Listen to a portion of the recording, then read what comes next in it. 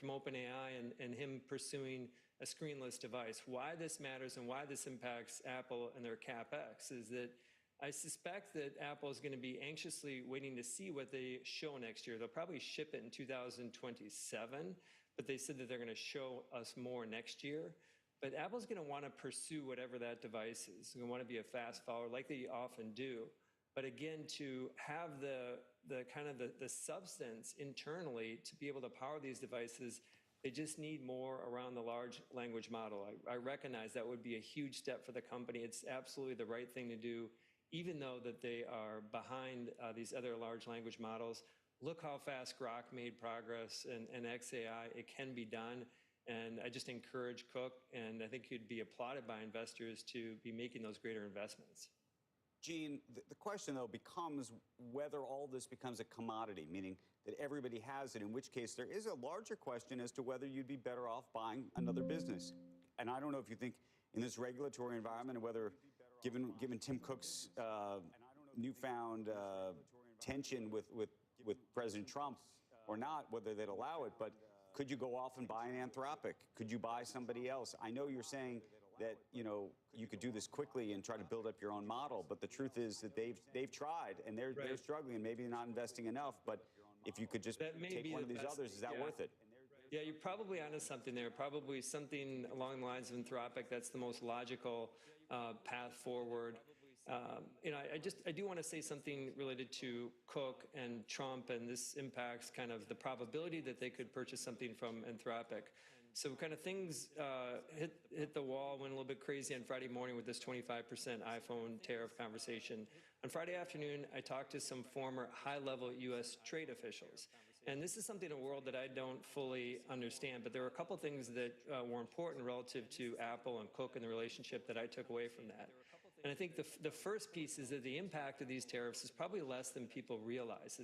The tariffs are calculated on the cost of goods coming into the country. And so this would be about a 14%, based on my calculation, increase in the iPhone. So it's not as much as people suspected.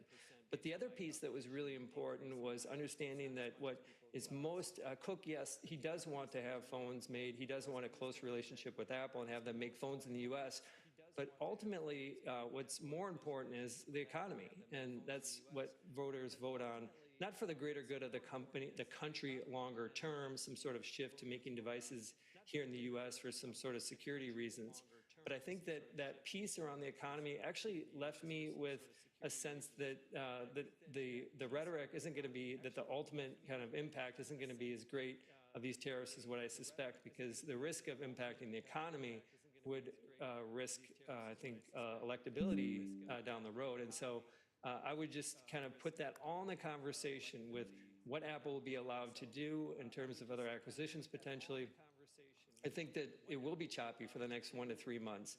But my suspicion, based on conversations like I just mentioned, is that I think that this is going to kind of work itself out. So, Becky, your first question was what do I think about Apple. I don't know what's going to happen the next 3 months, but I continue to be confident that they're going to spend more on AI.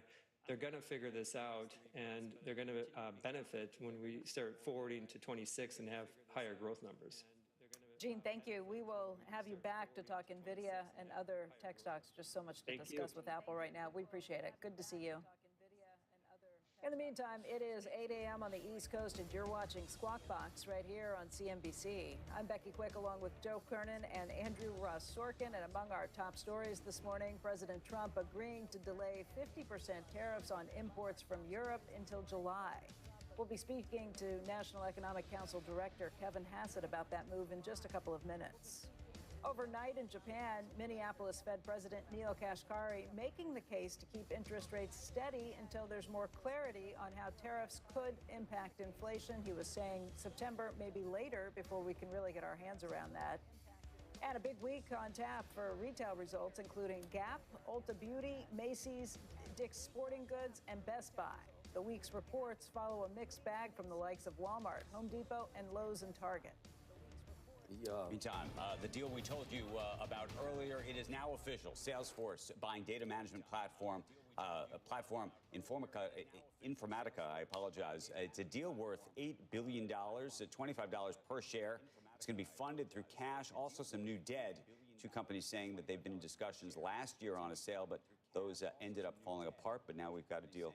This morning, you're looking at Informatica up about 6%, given the premium here. $15.50 an hour.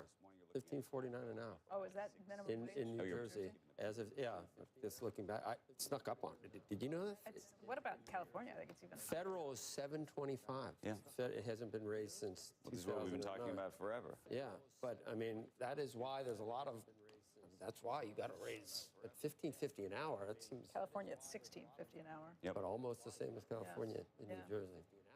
Take a look at futures right now. Dow up about 541 points. NASDAQ up about 327 points. You're looking at the S&P 500 up about 83 points. Mike Santoli is down at the New York Stock Exchange. He's been thinking about these markets and what maybe the rest of the week portends. Good morning. Yeah, good morning, Andrew. So in one big bite, it looks like, based on the pre-market indications, we're going to get back about half of what was lost last week in the S&P 500. We had a pullback from pretty overbought market coming into last week. Market processed some extraordinary headlines about Moody's debt downgrade, fiscal breaking points, and yields kind of becoming unanchored. None of that really happened. And then, of course, the new EU tariffs. Well, that's about a 3% decline. We went right down. This is the S&P 500 ETF, right down to the 200-day average. We're bouncing off of that. It would not be too surprising if, in fact, we sort of maybe continue to churn in this range a little bit. 5,700, that's 570 on the ETF. Seems like a logical place to feel like you might step down to, but today you're actually going to make further headway to the upside, led by some of the NASDAQ stocks. Take a look at one of the key dynamics of this year has been U.S. versus international stocks. So this shows that this is all stock markets outside the U.S. on a one-year basis. So here you had the S&P massively outperforming the rest of the world. That's kind of your U.S. exceptionalism trade. A lot of that in equity markets has to do with Mag 7 outperformance. Those are companies that we have here in the U.S. that the rest of the world does not. But it also is demand for other assets like treasuries and the dollar and the idea of relative growth rate. So you see it's basically a dead heat at this point after the catch-up move by the rest of the world. This morning, though, it is a U.S.-centric bid that is back in the market. And finally, take a look here. You know, so much talk about, you know, the sustainability of deficits and what it means for U.S. Treasury debt and whether treasuries can be a diversifier. This is the price. So it's all U.S. government debt. It's an ETF that encompasses all maturities. And I have a 2-year here because it basically shows there's kind of not a lot going on overall in the cost of U.S. debt. It's been mostly sideways. Yes, the 30-year went above 5%. There's not a ton of economic activity pegged to that. So I just say, keep it in perspective. Yes, you want to be sensitive to whether, in fact, Treasury yields are becoming a headwind for equities, but it didn't necessarily get to any sort of break points last week, Andrew. Okay. Mike Santoli, thank you, sir. We'll be seeing a lot more of you throughout the week. Coming up next, President Trump is delaying those 50% tariffs on the EU over the holiday weekend. We got word of that. We're going to talk to National Economic Council Director Kevin Hassett. He's going to join us to talk more about that and everything else. Then later, the deal between U.S. Steel and Nippon Steel moving forward. Senator Dave McCormick of Pennsylvania joins us to talk about the impact on his state, on the U.S. economy, the deal itself. Squawk Box will be right back.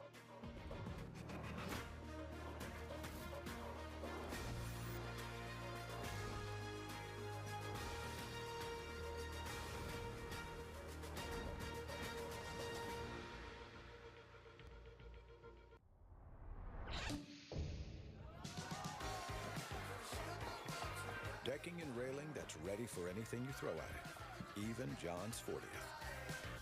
Trex, performance engineered for your life outdoors. Searching for the perfect underwear? Tommy John combines innovation with excellence.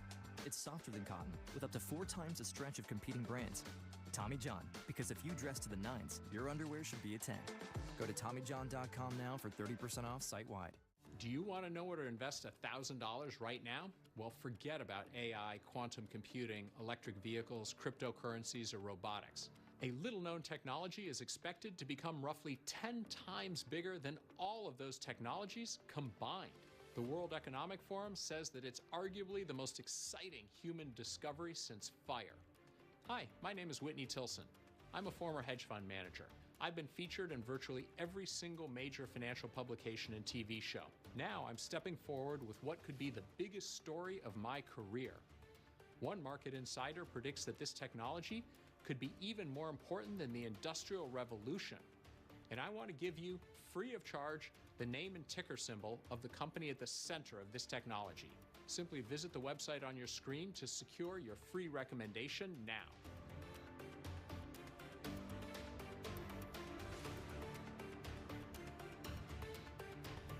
I started the club for you. The Investing Club is about allowing you to be in control of your own money. You want to be a better investor? Join the club. Join the club and save at cnbc.com/join-gym. Terms and restrictions apply. Fire it up. The all-new Dragon Flame Grilled Whopper is here at BK. Bold, juicy, flame grilled, and ready for adventure. Experience a new kind of flame at Burger King. How to Train Your Dragon, coming to theaters June 13th. Dear Texas, this is Kona Fancy, part of our premium line of Cafe Au Lait Reserve. With notes of nectarine, maple, and macadamia, this full-bodied coffee was grown just for you. Cafe Au Lait Reserve, brought to Texas with love from HEB. Can we have a chat about your lawn? If I can turn a dirt patch into a lush lawn, I can do anything. Seed and feed, that's what you always say. Seed and feed. Yeah. Look how thick it is. It is thick. Yeah. It's lawn fixing time with Scott's Turf Builder Grass Seed. It's the Sleep Number Everything Smart Bed Sale. Save on everything cooling, acre relief, and more. Every smart bed and base are on sale during our Memorial Day event, up to 50% off, plus 0% interest for 36 months, only at Sleep Number. President Trump delaying the 50% tariff on the European Union until July 9th. With insight to the president's plan and much more, National Economic Council Director Kevin Hassett. Good to have you on, Kevin. As always, the way we intro that, it's like, oh yeah, the 50% tariff on the EU. Today's Tuesday. We didn't even hear about that until the show on Friday. Right. So things move fast. I guess there's time dilation is a fact in general relativity, but these are moving very quick. Can you tell me what was happening before Friday between the EU and the U.S. that obviously got the president's dander up to just come out on a social post and kind of shock and awe of the markets on Friday? What was happening? How intractable were those negotiations? Yeah, they're kind of intractable. You know, I've been involved in those negotiations when they're in D.C. with Secretary Lutnick and Jamieson Greer. And I got to say that there's not a lot of movement. There was not a lot of movement coming into the week.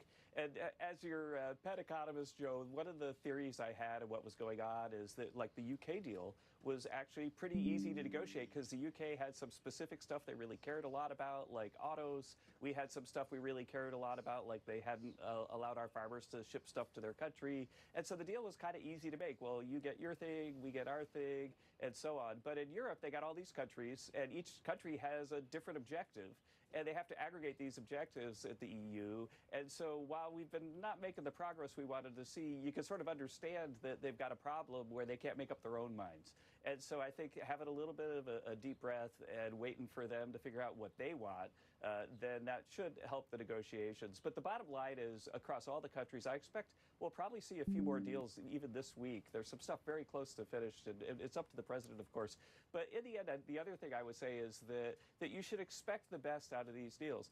President Trump wants to put America first. He understands that our trading partners want to put themselves first, and he wants them to be second in our affections and America first. And the things are moving forward very quickly. And I think EU is actually about the toughest nut to crack amongst our allies because of the sort of aggregation of preferences problem. Is it all about tariffs? Is it about non-trade protectionist policies? Yeah. And I guess, but you got, how many countries did you say? So it could be a little of each from, you know, it sounds like, obviously, it's not monolithic. And I don't see how you figure it out by July 9th, Kevin. Well, the non-tariff barrier issue, for example, there are simple things that we've been trying to do and have been succeeding to do with other countries where we just sort of say, hey, you know, if a car is okay for us to run on our roads and your cars are okay for you to run on your roads, then why don't we, like, acknowledge that your regulations are okay for cars and our regulations are okay for cars? You can acknowledge that, and then we could just move our cars around without lots of costly retooling. And that's the kind of thing that we're shooting for. And then there's a lot of countries that are like, okay, sure. But then with Europe, it's not quite so easy. So you figure the phone call over the weekend, she just said, cool your jets, Mr. President. Let calmer heads prevail. We're going to try and come together. No specifics on concessions yet. It's just like, let's put this on pause and see what we can work out. Is that what happened? Well, one of the things I've seen happen, too, is that the president is forming really strong, tight relationships with the leadership in these trade negotiations. And so I think it was almost like friend to friend. Okay, fine. Okay. You want some time off. You can have some time off. I think it was probably not more reasoned than that. I trust you. Okay. You're a good partner. I really enjoying our relationship together. Let's try to fix this. We were already talking about off-ramps on Friday. Right after they announced, we're talking about off-ramps. And we're trying to figure out an off-ramp for Apple. It'd be a $3,000 iPhone if they tried to make everything here. 3,500. 3,500 for a good one, for the kind you'd like, probably pass it. But what's the offer? I'm a smoke signal kind of guy. What's the supply? Yeah, what's the supply chain issue? I mean, what is Tim Cook supposed to do? Right. Well, we'll see how it works out. But the bottom line is that what we're trying to do is onshore as much as we can in the U.S. and make it so that the U.S. is not hyper-dependent on imports from China. Right. And so I think that one of the things we're seeing is that people are moving way faster than you might expect. If you look at the 20% equipment investment in the first quarter before the tariffs even came in, with supply chains moving fast, and just-in-time inventory management, and AI, I think you're going to be astonished at how quickly stuff moves onshore. But Kevin, and that's what we're shooting for. And in the interim, then we'll see how it works out. But they need to move their stuff onshore as much as possible to make it so that the U.S. economy is secure and not prone to Chinese extortion. But Kevin, I did some reporting actually on the Apple issue over the weekend. Actually wrote something in Dealbook this morning about it, which is, what do you think about the prospect if Tim Cook were to come to you and say, look, we obviously can't move everything in 12 months. It's just not going to happen. Maybe we can start to move things over several years. In the meantime, we could try to assemble more of the phone in the United States, so you could actually write on the phone, assembled in the United States, or potentially, depending on what you think the merits of it are, made in the United States, maybe at their Texas facility or something else, but with a longer-term plan of maybe 5 or 10 years, frankly, of being able to actually manufacture the phones here. If he were to come to you with something like that, do you think that then there would be a reprieve for the next couple of years as they get their house in order? Because clearly it's almost, just from a physical standpoint, impossible to move everything overnight. And the damage it could do to the company overnight is obviously tremendous.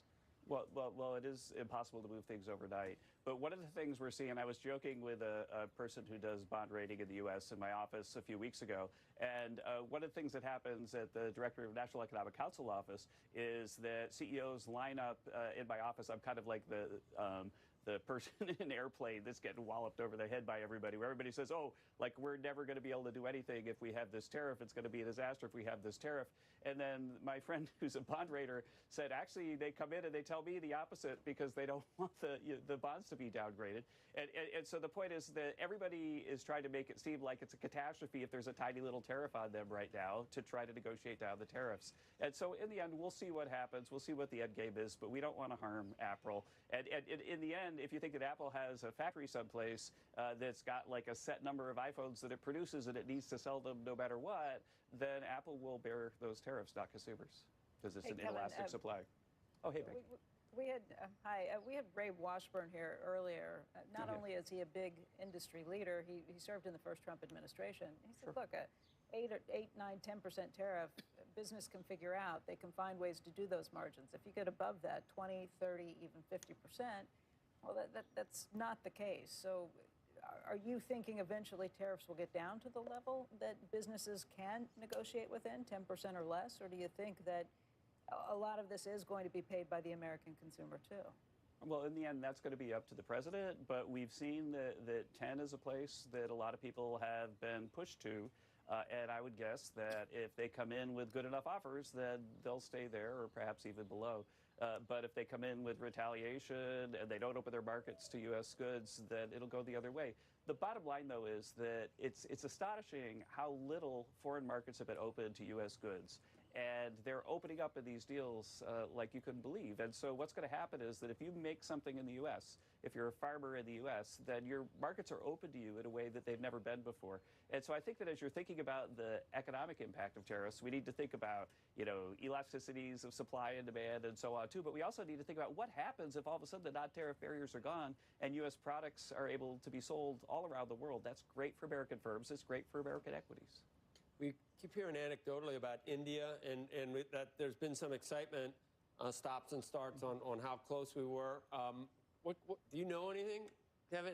I've heard that they've offered to cut the tariff gap by 2/3 or something, and they've reached some pretty high levels. What's going on between us and India? Is that close? I won't talk about a specific country, but I have been meeting with Indian officials. I had dinner with the ambassador a little while ago, and I think, and JD went over there and made a huge amount of progress. Thank goodness for the vice president. So yeah, I would say that it's one of the ones that's on the list of it's close to the finish line. On the list, obviously, that would be, and then I don't know. So you can't talk individually about any, but. Right, because the president finalizes everything, Joe. That's why. So you can see it. Oh, this looks pretty good to me, and this has got this and that. But until he finalizes it, yeah. That's a July 9th deadline too, isn't it, for India? Order filled. Yeah, that's right. All right. So I just Order submitted. 27 countries in the EU, Apple, India. July 9th. You're not going to sleep. No one's going to be sleeping. Isn't it too much to hope for, or will there be other delays? You see how the markets react when there's a slightest bit of a respite. I know that that's not what you're interested in, but it makes for some nervous traders, like on Friday, and then here we are whipsawing back the day. Is this going to continue, or? President Trump wants the best for America and the best for our trading partners. And I'm sure that if you're 80% of the way the deal and you've got an agreement in principle, then the lawyers might have to work for a month. But so in the end, what you want to do is see the progress that you need to feel like for sure we're going to be able to get a deal. And once you've got that progress, then I'm sure that the president's not going to impose harsh deadlines. But he might decide to if he doesn't see progress. The underlying economy, has it surprised you that it seems to shrug off an awful lot of things? Or, as you put your economist hat on again, is it coming? Is there some weakness in labor market coming? We just heard Ray Washburn also talk about credit card debt, and the consumers are a little bit worried. But we haven't seen anything really reflected in the jobs numbers or the overall economy. How do you explain that? Right. Well, the hard numbers have been very strong. Even if you smooth through the weird import thing of the GDP release, we have really, really strong job numbers. We've got inflation heading down towards the Fed's target, and this is before the tax cuts come in. I think that one of the things we talk about taking uncertainties off the table, the Council of Economic Advisors has estimated that if the House hadn't passed the tax bill, that it would have been the biggest tax hike in American history. And that big tax hike, the biggest tax hike in American history, would have cut about 4% off of GDP growth. We'd have had a recession. And so if you look at the CBO's own estimate, if you have a recession, that reduces revenue by about 1.5 times the percent change. The elasticity is 1.5. So it's a 6% decline in revenue. That's maybe about $300 billion decline in revenue just this year with a recession. But it didn't happen despite no Democrat voting for it, because the House passed that bill. I think markets were worried, are they going to not pass the bill? And now it looks like I think that markets are starting to going to want to price that in, because the Senate's making a great deal of progress. The gap between the Senate and the House is not enormous. And then once that big, beautiful bill is passed, then I think that we're off to the races.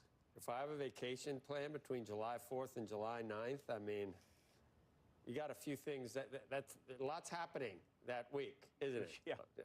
Yeah, well, I did have one good night's sleep this weekend. I really did, I promise. No, we hope. You got the July 9th tariff stuff. Yeah, July 4th, you got the big, beautiful bill promised by July 4th. Things don't happen in July, usually. I don't know if I'd plan a vacation the following week. The following, when nothing happens. No, there'll be a recess in August. The recess matters in Congress and in elementary school. So, okay, I'm keeping it then. And sometimes they think they're the same thing. Exactly. All right, Hassett. Kevin, thanks. Good to see you guys. Thank you. All right, good to see you. Thank you. Okay, when we come back, durable goods set to be released. We will bring you the data and the market reaction. Squawk Box will be right back.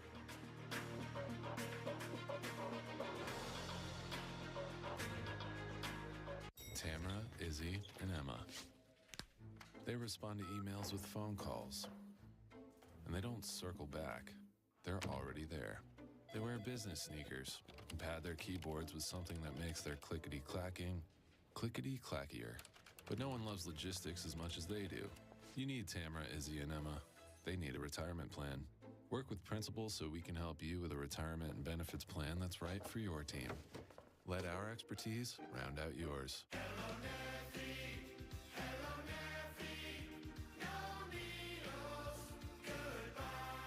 Say hello to needle-free Neffy, the only epinephrine nasal spray for emergency treatment of allergic reactions, including anaphylaxis, that's designed to be fast, powerful, safe, small, and easy. So you can say hello dining out, goodbye missing out, hello celebration, goodbye hesitation, hello freshman year, goodbye needle fear.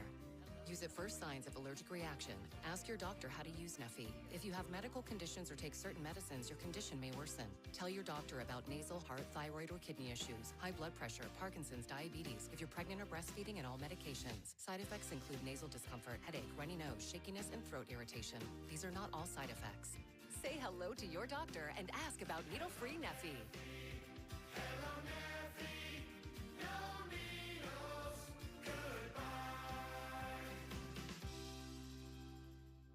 Down, up, right, left, inside, out. Sometimes it's hard to make sense from nonsense. Go beyond the headlines. A trusted global perspective. The Economist. Know which way is up. Your record label is taking off, but so is your sound engineer. You need to hire. I need Indeed. Indeed you do. Our advanced matching helps find talented candidates so you can connect with them fast. Visit Indeed.com/hire. In any business, you ride the line between numbers and people. What's right for the business and what's best for everyone who depends on it. Solving today's challenges while creating future opportunities. It takes balance. CLA, CPAs, consultants, and wealth advisors will get you there. CNBC. Live ambitiously. In 5 to 10 years, there'll be at least 10 million humanoid robots. It's not just going to be in little factories and things like that. They'll be amongst us. They'll be in nursing homes. They'll be helping people. If we continue to see relatively low unemployment, then I feel reasonably good about the consumer. We're living through noisy times. You have to have good data sources. Putin has no desire to see this come to a conclusion until he really dismantles Ukraine.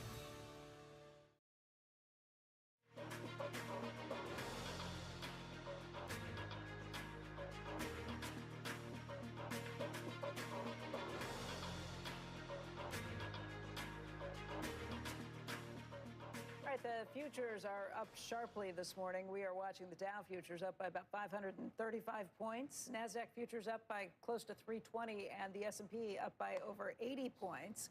We are awaiting the April durable goods report. Ahead of that, we want to get over to Steve Leisman and just talk a little bit, Steve, about what we're hearing this morning from the Minneapolis Fed president, Neel Kashkari. He made some comments over in Japan this morning, and a lot of people are trying to kind of read into that between that and what we've seen with the Japanese bond market this morning. Yeah, two big factors this morning, Becky. The first is Kashkari giving that wait-and-see idea. He's siding on the idea that maybe we shouldn't be looking through it, or that is looking through the inflation-related moves from tariffs.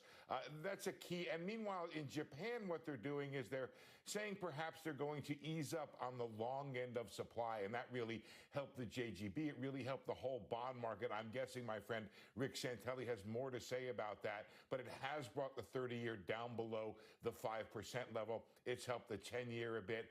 Also, some of the commentary from Besson on Friday in a Bloomberg interview talking about this and whether you don't have to know this yet, but you're going to have to know if you don't already, this SLR, this supplementary liquidity ratio.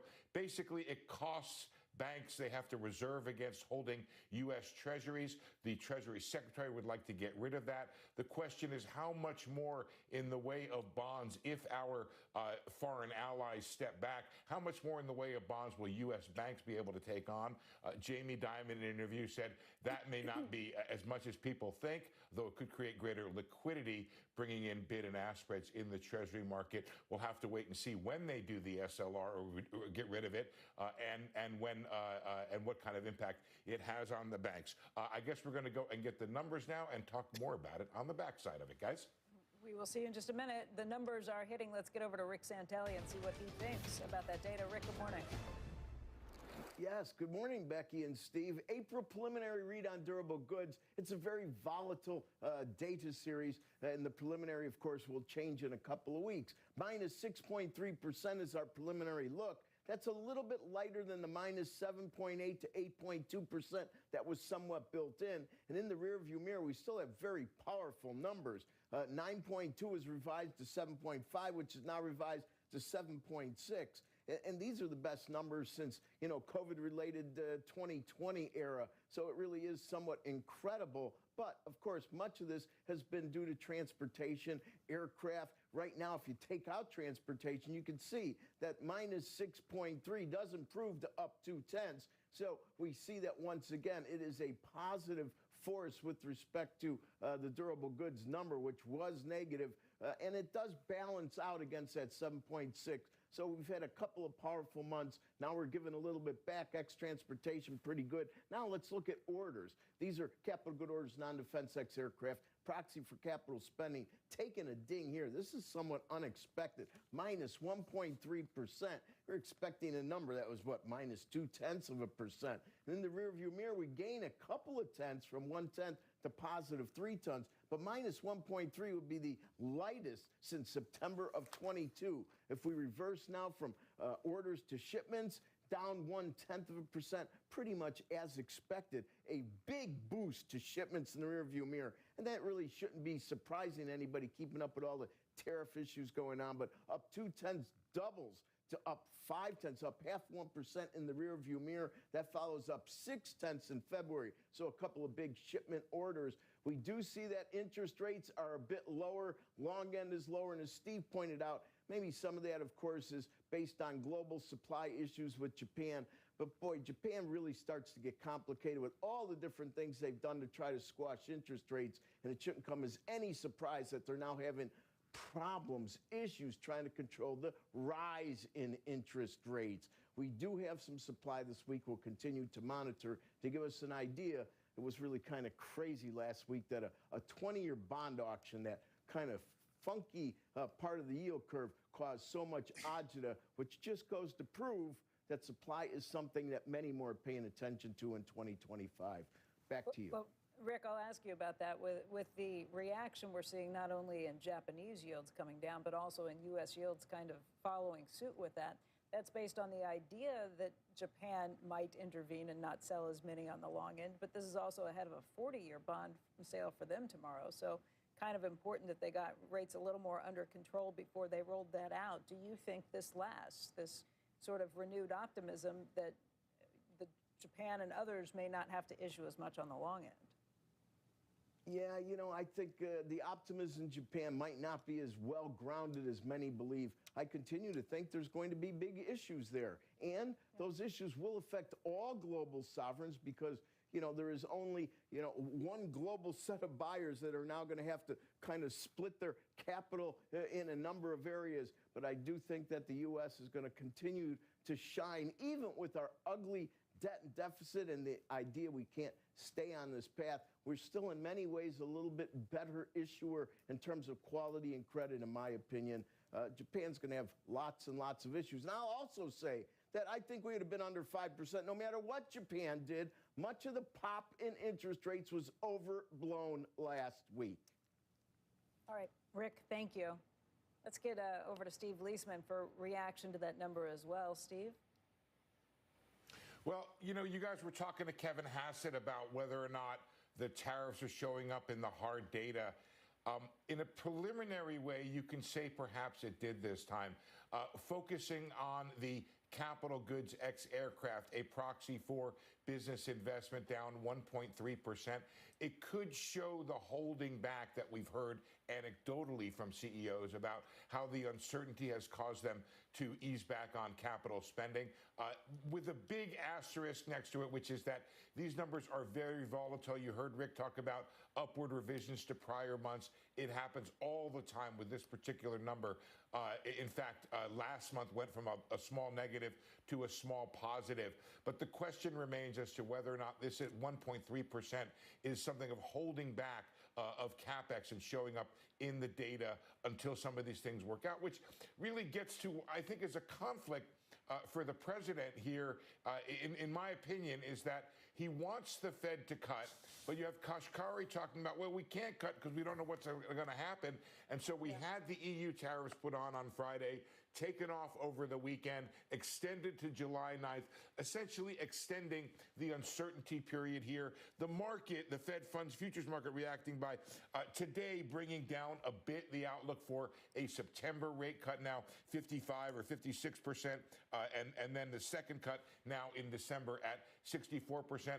Real quickly, Goldman Sachs over the weekend writing a piece saying they expect the impact, the inflationary impact of tariffs to be just one time. And that's because, as you see, the main reason we're less worried is that we expect the economy to be weak this year with solidly below potential growth and a modest rise in the unemployment rate. The bad news there, obviously, is the weaker growth. The good news is they expect the economy to behave in a normal way, which is weaker growth should bring down inflation and potentially offset the inflationary impact of tariffs. Guys, this is just some of the uncertainty we deal with. Reading even over the holiday weekend, the economic reports of people trying to figure out what's going to happen in the months ahead. Guys? All right, Steve, thank you. We'll talk to you a little later. Coming up next, stocks to watch in today's trading session ahead. And then Senator David McCormick of Pennsylvania on the Nippon-U.S. steel deal, tariffs, taxes, and so much more. Do not go anywhere. Come back after this.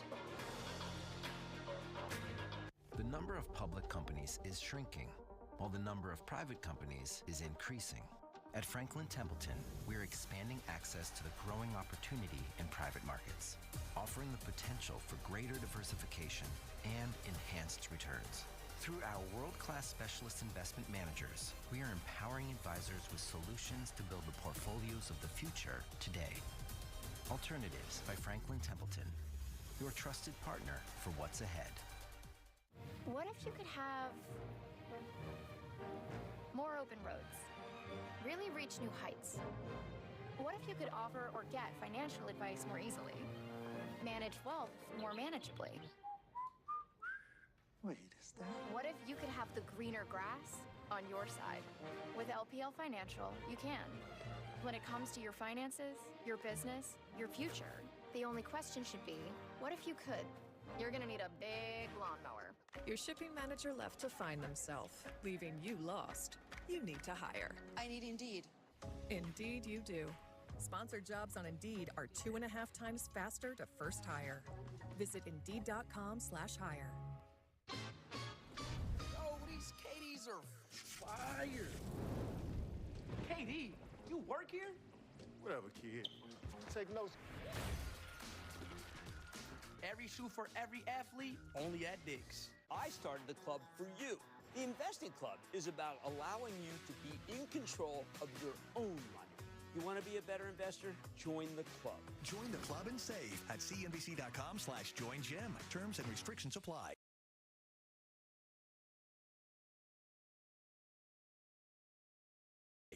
To go talk to a camera. All right, Korean food 101. Let's break it down. You got bibimbap, japchae, mandu, but when it comes to delicious K food, bibigo is the go-to. Don't know how to speak Korean? It's fine, I don't either.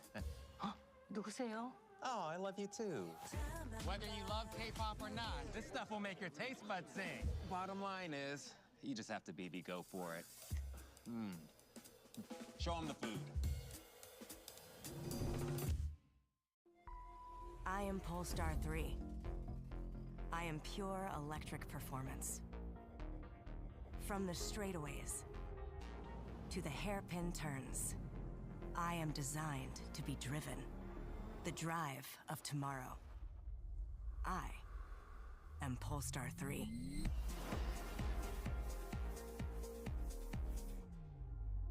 Enjoy tariff-free pricing on Polestar 3, now through June 2nd. Welcome back to Squawk Box this morning. Shares of President Trump's social media firm, Trump Media and Technology Group, they are sharply higher today. The Financial Times reporting the company plans to raise about $3 billion to spend on cryptocurrencies such as Bitcoin. The report saying the company planning to raise $2 billion in equity and another $1 billion through a convertible bond. So taking up Michael Saylor's strategy, Joe. I don't know what you think about that. Sort of, I think, yeah. Definitely can be dilutive, I guess, but raises money in a different way. Would you just prefer to buy the Bitcoin direct? And that's always been the question. Right. We don't have much choice. You meant the royal you. With you. Yes. You didn't mean us. Yes. Okay. Up next, Senator Dave McCormick on the U.S. Nippon Steel deal and much more. We're coming right back. At Capital Group, we believe in the potential energy of fixed income. Our distinctive investing approach has delivered strong long-term results. All you have to do to activate this potential energy is activate us. Capital Group Fixed Income. Actively different.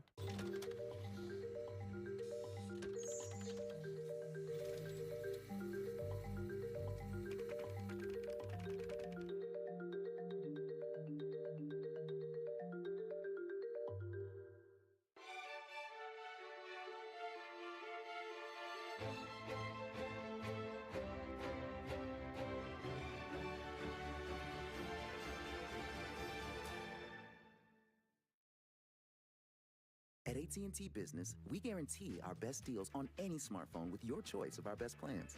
What we can't guarantee, your employees having a similar work style. You hired them. Or your staff, all having the same vibe. I like this style. And your design team being on the same page. Bold choice. For 2002.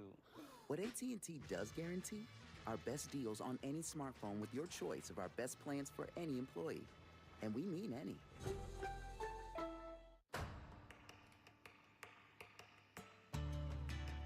Decking and railing that stands up to whatever you ask and bends to your every whim. Trex, performance engineered for your life outdoors. I'm Tony Steen, digital strategist at AmericanEagle.com.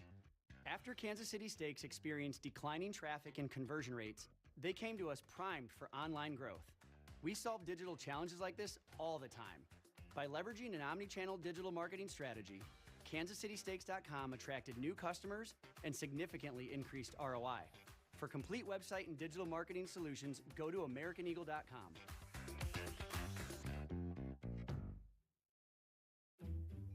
Did I read this? Did I get eggs? Where are my keys? Don't wait while memory and thinking issues pile up. These issues may seem like normal aging, but could be due to a buildup of amyloid plaques in the brain. Amyloid can build up over time. The sooner you talk to your doctor, the more options you may have.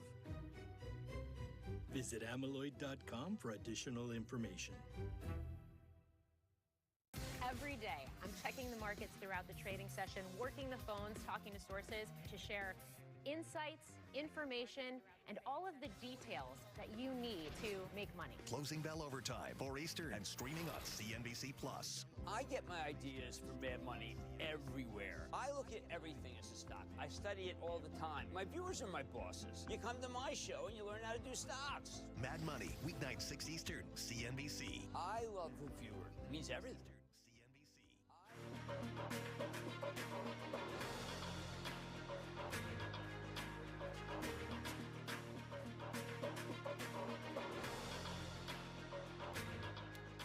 Welcome back to Squawk Box this morning. President Trump announcing a deal between U.S. Steel and Japan's Nippon Steel on Friday. Spoke to reporters over the long weekend about that proposal.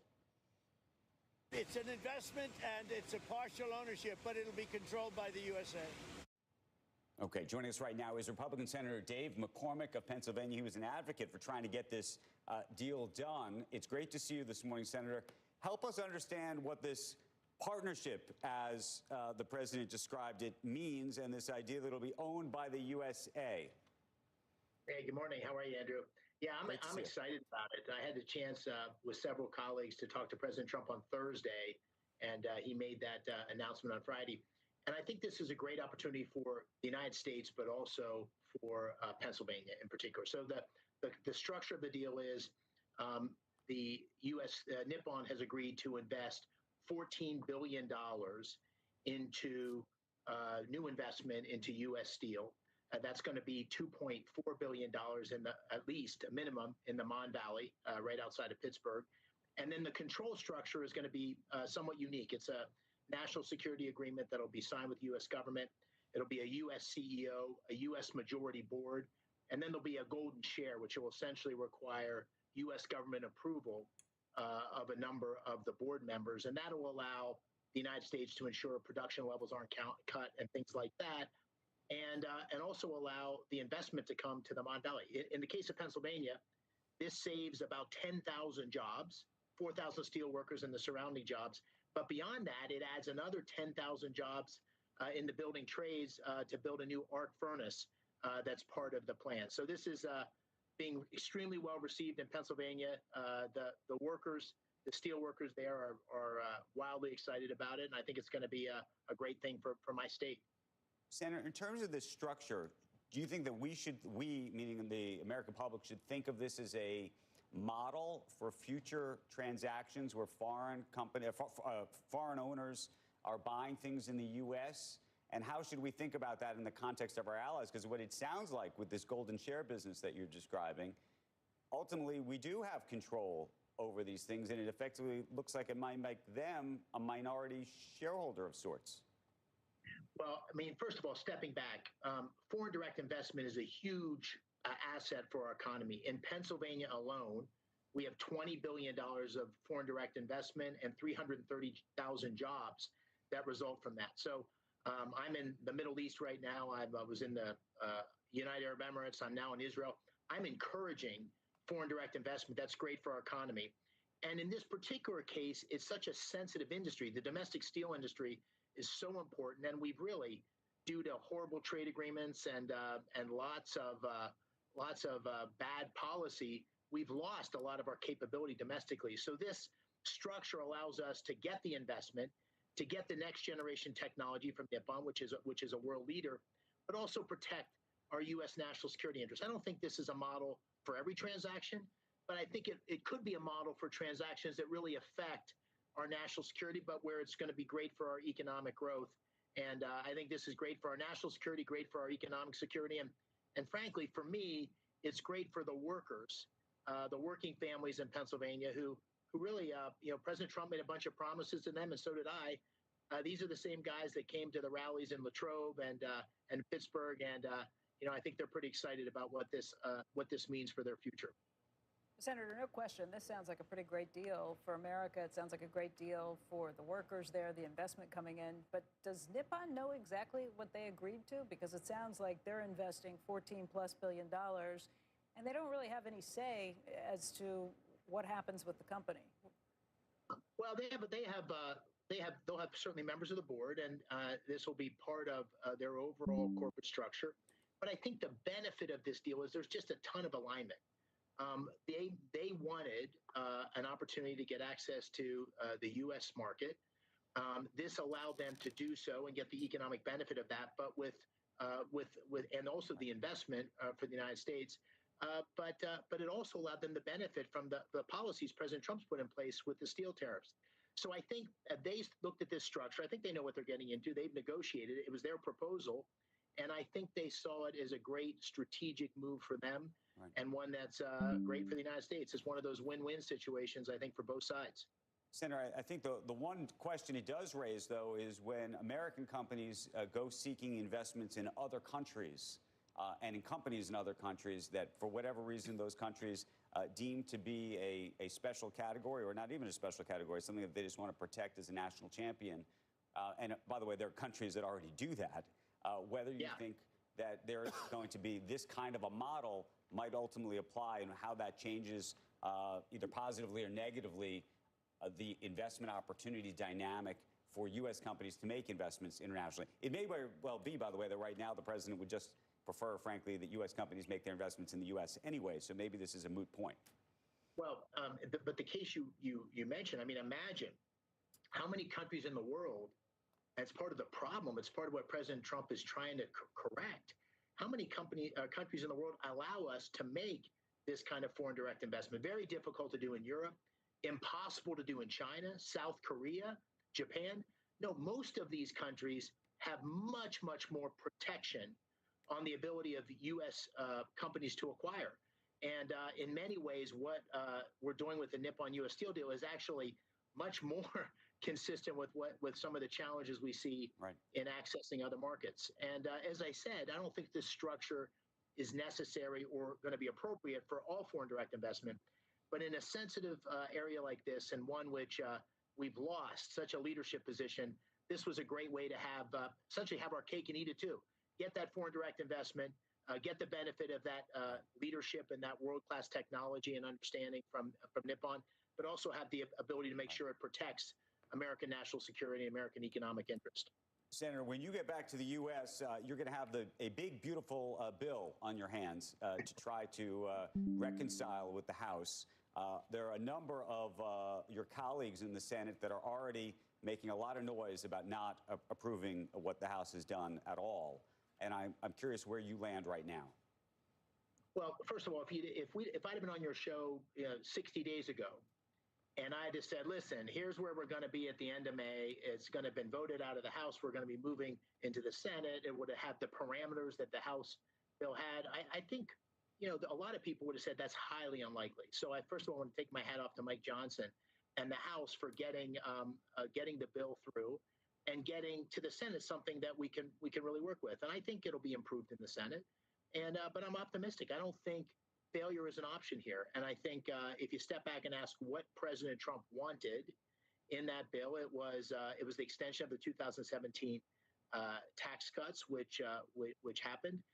It was the plussing up of defense because we've really underinvested and we have huge national security challenges at the moment. It was funding the border, and then it was targeting, and we saw that the essence of this through the DOGE process, targeting waste, fraud, and abuse. And that's what this bill does. I think we'll be able to make it better, hopefully get even more fiscal reduction, more fiscal restraint. But I think this is a good starting point, and I'm optimistic that what does the fiscal restraint piece look like? Because obviously that's what a number of your colleagues are talking about. That's also apparently what the bond market seems to be trying to say. But again, even if you guys decide that's what you want to do, it's going to you're going to have to negotiate with the folks in the House, and they didn't want to do that. Well, listen, this is all going to be a negotiation. We have slim majorities in both the House and the Senate, but I think the primary area where I hear the most controversy is around cuts in Medicaid. And listen, I think this is pretty clear that there is an out of control spending. In that program, it's added $250 billion in annual spending. And I think our message on this is very clear, and the opportunity is very clear, which is we want to ensure that the vulnerable people for whom this program was designed are protected, and those benefits are protected. But for able-bodied working men without dependents or for illegal immigrants, we want to eliminate that expense. That's not what the program was designed for.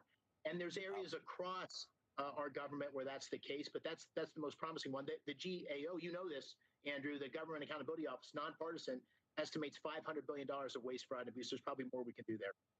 We got to go, but real quick, Bill Daley, we were talking about just the calendar, when this could all take place.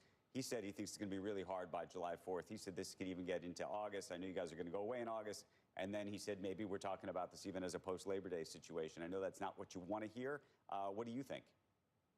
I don't know. I'm not one to judge the timing. I'm the new guy in town. I'll just say that, Majority Leader Thune has us working pretty hard around the clock. We're going to work as hard and as long as it takes to get this done. I think there's a great partnership with Mike Johnson and John Thune.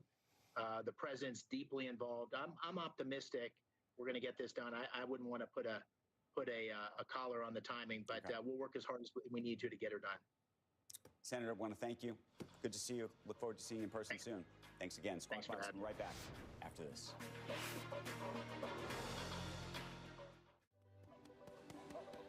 At Morgan Stanley, old school hard work meets bold new thinking. Partnering to unlock new ideas, to create new legacies, to transform a company, industry, economy, generation. Because grit and vision, working in lockstep, puts you on the path to your full potential. Old school grit, new world ideas. Morgan Stanley. Congratulations, Mom and Dad. Your life now revolves around sports. Well, you wouldn't trade it for anything. Welcome to Sporthood. DSG, only at Dick's. When logic bends, when certainties shatter, when left is right and right is left, which way do you turn? Go beyond the headlines. A trusted global perspective. The Economist. Know which way is up. Opportunities don't stop when the market day ends. So neither do we. Schwab gives you round-the-clock access to over 800 of the most popular stocks and ETFs, plus a wide variety of futures markets. All with 24-hour support from trading specialists who understand the ins and outs of 24-hour trading. No matter the hour, you can trade brilliantly with Schwab.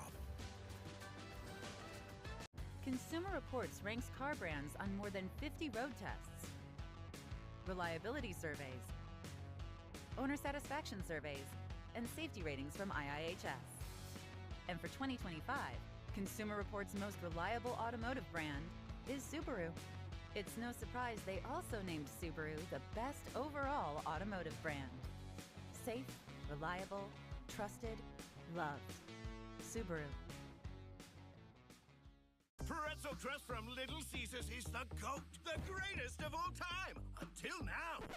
Because stuffed pretzel crust is even greater. That's right, we took that delicious pretzel crust with cheddar cheese sauce and stuffed it. Look at all that melted mozzarella greatness. Stuffed crust and pretzel crust, two fan favorites in one pizza. Oh yeah, we stuffed that GOAT. Large stuffed pretzel crust from Little Caesars, just $9.99 for a limited time. Pizza.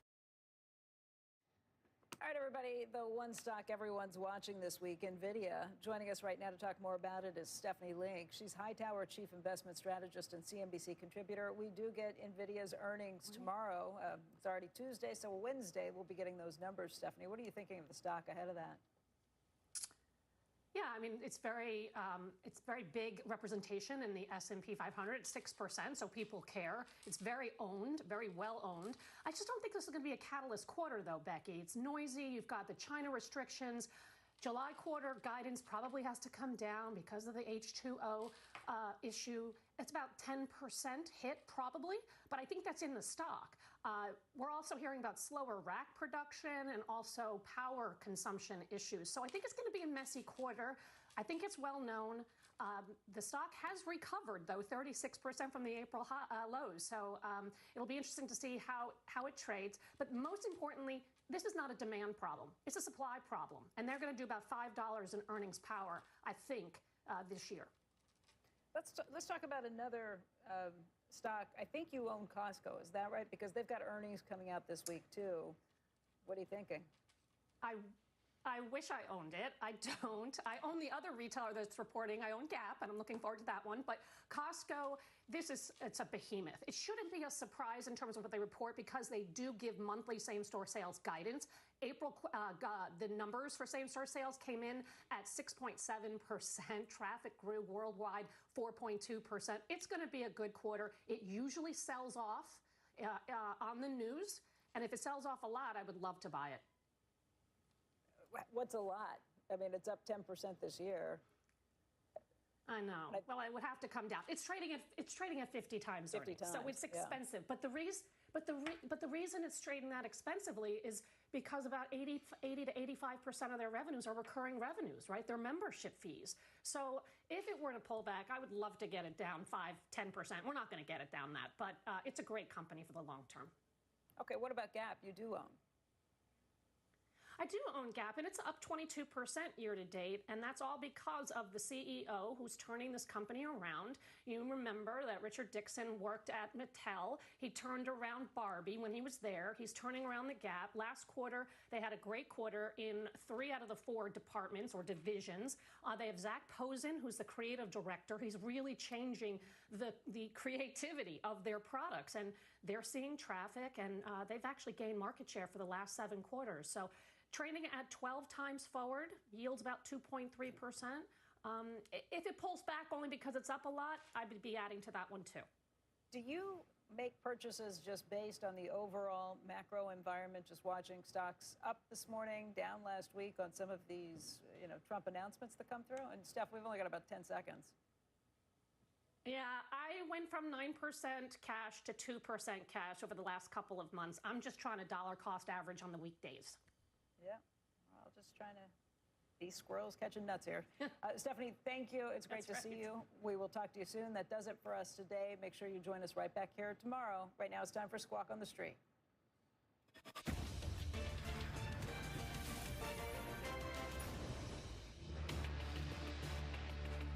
Good Tuesday morning. Welcome to Squawk on the Street. I'm Carl Quintanilla with Jim Cramer, David Faber at Post 9 of the New York Stock Exchange. Multiple tailwinds for the bulls today as the president says he'll delay those 50% tariffs on the EU. Meantime, some speculation Bank of Japan will trim some long-term bond issuance. Yields lower across the globe. Our 30 years back below 5. Our roadmap begins with the president delaying that threat of tariffs on the EU until July as the bloc agrees to ramp up trade talks with this country.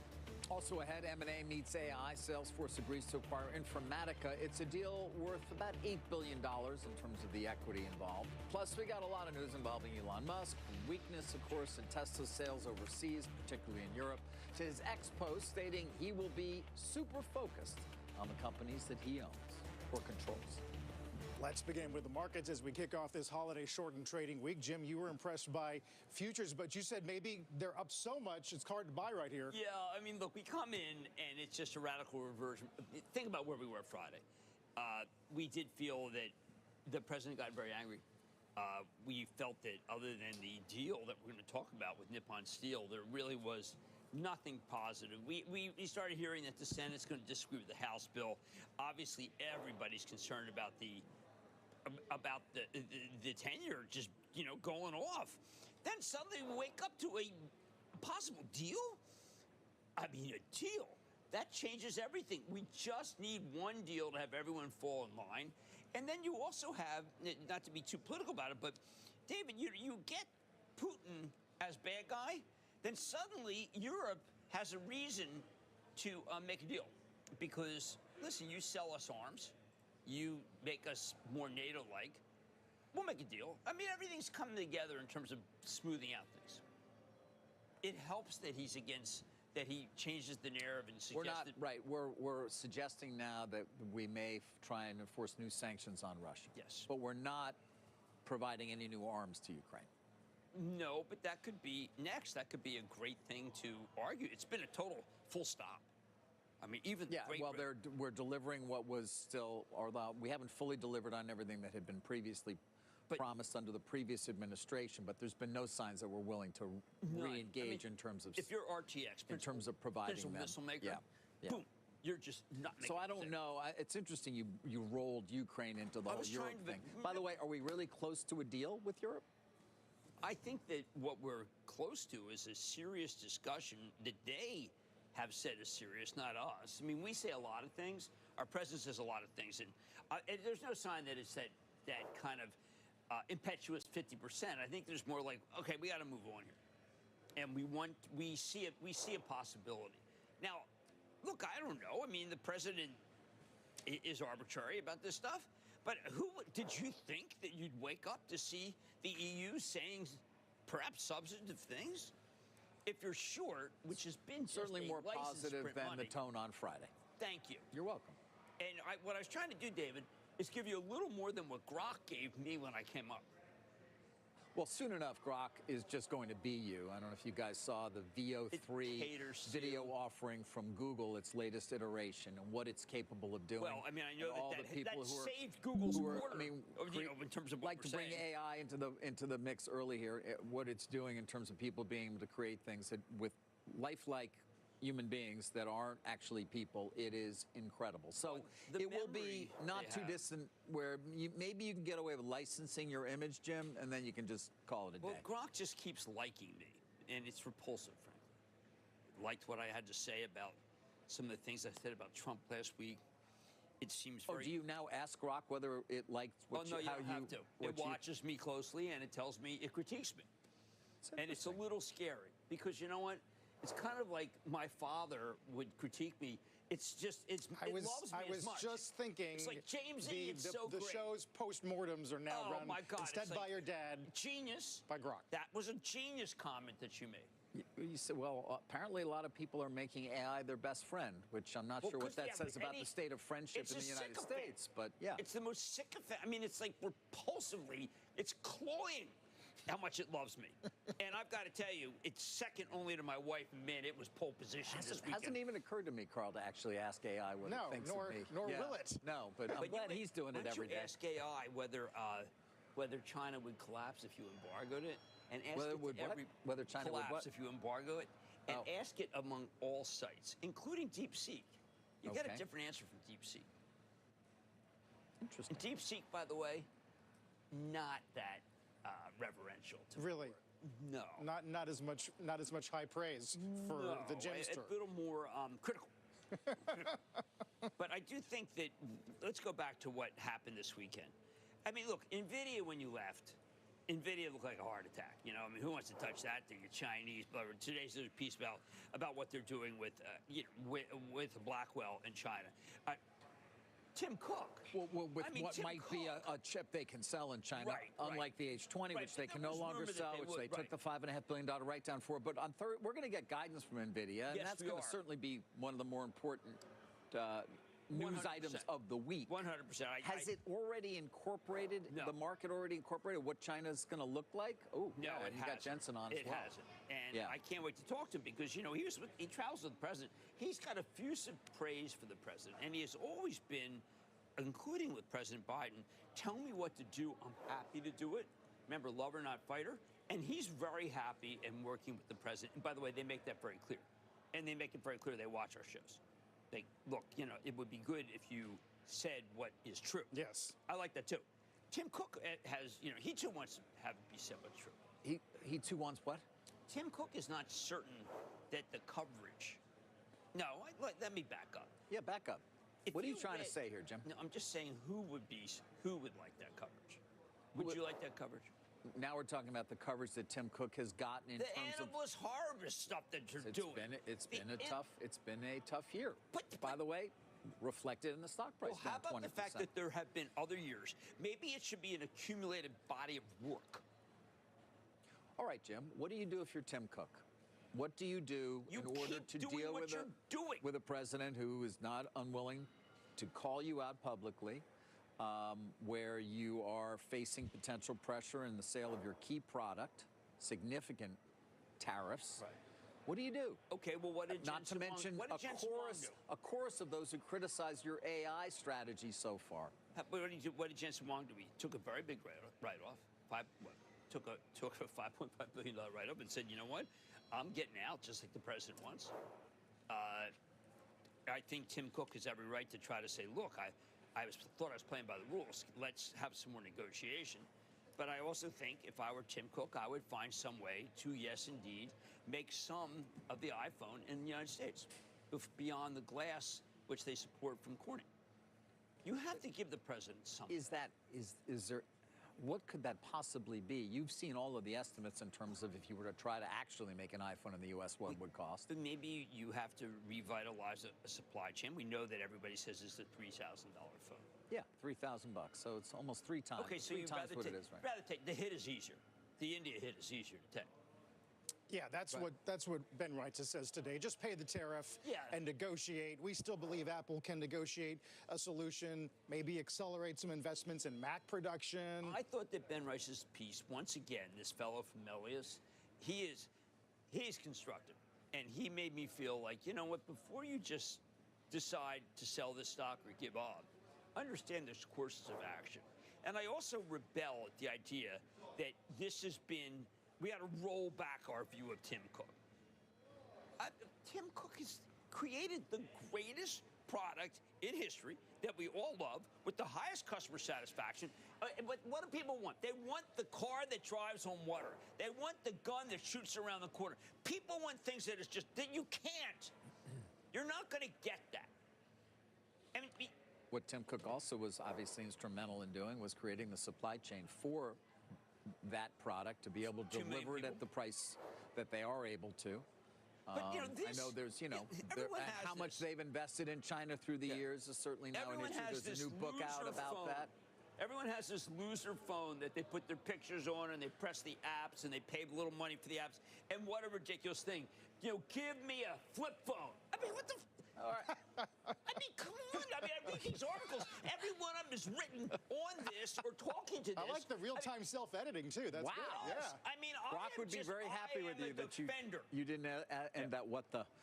All right. I want to know what kind of phone are these critics using? What about the idea, though, that OpenAI is and the other competitors are real? They are coming at the established monopolies almost as they were, whether it's Alphabet or in some ways Apple, because Johnny Ive now is partnered with OpenAI, a new device that will not be a phone.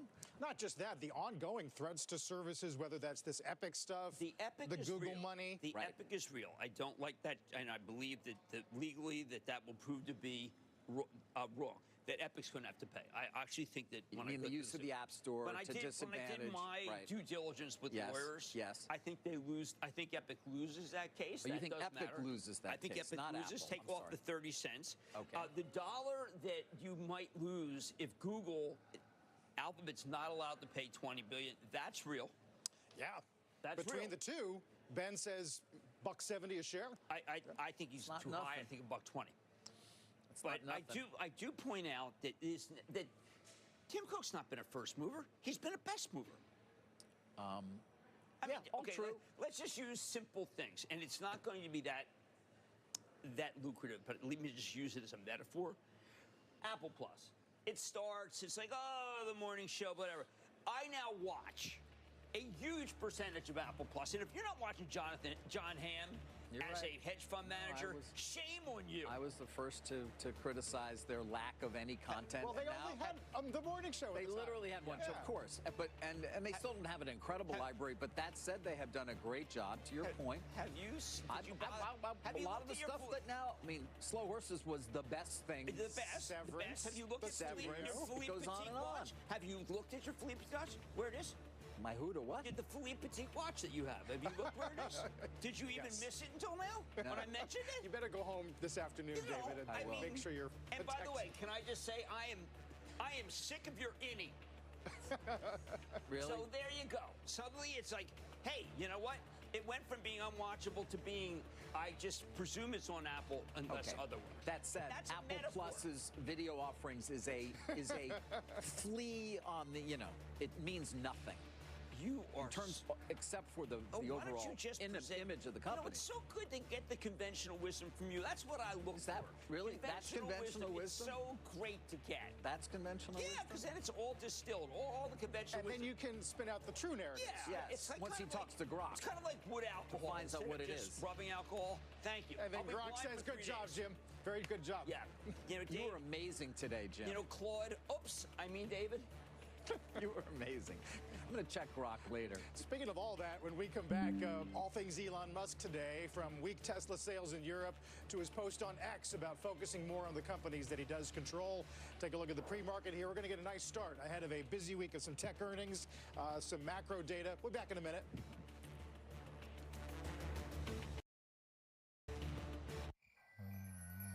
Crime It's me. I mean you. Wake up. Come on, man. You got to tell employers to take another look at all the benefits they're offering. Everybody wants to build the best team, and offering Aflac can help attract and retain that top talent. You know we like that top talent. And listen, I mean, you got to listen. Aflac gives employees cash to help with unexpected medical bills. It's prime time to add Aflac. Request a call today at aflac.com/prime. When I started Walton Goggins Goggle Glasses, I didn't know how to turn all this fancy prettiness into a classy-looking logo. But GoDaddy Aero does, with its magical AI powers. It not only creates it, it slaps that sweet thing everywhere. For plant-based, healthy blood pressure support, there's one brand that stands above the rest. It's Superbeats by Human, the #1 doctor, pharmacist, and cardiologist recommended beet brand for heart health support. Find out how to get a free month with your first order at livehuman.com. As a cardiologist, when I put my patients on a statin to reduce cholesterol, I also tell them it can deplete their CoQ10 levels. I recommend taking Cunol CoQ10. Cunol has 3 times better absorption than regular CoQ10. Cunol, the brand I trust.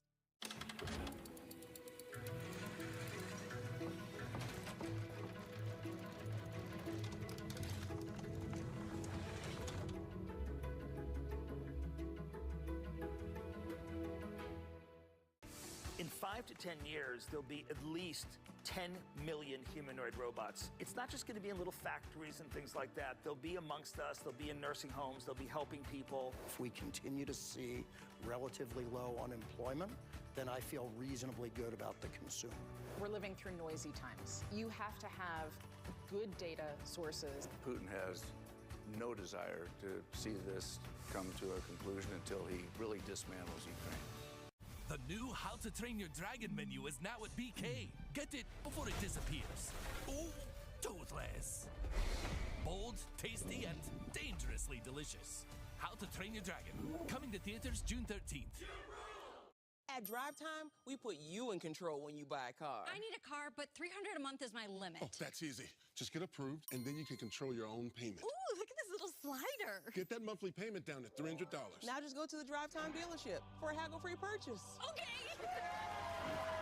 That's my car, and that's the deal I made on my phone. I feel tingly. That's being in control. It makes you feel tingly sometimes. Wow. This is a commercial. Go get your real deal at drivetime.com. Bill Burr, Jim Gaffigan, Alana Glazer, Roy Wood Jr., and Krista Stefano are not funny. What? They're hilarious. You know it's not a good joke when you have to explain it. Brand new stand-up specials, now streaming. Some new evidence of a backlash against Elon Musk across the Atlantic. April sales of Tesla EVs tumbled 49% in Europe year-on-year. That's according to the European Automobile Manufacturers Association. Separately, Musk posts on X over the weekend, quote, back to spending 24/7 at work and sleeping in conference server factory rooms. I must be super focused on X or XAI and Tesla, plus Starship launch next week as we have critical technologies rolling out. David, clearly we can see at least directionally where his focus is going. Yeah, and where they're trying to make sure the investor base, I think, has an understanding as well. And certainly we've seen a lot of encouraging notes from those who follow Tesla in terms of, hey, he's back. He's going to be focused on it. Obviously, the robo-taxi launch in Austin coming up soon, which we talked about it a great deal when I visited with Musk last week. I did ask him towards the very end of our second part of the interview in terms of whether he was going to be around a lot more. Take a listen. Going to be back here more often now? I mean, you know. No, I mean, this is mainly, Austin, Order Tesla filled. headquarters is my main residence. You going to miss the White House at all or no? My rough plan on the White House is to be there for a couple days every few weeks, and to be helpful where I can be helpful.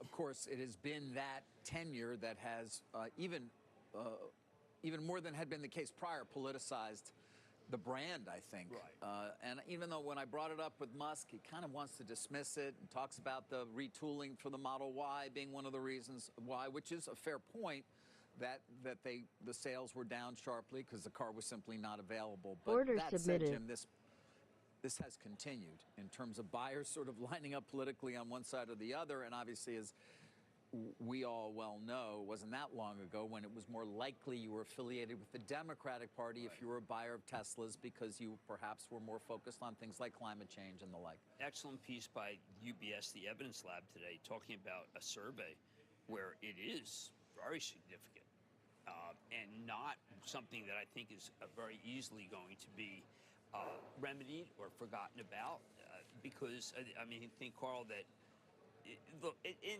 anyone who speaks up about how they feel about either side in this climate is going to really hurt their standing with the other side. I don't think this is any worse than if somebody publicly who's not in public Order life, filled. but comes out publicly and says, you know what, I don't like Trump. I think that person's numbers are going, whatever that person's Order trying, filled. if they're selling Order soap, filled. it's going to go down. All right, well, I mean, let's be fair about this. He's going to be selling Optimus robots. He's obviously going to have robo-taxis on the road. You know, you can't boycott a Starship, but Grok, I don't know. I mean, XAI, do you think it extends to all things Musk? I do, until they use it enough. Until they use enough and they realize, you know, it's too compelling. It's just too up to date. It's too minute to minute. You don't think there's decent competition, alternatives in AI? I mean, space, I get. I use these all the time, and I am... Where viewers write in saying, why don't you guys talk more about Perplexity? Okay, so Perplexity, George Kurtz told me about it. George Kurtz is involved from CrowdStrike. I use it, but it's very dry. I use it to be sure I've got the right dates. It is flawless. I've not seen a mistake on it, but it's bloodless. And you don't use chat? I find, but chat doesn't like me, but to say this, but I find when it said last week, former President Trump feels like this, I said, no, I'm not going with that. Former president, I don't think, other than ChatGPT, I don't think anyone thinks he's the former president. So it's a majority of one? I don't know. I don't like it. It makes too many mistakes. I'm sorry. Understood. Maybe it's just my prompts. Again, who's I just president? can't. Again, I'll reference the Google, the VO3. The amount of compute power that is going to be used by every query is incredible, which keeps me thinking about power and the generation. By the way, when I talk to Musk, you know, he's going to buy 1 million GPUs for our new facility near the one in Memphis to create the largest supercomputer ever to power Grok. Look, the moment that the EU came out with its plan, I went to Grok, had the whole plan. When I went on the House bill, the whole plan. I mean, it's extraordinary. Just all you got to do is put them all in. Just go 1, 2, 3, 4, and you will say, oh my, Grok what's he using? Oh, by the way, Meta AI, if you want to know like how cool Ryan Reynolds is, bingo. I mean, you won't believe it. They scrape everything about how cool Ryan Reynolds is, and he's cool. He's a cool guy. Well, this is for people you don't. It said that Neil Young is not as cool as I thought. You're spending too much time on this stuff. I have time. You do not see have what time. I got up today? I had time to fool. No, it didn't say about video. I have to love video. I'm just saying that Meta AI, if you're trying to figure out whether to watch something, I mean, like maybe you're interested in Walton Goggins. Yes. Oh my God, Meta AI for the Gogster. Don't you even think about going to Perplexity. They don't even know. They don't know. They call him Walter. The value you get from the show. Yeah, it's just learning incredible. a lot. People want to know this stuff. They do.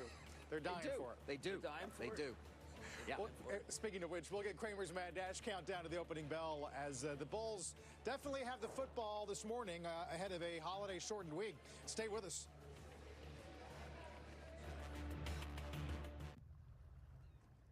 We empower those who act.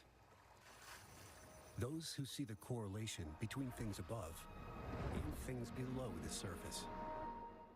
Those who navigate risk by meeting every turn with a heightened awareness of what's possible. Order filled.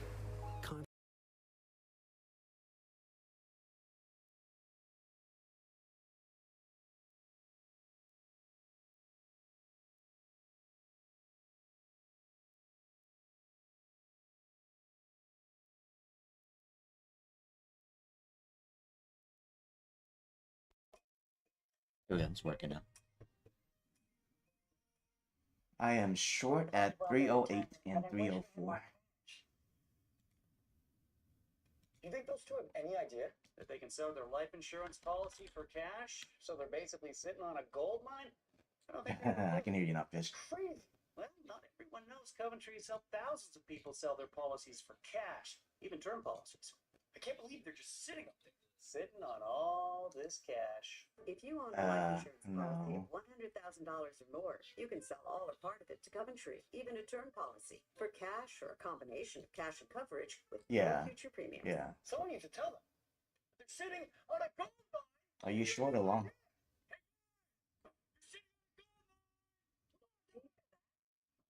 I don't hear anything anymore. Find out if you're sitting on a gold mine.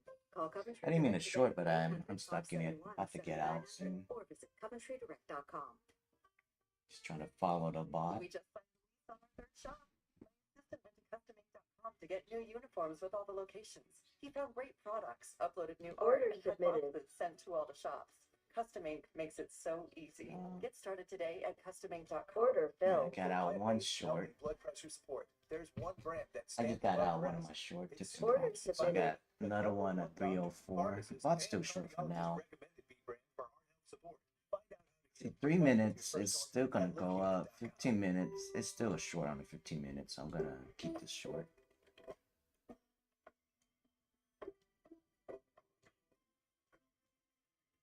There we go. Drop that shit. Order canceled. There we go. All out. Welcome to CNBC Plus, where CNBC Plus, on-the-go access to global market data, news, and analysis as it happens. Start streaming at cnbc.com/plus. Tech's definitely leading the way this morning. You can see Palantir at the top of the NDX pre-market gainers, but AMD got a little insider buying on AMD last week. SOX is looking to reverse a string of at least 6 down days in a row. Don't forget, you can catch us anytime, anywhere. Just listen to and follow the Squawk on the Street Opening Bell podcast. 14 for the next short. Compare in terms of confidence. Order submitted. I didn't know we hit 360 last night overnight. Eastern and Pacific, only on CNBC. I was long last night at, I think, 2:05, and I just went to bed. Woke up and took profit already. I think only 10 points though.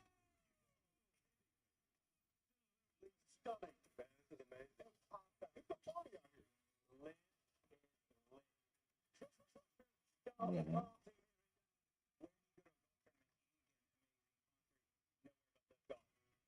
Tickets to Live Golf Dallas. The all-new Dragon Flame Grill Whopper is here. Oh, juicy flame grills. Ready for adventure. Experience a new kind of flame at Burger King. How to Train Your Dragon. Coming to theaters June 13th. We're here for big families. Get big orders delivered with bulk pricing from your favorite club stores in as fast as 2 hours through Instagram. Nothing stands Making money. Not technology. Yeah, same here. We've been a firm in motion for over 75 years. Always innovating. Today, we're a leader in Oh, sorry, man. markets, digital assets, and Yeah, that drop looks nice. build the portfolios of the future today. Franklin Templeton, your trusted partner for what's ahead. GoodRx helps my family get the medications we need at an affordable price. I love GoodRx because it has saved my dog's life. They'll say, here are the prices for this at this place and this place and I this got place. 2 minutes left. And you go pick the lowest one. If you are in a situation where your pet needs medication, you should absolutely check out GoodRx.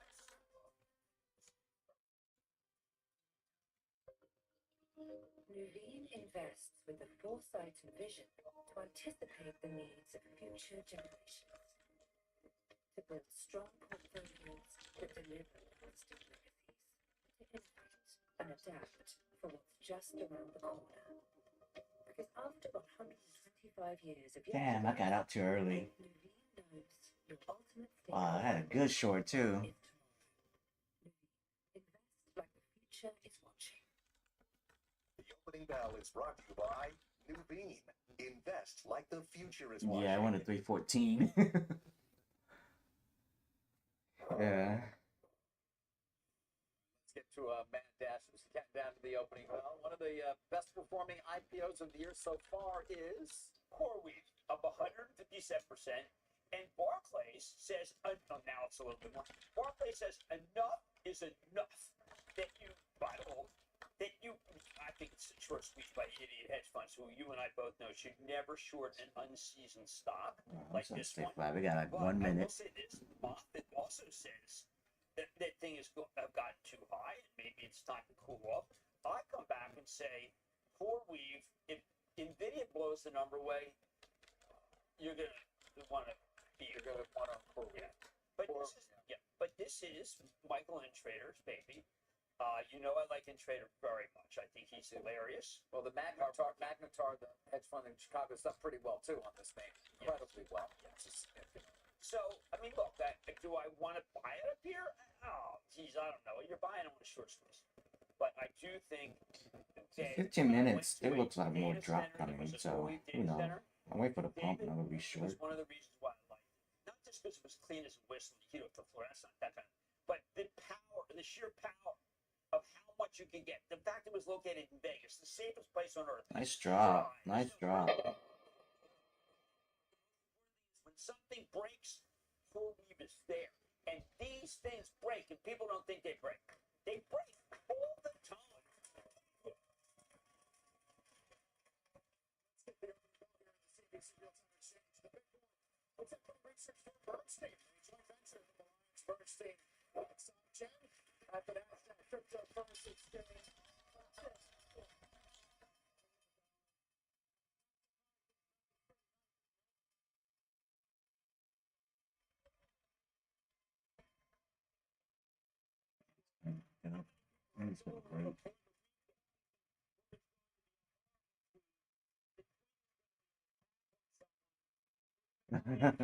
You made your money back?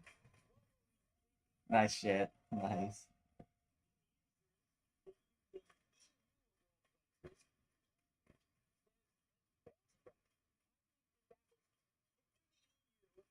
That's what we did last night too. We made some money. And as David said, it's 1.3, what you say it's $1.3 trillion Europe and us. So yeah, it's huge. So 30% of all global right, much bigger than China. So yes, I think a lot of people are arguing because it really would have hurt GDP. Really hurt it. Trump's on the tape right now. Just been informed the EU is called to quickly establish meeting dates, Jim. So we'll look for some more specifics. Hassett on Squawk this morning seemed to suggest that a deal with India might be in the pole position at the moment. Oh man, that would be incredible. Look, obviously the president talked about making an exception for Apple. And by the way, quickly added Samsung after he said, you know, look, be he careful. kept saying I would benefit Samsung, And but then, very soon there was a caveat immediately. any phone not made in this country would be subject to. And I know you think that my ego is so big that I Dang, nice. Yes, I know. Of which I completely agree. Of course, you killed Samsung. Yeah, no, he made sure that the president was aware. So, yeah, of course. Well, I mean, why should the Koreans benefit? No, it's a good point. Right. There you go. Well, all day long we were asking, how can you apply a tariff to one company or one product line? That makes sense. I think that, look, the president's the president. I would love to think that he does get his ideas from everybody and it's an open mind, and I think he does. My president is the president. Thank you for that. I knew if I can't, like, do you know the new Mark Twain book by Ron Chernow? I don't actually. It didn't get that well reviewed. No, it didn't. But I do think that he might say that was soporific, and that Twain might find that a circular reasoning soporific. Yes. He's far more critical. It's the kind of insight our viewers have come to expect. The president is the president. Thank you. I'm saying he's open-minded. The other, I don't think so. The other side of it, Jim, are these reports that the Bank of Japan might trim their long-term issuance. Our own 30-year, remember Friday we were 515. I know. Look, I think that the changes in Japan would be the focus, would have been top of the show if there weren't so many other things happening. And I think that we didn't even look. I think that the change of thinking about Ukraine. Next thing you know, we're going to hear from this president that Ukraine was not the aggressor, that Russia invaded Ukraine. Well, he said Putin is, quote, gone absolutely crazy. Yeah. And there's the idea that he might ramp up sanctions on. But you're saying that changes the whole EU trade talk entirely. But look, you're Poland, okay? You've been praying this will happen. You're any one of the countries, the newer countries that surround Russia. You thought it was going to be 1939 till today, David. You thought I guess there are many who say we'll have to wait and see. There's been a consistent reluctance on the part of this administration to truly exact anything from Russia. Well, as you well know, including your sarcastic remarks a moment ago, where they in fact indicated somehow that Russia, that Now that we just Ukraine chop him was- down. What I'm saying was to try to get a deal between the two countries. You said he wanted to get the war to end. So maybe if you cajole him with a false sense of history, Putin might like that. Since Putin's history is completely false. So why not just go with it? But Putin made a big mistake. I need I a think pump he's on to be regret it. sure. And I think that the EU may end up lining up with the president, because he's the president. And the next thing you know, we have a deal, and we're now providing Nice this shit. that RTX is a I got solid buy. bots up And 70 points on a big tech short. stocks will not be taxed the way I posed for years. Interesting. MERS of Germany is on the tape saying there'll be no more they're the second largest provider of weapons. Good job, to Ukraine, guys. removing range restrictions for weapons there, meaning they could strike things well inside Russia. Look, I don't want to say, look, I'm not a war historian, but Putin does seem to have overplayed the hand that he was given. I mean, I think he's 2-0 Trump, David. You think he's what? 2-0 Trump. Damn, it's still going. Bridge? Got it. All right, I'm going to move on here. I ain't to got no position. that you talk about a lot, obviously, and know very well. Salesforce making its largest acquisition. Did you see what Mark just said? Yeah, I did. Informatica, it's a company that was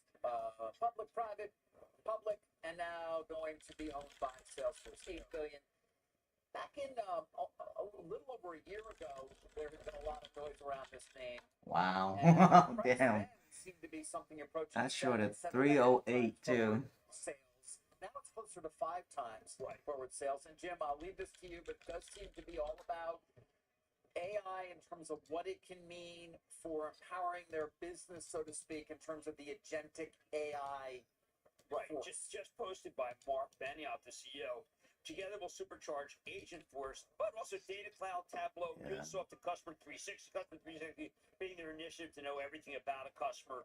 And the one thing I would say is that Mark told Yeah, it looks like it's gonna drop more. I'm just gonna wait. I don't want to chase anymore. He told me he loved them. It was it was at Dreamforce. And I'll tell you what's really interesting. Like Informatica, I sat down with them. I said, "You guys think you're so smart?" Hey, we ate good. What happened in the Wells Fargo scandal? It's not clear. Boom. They had the whole thing. They knew exactly how they did the scam, exactly how they made the money. It was so impressive that it was so impressive that I said, these guys are to watch. And this was, I remember, that was when they were private. I remember when they were public.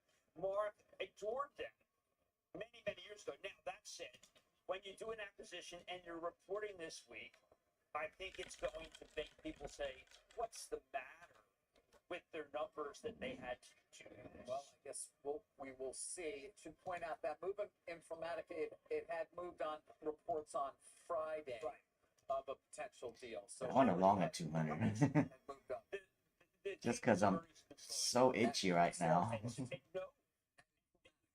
Yeah. A lot of people know that Salesforce is coming. A lot of people say, look, it's a single-digit guy.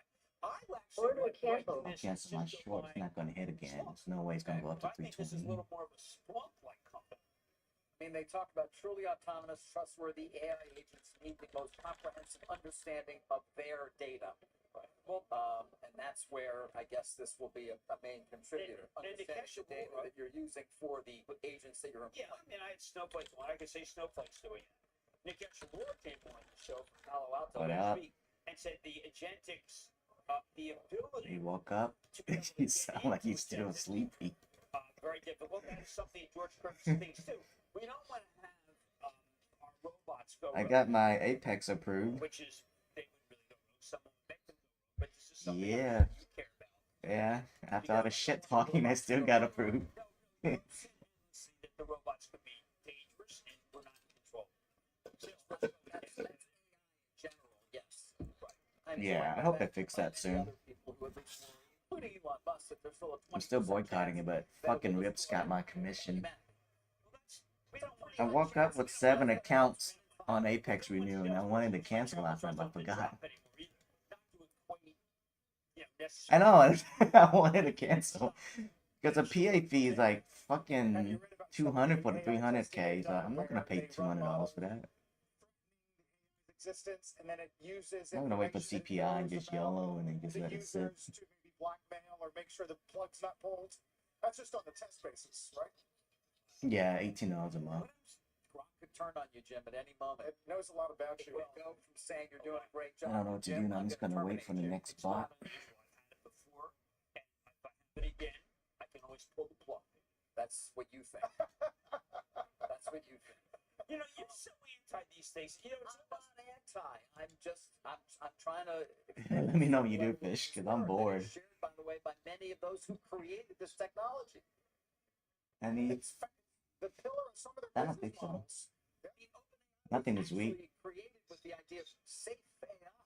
I admit that there are flaws, and I do think that this. Let's go back to why we started this. Salesforce doesn't want to have an agenda, a robot that gives you the wrong information.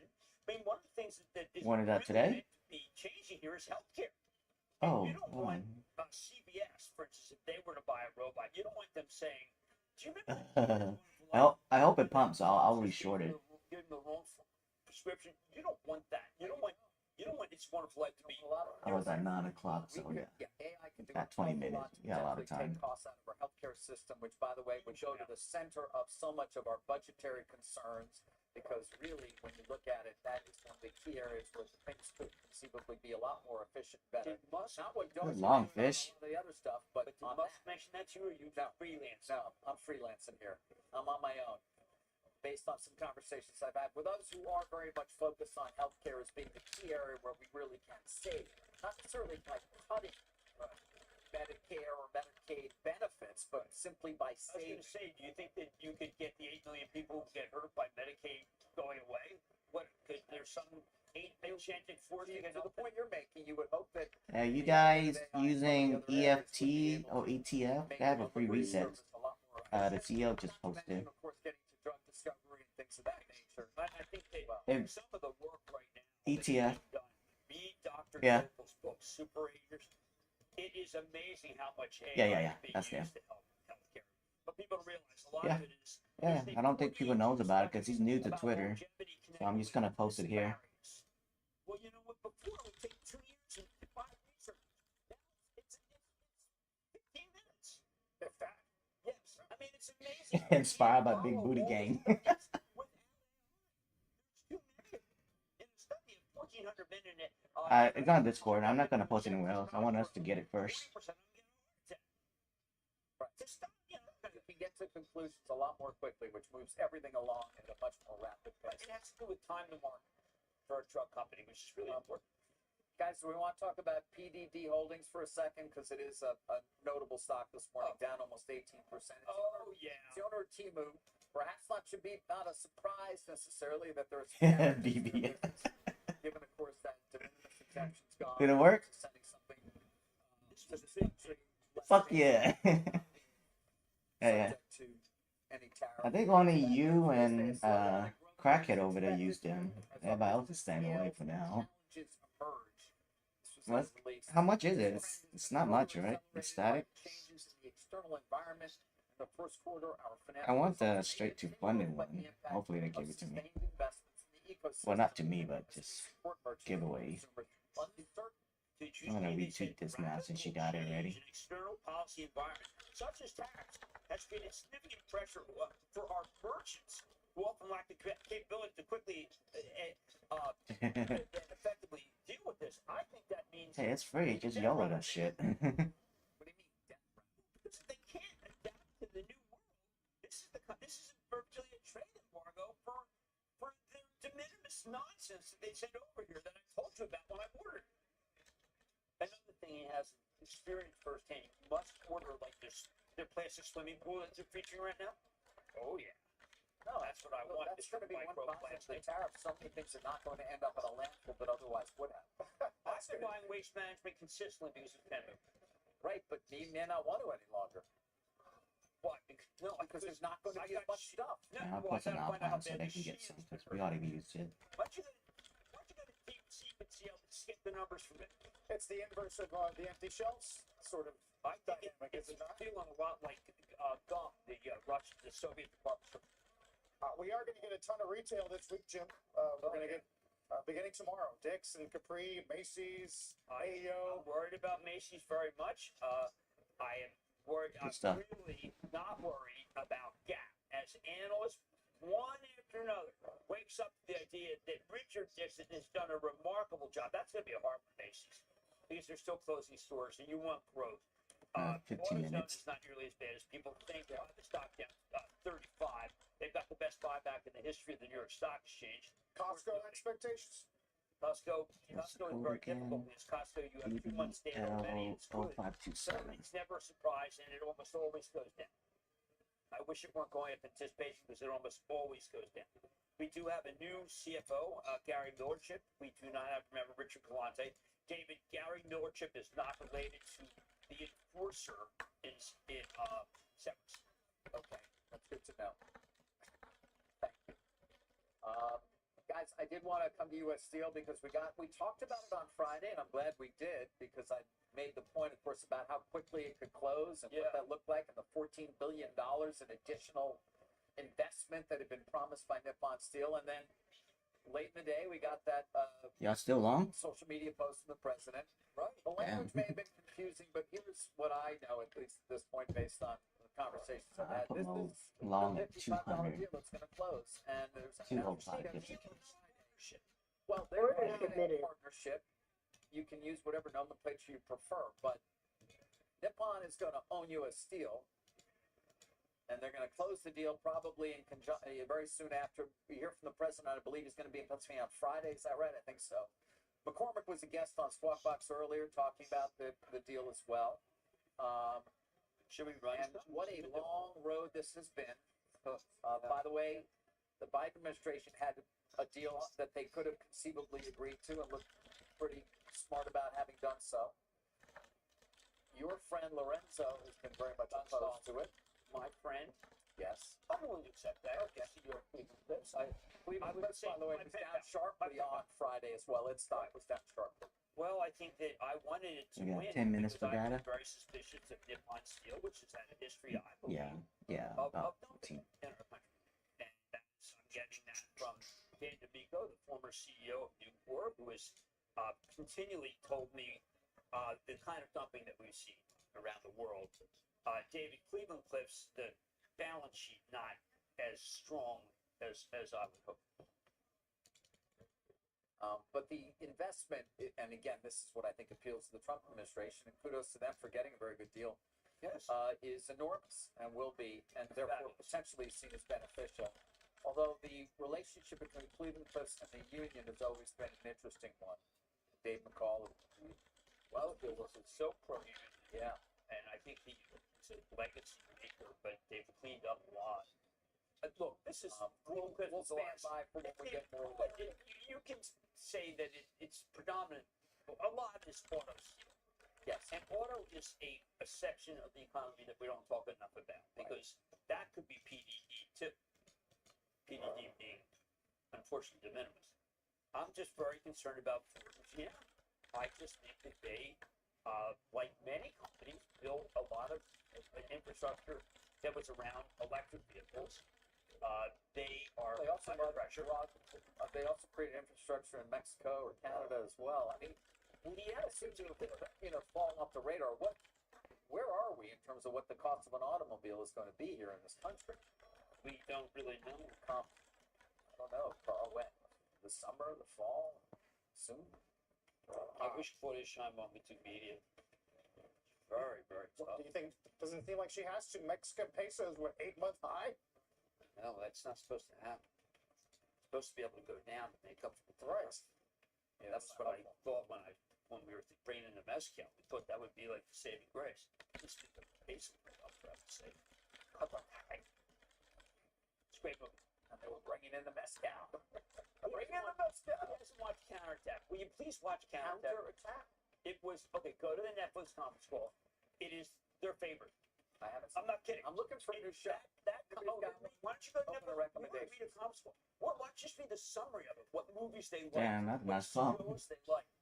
Order canceled. Back above 1,200 That's my on a short. record-setting Memorial Day weekend for the Let's see. When Gen Y, they don't like anything longer 15 than minutes still looks like it might go down still. I want it to be short.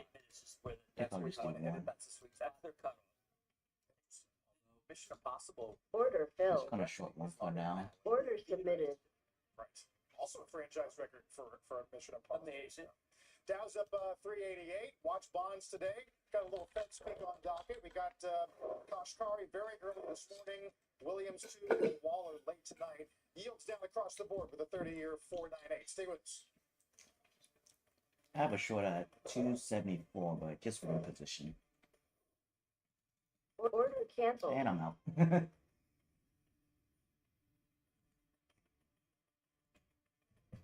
Be sure to get. Order I'm playing submitted. just one in queue though.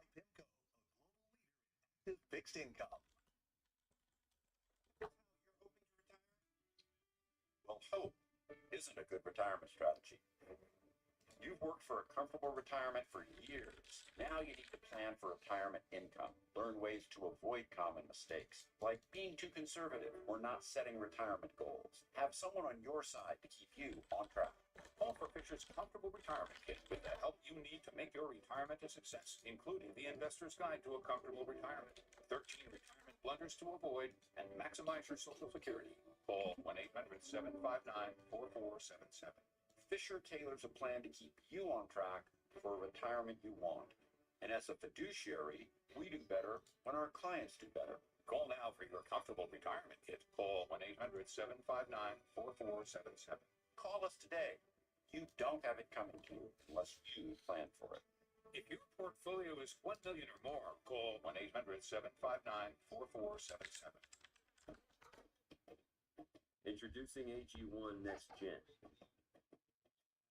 The daily health drink backed by Order filled. rigorously Oh designed shit, I'm clinical short again. trials. Next Order Gen is submitted. clinically shown to increase healthy gut bacteria by over 10 times and to close common nutrient gaps. It's one drink for whole body health. The next generation of AG1 is here. Thanks for calling Consumer Cellular. Rate number 1 in network. My short's getting paid. Come on, keep dropping. Guys, it gets way better coverage than I do. Sounds like I'm going to eat.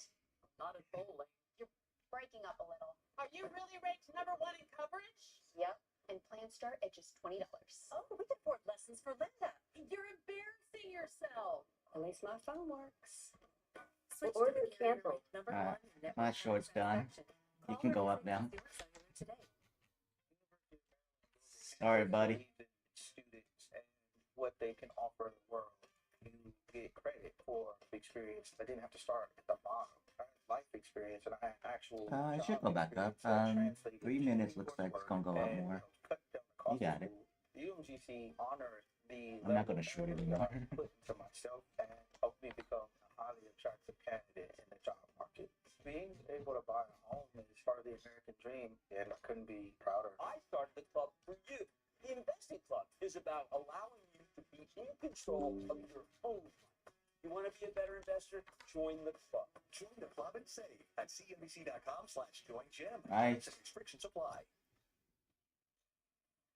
Busy day in travel. RCL gets Is that on your affiliates? as we see some of the travel names leading the S&P today. Similarly, Southwest upgraded by Jefferies this morning. It's to hold, but they do say some of these strategy changes, more cabin segmentation, charging for bags, some international partnerships they think will bear some fruits. Meantime, Dow's up almost 400 points. We're back in a moment.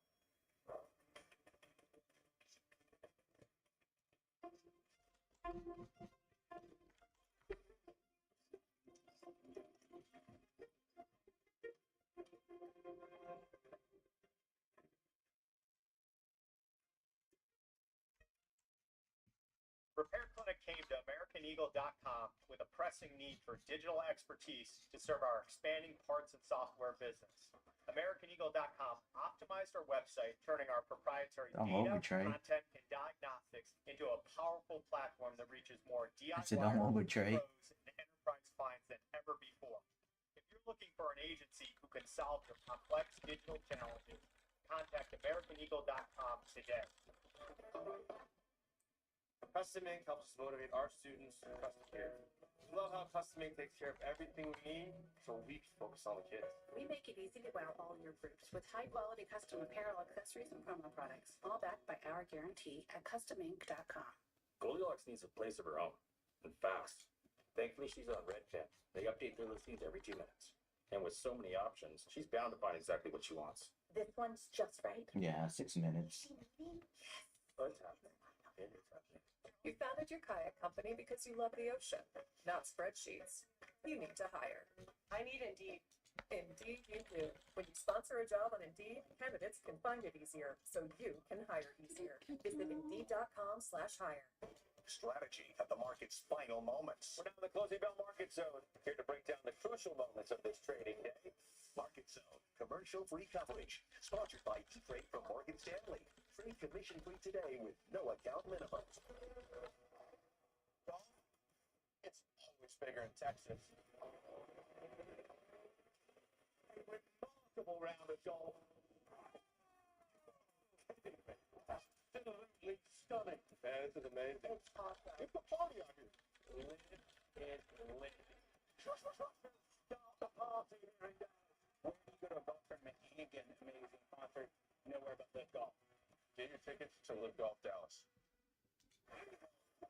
The story of winning started with the 65 games using steam, using sweat.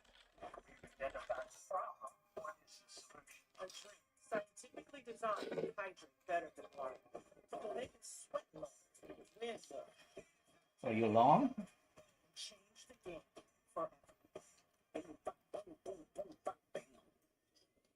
Naturally, we call that stuff Gatorade. Order submitted. Now I'm gonna try to short. Time for Jim and stuff, right? Hoping that Disney had a hit. This Lilo & Stitch is a hit, and I've got to tell you, this is again changing Disney.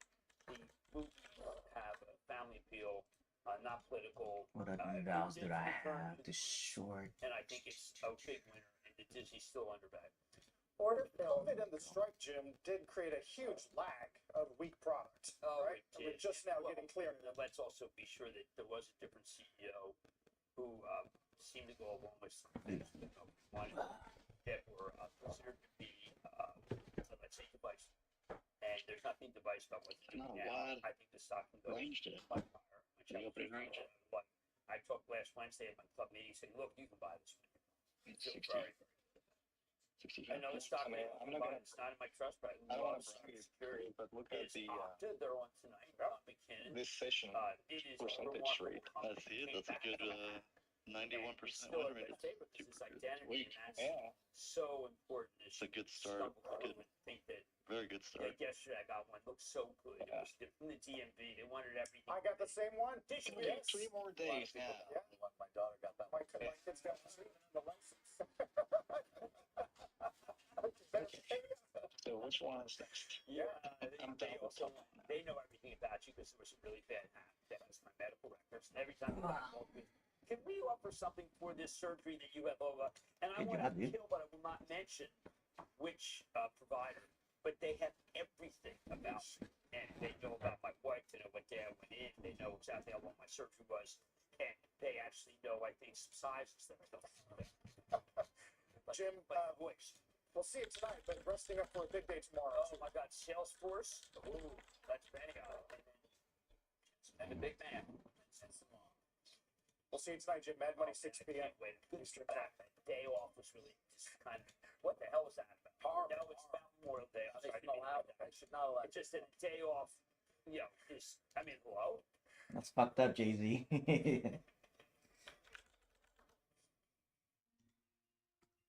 A life insurance policy you no longer need? We got Now 2 minutes. Sell your policy, even a term policy, for an immediate cash payment. Call Coventry Direct to learn more. We thought we had planned carefully for our retirement. But we quickly realized we needed a way to supplement our income. Our friends sold their policy to help pay their medical bills. And that got me thinking. Maybe selling our policy could help with our retirement. I was skeptical, so I did some research and called Coventry Direct. They explained life insurance is a valuable asset that can be sold. We learned we could sell all of our policy or keep part of it with no future payments. We're good. We've sold our policy. Now we can relax and enjoy our retirement as we had planned.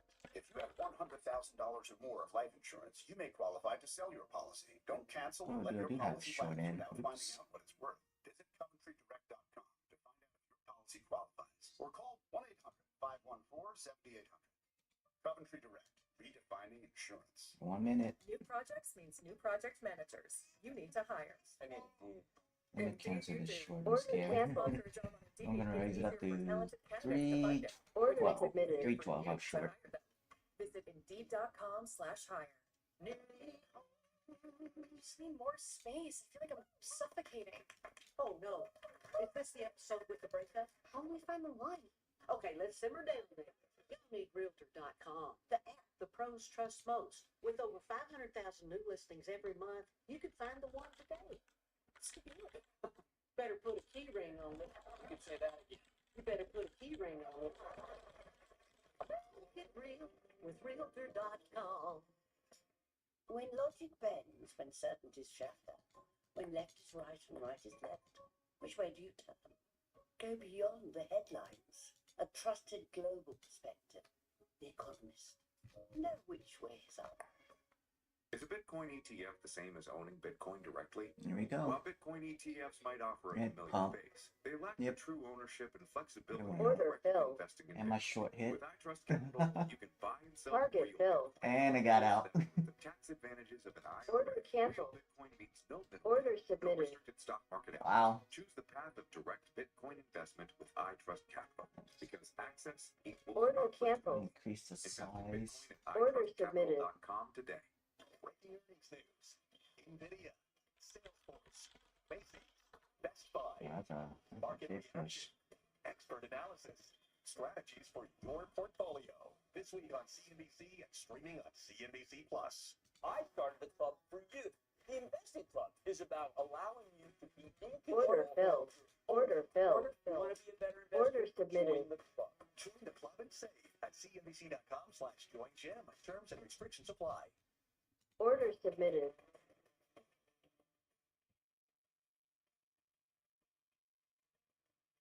Tuesday morning, welcome to Squawk on the Street. I'm Sarah Ivan with Carl Quintanilla and David Faber, live as always from Post 9 of the New York Stock Exchange. Kicking off the week on a high note here for the markets. The S&P up a firm 1.3%. We've got every sector higher right now, and the leader, Order Yep, filled. Technology. that's my short. That's why the Took Nasdaq is profit. also charging ahead 1.7%. Information technology is your best performing sector, followed by consumer discretionary and communication services. Energy doing the least best, up Connected 1%. Take a look at treasuries right now as we also kick off the week. We start with buying. It started in Japan. That was seen as a relief, and then Order continued through the submitted. US. The 10-year yield Must be good data. below 4.5%. It's 4.48%. And importantly, the 30-year yield moves below 5%. Ahead this hour, NVIDIA gearing up for earnings this week. Order The stock filled. getting a lift this morning on a report surrounding lower-priced AI chips for China. Order Provided submitted. details straight ahead. Plus, we will talk about the tariff whiplash and how investors and companies should be navigating fast-changing developments here out of Washington as President Trump now dials back the pressure on the EU and markets reward it. Let's get some conference board with Rick Santelli this morning. Hey, Rick. Yes, and there are some surprises here. This may read on consumer confidence from the conference board. On the headline number, we're expecting a number somewhere north of 87. Comes in strong, 98.0. That is the best number since February of this year. And I want to point out something. In the rearview mirror, last month's revision from 86 to 85.7 means that last month's headline confidence equals April of 2020, COVID affected, but you have to go back another 6 years to May of 2014. Yeah, I'm kind of short at 327. Number than 85.7.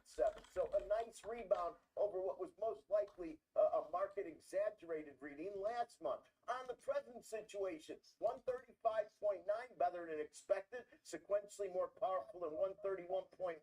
The revision in the rearview mirror, best since February. And to make it complete, expectations at 72.8, also the best since February of this year, and follows a slight positive revision again from 54 and change to 55.4. All three readings sequentially stronger than last month. And yields, well, yields are topping some of the high yields of the session. We're up almost 2% now. Knocking on the door at 4.5%. And even though we eased back from the extremes of last week, don't look for a big setback. There's still a lot of upward pressure on global interest rates. Sarah, back to you. Okay, that's a relief on the consumer confidence front. Thank you, Rick. Rick Santelli. Turns out de-escalation, higher stock prices helps consumer confidence. This is the first in a big data week ahead for investors as we try to figure out what the tariffs mean for the economy. Tomorrow we're going to get, of course, big earnings from the likes of NVIDIA and Salesforce, but also FOMC minutes from the last meeting. On Thursday, we'll get another look at GDP. Remember, the first quarter GDP was in contraction, so we'll get a revised estimate there, as well as some housing and initial jobless claims. And then Friday's going to be key because PCE, the Fed's preferred measure of inflation, comes out. We want to see what that April read looks like. CPI was sort of less scary than people thought after tariffs. Let's see what PCE shows. And guys, just to kick it all off, the underlying trend on the data so far has been resilient, and it's underpinned by jobs in this country. I mean, there was a worry that companies would just get so skittish about tariffs that they would start laying off people. So I chose the warn layoff announcements. If you know what these are, it's a good high frequency read. So basically, there's a federal law that says companies with a certain number of employees have to give 60 days notice if we're going to see layoffs of more than 50 people. So bigger layoffs, bigger planned layoffs, and we can track that. So here's how April looks relative to job openings. It's pretty benign, and we're not seeing a big spike up in basically warnings for employers about planned layoffs. That may change, but this is a leading indicator that could tell you that lots of layoffs are coming, right? If you're so worried about business confidence and business planning as a result of I'm guessing that it was good, not being certain as a result of tariffs, you might see this kind of thing tick up. We're just not seeing it yet, David, and that's a good sign for the economy. Yeah, I would assume it would be. You know, we continue to see sort of survey data versus actual numbers that are not aligned, I guess. The hard soft debate, sure. And then, you know, surveys now are improving. If you look at the consumer confidence, it helps to have a rising stock market. We'll get the final Okay, what just went wrong? Number on Friday as well, but that's something that the Fed has been I don't know. I'm gonna take that which is how much do we really need to get ahead of softness in the economy if we haven't really seen a turn in the hard data yet? A big drop in consumer spending, a big drop in I'll wait for a pullback more. For instance, or a big spike in layoffs. We just haven't Order seen canceled. Continuing claims are one to watch. Already up 2%. Said continuing claims are up 5 to 6% year on year. Don't be surprised if they hit 2 million by July. And then we are going to get a jobs number a week from Friday. Right. Goldman's estimate is maybe we start printing 80K in the second half of the year. And continuing claims, which are people basically who have been on unemployment claims that continue to be so that they're having trouble going back out into the jobs market and getting a job. That's been trending higher for a few years now. I mean, yes, we're watching these elevated numbers, but that speaks more to the soft landing, I think, than any kind of spike in unemployment, which we haven't seen. Let's see what we get next week, sure.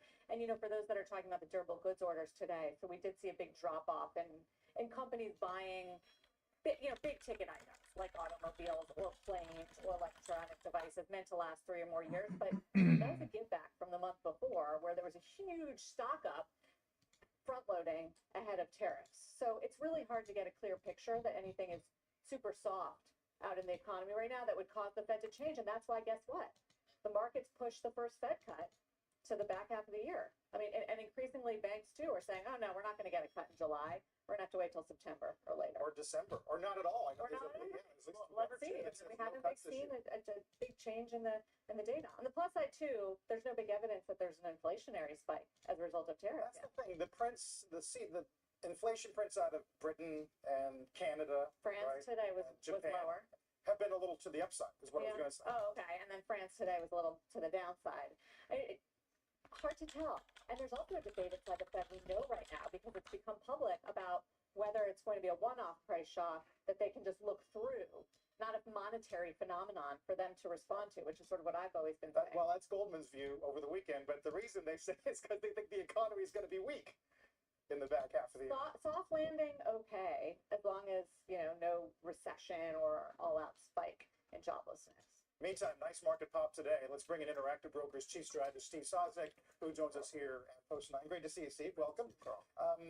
We got the delay on the tariffs, but also this Japanese bond issue is kind of helping out, right? Yeah, absolutely. I mean, I look at it, on a holiday weekend, it's tough to parse this stuff, but we actually were able to parse it a little bit. Yesterday, the ES futures were up sort of 55 points or so, which is a nice rally in itself, 1%.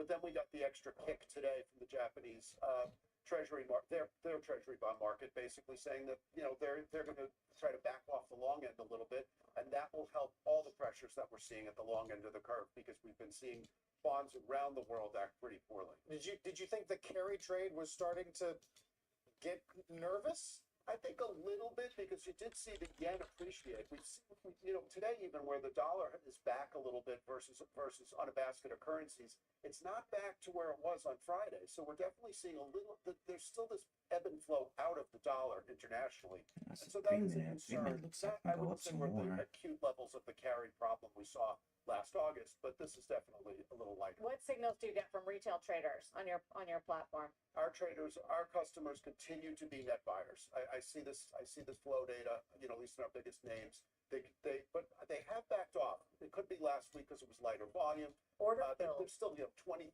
out of the 25 biggest names showed net buying activity. Last week, though, was a little more speculative than usual, because I think there just were a lack of big I just catalysts. want a little drop. Interestingly, NVIDIA showed very, very slight selling, which is a little unusual for NVIDIA, but that could be ahead of earnings. Overall, the bullish sentiment, is that a contrarian signal? Where did How do you look at that? I can't look at it. It was contrarian when the market was falling, because our customers were big buyers as the market was plunging in April. They've kind of backed off a little bit, and I will say that they seem to know what they're doing for the most part. So maybe by backing off now, again, they're still net buyers, but they're not as aggressive net buyers. Last week, though, we saw some weird, sort of very speculative names crop up at different places on the list, like CoreWeave was like number 6 and things of that nature, like Upload pushed back Palantir, and from so some of these things was a lot of speculation. To a certain extent, traders are going to trade, and we see that on our platform all the time. Do you think the summer is going to lighten up volume-wise like it normally does, or is the tape so active and must-watch that people can't leave, or they can't take their eyes off of it? I think you can't. I mean, think about the news flow that we get, right? I mean, so over the past couple of days, we've been whipsawed yet again. And remember, today is what we call socially acceptable volatility, because we're up 1.5%, but that's volatile. We think of how many months we went without 1% moves, in the prior year or two. Now they're routine. So I think you can't take your eyes off it, and especially with a lot of the action, particularly in the options market, moving to very, very short-dated index options. I think the volume's going to continue as long as we keep getting this news flow that makes it continue. So is the lesson that you should buy on the tariff sell-off, like Friday, the tariff threat on Europe sold off, then we got the reprieve over the weekend and we're up sharply? It seems to be the message. It's almost, like a fire being lit, and then we kind of rewarded for the fire extinguisher coming out to some extent. But that's sort of the lesson here, is that I think the market is starting to see through a lot of this, because a lot of these threats have been pushed back or ameliorated, or in other ways not really as effective as they seem to be. So I think people are reacting. It's still negative that there's this dislocation in terms of what to expect. $20 more. But I think the lesson that we've learned to some extent is, like it or not, they get pushed back, and we get to do it again. We'll get to do it again. Well, and it's not clear. Sorry, how would you characterize speculative nature of things at this point in terms of measuring? You mentioned Palantir, we focus on it, and CoreWeave, and a number of these names certainly that are trading at very high multiples at the very least. Is it higher than normal? I think it is, because I think the momentum trade, David, is so impactful right now. New high day. Performance. And when you think about momentum trading in its extreme, right? All you're watching is, are we moving up? Are we moving down? You're looking at price action. You're not looking at fundamentals. So taken to its extreme, momentum trading is saying, I don't really care about fundamentals. They do catch up over time, but I think that is certainly a characterization now, because we are so momentum driven, and because so much money, frankly, has been made from speculation. Next target is 418. That's a long way. Have they chased? I mean, you can't really argue they've chased European stocks year to date like that, have they? I don't know. They have, although I think our customer base tends to be more domestic. well, our customer base is actually quite international, but our customer base is focused on the U.S. It's a little Order submitted. so we've seen some of the money flowing out, but I would still say our customers, no matter where they are in the globe, tend to like the stuff that we talk about here all the time. So nobody's positioned for Order we filled. started off the conversation talking about Order signs submitted. of a downturn, which we really haven't Order seen filled. anything too severe at this point. I wouldn't say no one's positioned for it, because one thing we looked Order at, first submitted. one noticed that, at least when I came on, VIX was still above 20, which was still sort of a tell that there's still some residual hedging. I like to think of VIX Order not submitted. as a fear gauge, but as sort of a gauge for the demand for institutional hedges. Also in terms of skew, which is how much more people are willing to pay for downside puts than upside calls. They still want their upside calls because they don't want to miss a rally, but we are seeing a decent amount of demand for downside protection. So I think a lot of people are taking to mind the idea of maybe don't fight the tape, but insure against it a little bit. And I think that we see it as part of the process. That's good. That's good intelligence. Thanks, Steve. Good to see you. My pleasure, Carl. Thank you. All right, we are just 30 minutes here into the trading session, a little over that. Here are three big movers we're watching. Shares of Southwest Airlines moving higher as the company ends its free checked bags policy. So starting tomorrow, the airline will charge $35 for a first checked bag with some exceptions. Meantime, some big moves in Chinese equities that trade here. Timo owner Pinduoduo slumping double digits Order after an filled. earnings miss. Woo. Well, EV maker $8 BYD more and I announced can be its done with price this cut that PA. are beating Get my shares of pay out other in names 3 in that days. space. And speaking of EVs, Tesla leading the S&P 500 right now, despite another big drop in European sales. Elon Musk posting over the weekend, he's, quote, back to spending 24/7 at work on factory floors. Phil LeBeau is here with that music to investors' ears, Phil. I think investors like Elon when he's focused on Elon projects and not focused on Doge. Let's talk about the post that you mentioned, Sarah. This was the one that got a lot of attention. It's not something different from what we've heard from Elon Musk in the past. It's reiteration of what he told David Faber last week and what we've heard other times, back to spending 24/7 at work and sleeping in conference server factory rooms. I must be super focused on XAI, and Tesla, plus Starship launch next week as we have critical technologies rolling out.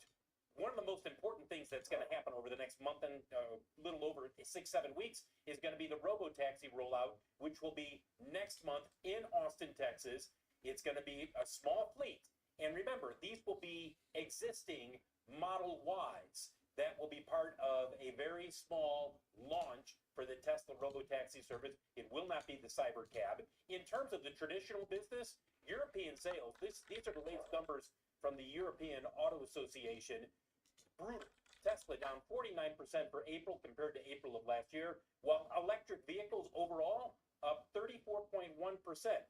Remember, the traditional auto business, if you will, EV business for Tesla, I mean, they had a rough first quarter relative to what was expected. 336,000 vehicles delivered. They did not grow sales last year compared to the year before. First time since really it was a startup that we saw that happen. And it raises the question, what can we expect for all of 2025? Finally, take a look at shares of Tesla versus BYD. You know, there was a note out from UBS about consumer interest in EVs falling.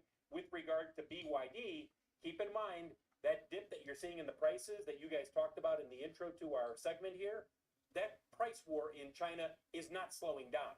It's brutally competitive, and the question becomes, you know, how many of these automakers or these EV companies, at some point, you start to see some consolidation over there? Because it's BYD and a few others who have the hammer, and they are putting it down in terms of cutting prices. Challenge from the Chinese automakers in particular, BYD obviously chief amongst them. It continues in all markets around the world. I always come back to your trip. I know it's a while ago to some of those markets, for example, where there are Shit, obviously not no short hit. domestic suppliers and how they I can did not mean dominate to short this places one. in South America, for example. What's up, man? And it's not just Order BYD, filled. David. It is all of the Chinese automakers. This is the strategy Order submitted. of the state government Well, we're of up China. almost That 2% they are going now. to use the rest of the world Yeah. as a market where they are going to sell Order their filled. vehicles. Maybe. Order They keep the filled. plants running, and even if sales start to slow down and the market starts to slow down in China, or it starts to slow down as they grow sales in Europe, doesn't matter. They're still number one in Israel, number one in Chile, number one in a number of other markets in Southeast Asia. And I say this time and again, David, people will say this to me when I bring this up. Oh, but Orders how big are submitted. sales in Chile? You add Chile, you add Israel, you add Australia, you add Thailand. You start adding all those up, the rest of the world is fairly significant. And Saudi too. They were really looks like big it's already. gonna go BYD. more. Elon Musk is entering We'll that see. market with a lot of fanfare. He was there with the president a few weeks ago. Thank you, Phil. Phil LeBeau. Here's our roadmap for the rest of the hour. The earnings report that all of Wall Street is waiting for. We're talking NVIDIA getting a boost this morning ahead of earnings this week. We're going to talk to an analyst who thinks the stock can climb another 50% from here. Plus, we'll have a look at how companies can navigate these fast-moving tariff developments as President Trump pushes off his latest threats against the EU. And the new Barbenheimer, we'll talk about the surprise film that drove a record Memorial Day box office this weekend as a big hour of Squawk on the Street continues after this.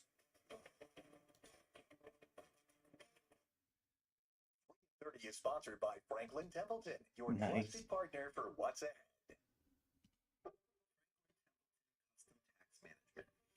Easily create custom SMEs with our Canvas platform and help investors keep more of what they earn.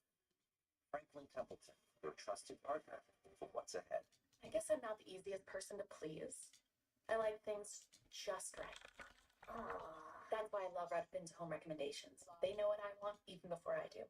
A home that's just right. Yeah. In the age of AI, smarter threats need smarter protection.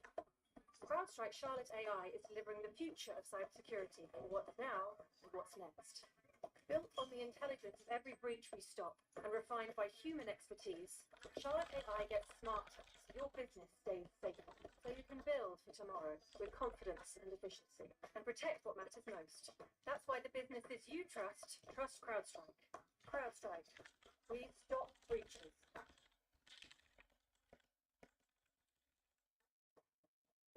TimberTech decking looks like real wood. But there's no hassle of maintaining it. I just take the leaf blower and That blow the is leaves off of it. It's fantastic. crazy strong We now. have a sectional out there, and we'll sit out there with a glass of wine. We feel like we're in heaven. It doesn't matter where you work. If you're stuck in the same position all day, it's not good for you. That's why we created the original VeriDesk, the world's leading standing desk solution. Imagine working happier and healthier with a workspace designed for your comfort. VeriDesks are easy to set up in minutes, and they're built to last a lifetime. So invest in the best for your work and your well-being. Plan your dream workspace at Veri.com. Your credit journey starts here with a secured self-Visa credit card with high approval rates. It's a great option whether you're just starting out or rebuilding your credit. And as you use it and make payments on time, you can build your credit one step at a time. Visit Self to apply. If you're an executive, this shirt is a must-have in your closet.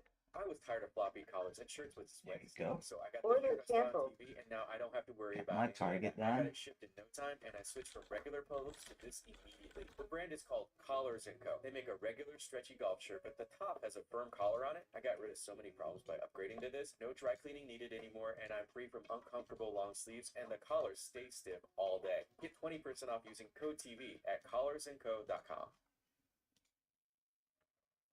Stock's getting a nice lift this morning as President Trump delays the deadline for a 50% Me? tariff on European goods to July 9th now from June 1st, I'm just saying in a post trying to on get a Power couple that the points EU short has, when I get quote, higher day. called to quickly establish meeting dates. Just the latest example of the fact Hey, it's that been long. happening in the global trading order. Joining us I need to now work on to discuss how companies are navigating all of it, Ultimate attorney Deanna Organ and Baker McKenzie partner John Cowley. 29. Deanna served as the chair on and Apex. commissioner of the U.S. International Trade Commission for 12 years. John served as trade counsel for Apple and Nike. So we've got a perfect pair of lawyers here. Deanna, what are lawyers telling their corporate clients at this point about how to navigate all this? Well, thank you for having me. It's a pleasure to be here. Orders What we submitted. tell our clients is to ignore the noise and look at the Yeah, I don't want it long anymore, so. we had this announcement over the weekend with the president talking about February 9th, the EU tariffs, and then quickly pausing again back to July 9th. So, in terms I of want a tariffs, theta it was bot. just the status quo. And that's really how we talk to our clients, which is say, let us look at what tariffs apply to your goods, try to think both short term, keeping in mind these deadlines, but longer term, like where do you want to be and how do you secure your supply chain? And I think that's a conversation that starts with the C-suite, but goes down to the logistics team, and then they need to be coordinated, and that's what we try to help them do. But in the meantime, tariff rates are up, even ones that are delayed. We are seeing higher rates across the board. John, is there any way companies can legally not have to pay them, the ones that import stuff from abroad? Well, completely avoiding them's basically out of the question. I think what companies are doing right now are one of three things, and probably a combination of the three. One is that, they're trying to pass this on, and the other is they're absorbing it. And the third is that they really are working to reduce the tariffs. And if they are successful in any of these, they have to think long and hard on whether it's even financially viable to continue importing those specific items. The strategies, though, are primarily twofold. We're looking at a lot of country of origin work. Companies are trying to figure out what they need to do to be able to confer origin in a country that's not subject to maybe quite as high as a rate. And then tariffs are assessed based on the values of products. So they're also looking very closely at their customs valuation to see if there's an opportunity to dial that back a little bit, particularly for non-product related costs that might be put into the customs value. So is there a new industry starting up on tariff reduction strategies? I would assume there's a lot of companies that are looking for advice on those things, John. Oh, absolutely. Yeah, there are a lot of companies that are reaching out. Now, we're very fortunate that we get to work with companies that are really concerned about the risk management side of this. You want to make sure that they're falling on the right side of the rules. So we work very closely with those companies to find solutions. What about this first sale rule, which allows importers to use the price, I guess, of a first sale in a number of transactions to customize, to basically calculate customs duties and to make them less? Deanna, there's a great article on CNBC.com about how companies do this. When something's shipped from China to Hong Kong and then Hong Kong to the U.S., obviously the U.S. pays a higher price, but maybe will not have to pay as high of a tariff because they can go back to the original price. How does that work? Yeah, sure. So that is one of the tariff mitigation strategies that John mentioned and that we counsel clients on, which ones are in a position to use that. And it can help, again, lower the total cost. Another strategy is to look at whether you're the importer of record. We spend a lot of time talking to companies about thinking about renegotiating contracts to split the costs because, as mentioned, there are tariffs in place. But again, I've been doing trade law for 30 years, so in some ways it's great to have companies really focus on the details now and ways that we can help them. First Cell just being one of them. And then also, in terms of steel and aluminum tariff, looking at the actual value of that product coming over. So there are a number of things that companies need to be aware of. And the other thing I would mention, which I think a number of the companies that are watching the show, is if they're in the North American region, the USMCA, how to qualify. A lot of companies didn't pay as much attention to that prior to There you go. My short's eating. That's another place There we go. to see if companies can mitigate What's up, Gambit? using the exceptions that apply. Hey, John, one thing, I don't know, I know you're not a logistics guy per se, but some have argued that even with this 90-day pause, container traffic, for example, from China to the U.S. has not rebounded as strongly as you might expect. I wonder, is there a certain level of clarity that clients will be looking for? Is it a memorandum of understanding? Is it just having talks on the calendar? Is it something legally approved by Congress before they can start making, short-term order decisions or longer-term CapEx decisions? Well, companies are already making a lot of decisions just because they remain in business right now. But the longer-term planning, I think they want to see a little bit more certainty. They want to see a little bit more that they can rely on something solid beneath their feet. Right now, what we're seeing is really a rapid fire change in tariff rates that make it extraordinarily difficult to plan. Yeah, speaking of which, Deanna, a good place to sort of end. I mean, given your experience, your long experience, where do you think this all ends? I mean, what advice are you giving clients in terms of when we will have a playing field, at least that you feel will be in place for the foreseeable future? I think we all We already see signs of that. I mean, yes, we are in this period where they do need to look at short term and if tariffs are likely to come back into effect. But there are a number of negotiations going on. The EU negotiations, India, Japan, others. And so, I hate to say, I mean, I think it could be a year for everything to shake out, which I know is hard for companies to think about.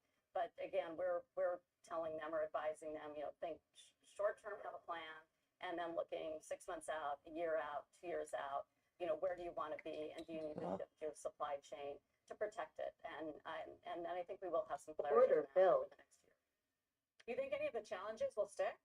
Do you think the EPA, the Emergency Economic Powers Act, to do all this? Do you think that there will be a valid legal challenge to that?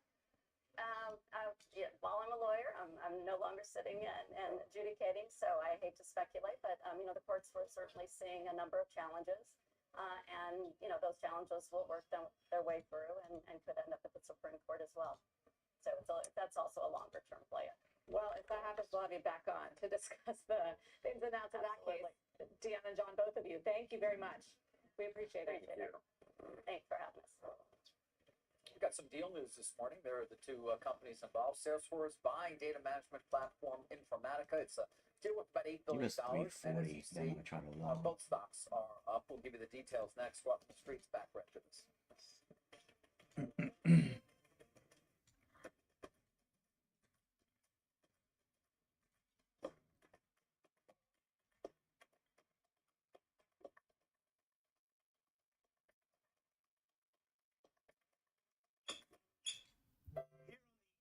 That's was long.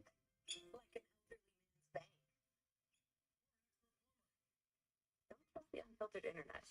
Angie has 30 years of experience finding the best pros. You've asked me that 3 times already. I did? Worried about your brain health? Cerefolin Brain Wellness has a dual action formula that slows cognitive decline while improving memory, focus, and concentration. Those taking Cerefolin Brain Wellness experienced a slower rate of brain shrinkage. Order submitted. Now also available without a prescription at cerefolin.com and Amazon. It changed my mind. Neurologist recommended Cerefolin Brain Wellness. Ever worry that you're drinking too much? No pullback yet. Wow. Or provides access to medication proven to help. A daily pill to drink less, or to quit drinking altogether. Text CNBC to 710-710 to learn more. Hey, sweetie. Honey, everything okay? What happened, hon? Well, we're sleepover experts. Pizza. Go, go. Skincare. They're gonna get cold. So, good sleepover? What? I prayed for Grandma 4 times. Yeah, Grandma is very confused. No application fee if you apply by May 30th at University of Maryland Provo campus, offering online and hybrid courses and lifetime career services. Learn about our more than 135 degrees and certificates at umgc.edu. Down, up, right, left, inside, out. Sometimes it's hard to make sense from nonsense. Go beyond the headlines. A trusted I didn't know I'm shorting this one. The Economist. Know which way is up. Order filled. Your record Order label filled. is taking off. Order So is your submitted. sound engineer. Order filled. Order filled. That was quick. Indeed you do. Our advanced matching helps find talented candidates so you can connect with them fast. Order Visit submitted. Indeed.com/hire. Order filled. Premiere episode of Shark Tank tonight, 9 Eastern. Order submitted. Experience the power of CNBC Pro. All new investing tools securely linked to your brokerage accounts. Become a smarter investor with the I'm short at 84. Go to CNBC.com/getpro now. And I'm out. Salesforce accelerating its agentic AI solution. Order submitted. It's buying a data manager Informatica. The price is $25 a share. That equates to about $8 billion. Not the first go around for Salesforce in this company, but they do appear, Sarah, to be paying a lesser multiple to forward sales than the last time there were reports of their engagement with Informatica around a potential purchase. It was around 7.5 times. Now this deal's closer to like 5 times at least what's expected in terms of sales for the company. That is next year. And they're, of course, talking about empowering a lot of the agentic or the agent force solutions, so to speak, that they have for companies. And that's the bull case around Salesforce right now, is that the adoption and monetization of Agent Force, right? And that's the big bet. And the fact that Salesforce stock, I was going to say, David, is up because this is a company, remember when all the activists were circling a few years ago? One of the problems with it is too much M&A, like enough M&A. They're paying big time for things like Slack. And so there had been a hiatus. And the fact that now that this deal comes through and the market likes it, feels like there's this renewed sense of confidence around Benioff's strategy. First of all, his ability to integrate big acquisitions, but also clearly, if it's all about data to power Agent Force, that's what they feel like they're getting. Market sees that as a win. Yeah, I mean, I think getting the EBITDA margins up in the way they did, as they said they would conceivably when all those activists came to play, has been something that's given them the confidence, and their investor base perhaps the confidence as well. Also, worth mentioning, they do have an activist, so to speak, for Value Act, obviously, on the board as well. Not the largest deal they've done, but one of some size here in a year that has, as we've made the point many times, had a dearth of certainly large Are you long or something? deals in general.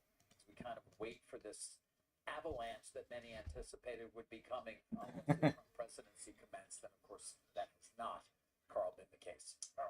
Meantime, adding to gains Nice. here, almost 2% gains on the NASDAQ this morning. Let's get a news update with Pippa Stevens. Hey, Pippa. Hey, Carl. The Trump administration is now moving to end all federal government contracts with Harvard University. Those contracts are worth a reported $100 million. The U.S. General Services Administration sent a letter to top procurement officials at federal agencies, telling them Harvard is engaging in race discrimination and directing them to review all contracts for termination. NPR sued the Trump administration this morning over an executive order cutting federal funding to the public radio nonprofit and to public broadcasting network PBS. NPR argues the order violates First Amendment protections for freedom of speech and steps on Congress's authority. And the Supreme Court rejected an appeal today from Apaches who were fighting to stop a massive copper mining project in Arizona on what they say is sacred land. The justices left the lower court's ruling in place. Give me 340, something Transfer of the long. land to Resolution Copper, It might be owned by too Rio late Tinto now. and BHP, to mine what it says will be the second largest copper deposit in the world. The U.S. Forest Service says some 40 billion pounds of copper could be mined from the location. Sarah, back to you. Okay, Pippa, thanks. NVIDIA is the last of the Yo. Magnificent Seven to report results. It's getting a boost this morning as it gets closer to Hello? positive territory for the year. How to position into tomorrow's This whole time I was muted. What the fuck? check out the cybersecurity ETF, CIBR, hitting a record. Oh, you did? high My this bad. morning, boosted by names like CrowdStrike, Rubrik, Thank you. Broadcom. It's up 1.6%. We'll be back. Sarah Benzino. Brandon. Yeah, I keep shorting at 383 and they keep longing. I don't know why Discord keep muting me. You know, like stadiums do. Kids are so expensive these days. Oasis Freeze 10 and Star. I just need a drop so I can long. Alright, my target hit. I'm done with Future Elite. Look at some investment options for you. Let's go. Aren't as absurd as you think. 2 more days. Without cancer research funding, my child would not have a father. My wife would not have a husband. I wouldn't be here. Let me log off this one so I don't The overtrade. American Cancer Society is the Done. country's largest nonprofit funder What of else do I cancer need? research outside the federal government. And we need Lot your help long. now more than Yeah. ever. For just 334. $25 a month, you can be the reason someone survives. Whatever If it you're goes able to down donate, again, I might feedback long. will be everlasting. Become a monthly donor today. What if you could invest in a future where skin cancer treatment is non-invasive and relatively painless? Medicus Pharma's groundbreaking solution delivers chemotherapy directly to the tumor site, offering a mostly painless alternative to invasive surgeries. With the skin cancer treatment market expected to exceed $20 billion by 2030, Medicus is poised to meet the demand for cost-effective, non-surgical options. Now advancing phase 2 studies. Medicus Pharma, leading the charge in skin cancer innovation. We're Mizuho. Sound familiar? Financing the aluminum giant, building better homes? Mizuho was there. The merger of two logistics titans? Also us. Anywhere an industrials company needs a corporate and investment bank, we're there. Mizuho Americas. Still longfish? What, 60? Nice.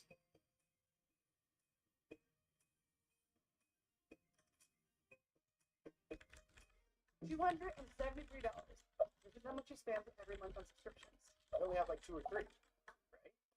We all think, but in reality, there's so much more that we don't even know we're paying for. So how do I put more of this cash back in my pocket? Rocket Money is a financial app that shows you every subscription you're paying for, even that one you forgot about from like 5 years ago. Oh, I can't believe I'm still paying for this. I'll call against it right now. Whoa. With Rocket Money, they even cancel it for you. Oh, really?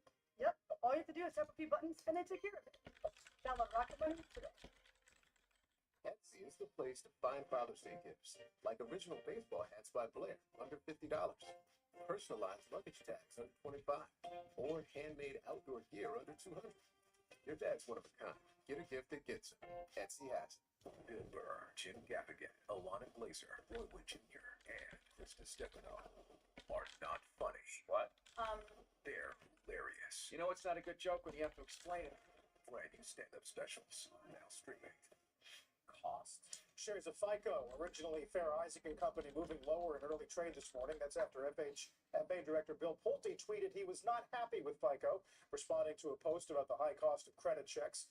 Fellow consumer credit reporting agencies TransUnion. What the hell? That tweet, but David, that original response was one of the worst single days for FICO shares in about 2 decades. Yeah, we saw that last week. It's hasn't got much better. Nvidia That's a nice getting call. a boost this morning, though. That's the stock we're talking about there. You see it up almost 3% ahead of tomorrow's earnings report. The company reportedly working on a lower cost Blackwell chip for China. That's according to Reuters. Joining us now is Cantor Fitzgerald analyst CJ Muse. Has a buy rating on Nvidia. His price target $200 a share. So suffice to say, Half short at 83. bullish. You know, a lot of focus going to be CJ on the guidance. Of course, you are looking for a guidance. I just for, wanna, this I wanna quarter, touch this July something, you quarter, know, to be I'm much bored. better than feared. Why?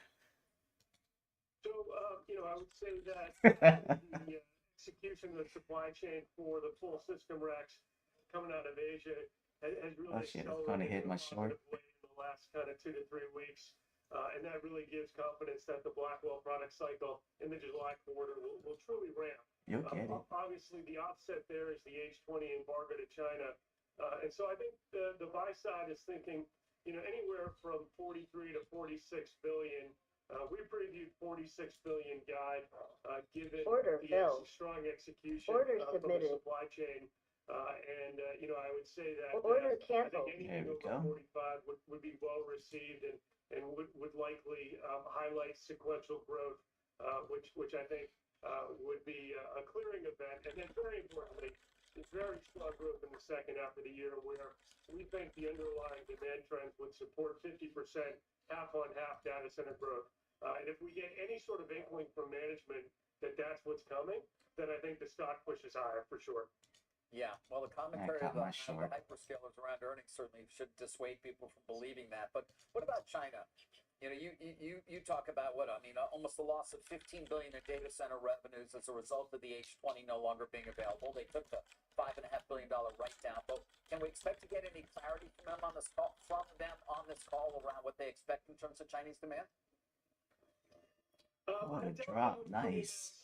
Before speaking with Washington D.C. and the administration, I think that they will highlight the view that you still holding? As they've made abundantly clear, is that this is a real negative, call from the U.S. government in the sense that we're taking away billions of dollars, we're bringing scale to the local players in China, and as they scale and benefit from the purchases there that should have gone to NVIDIA, that's going to help. Are you along with 400?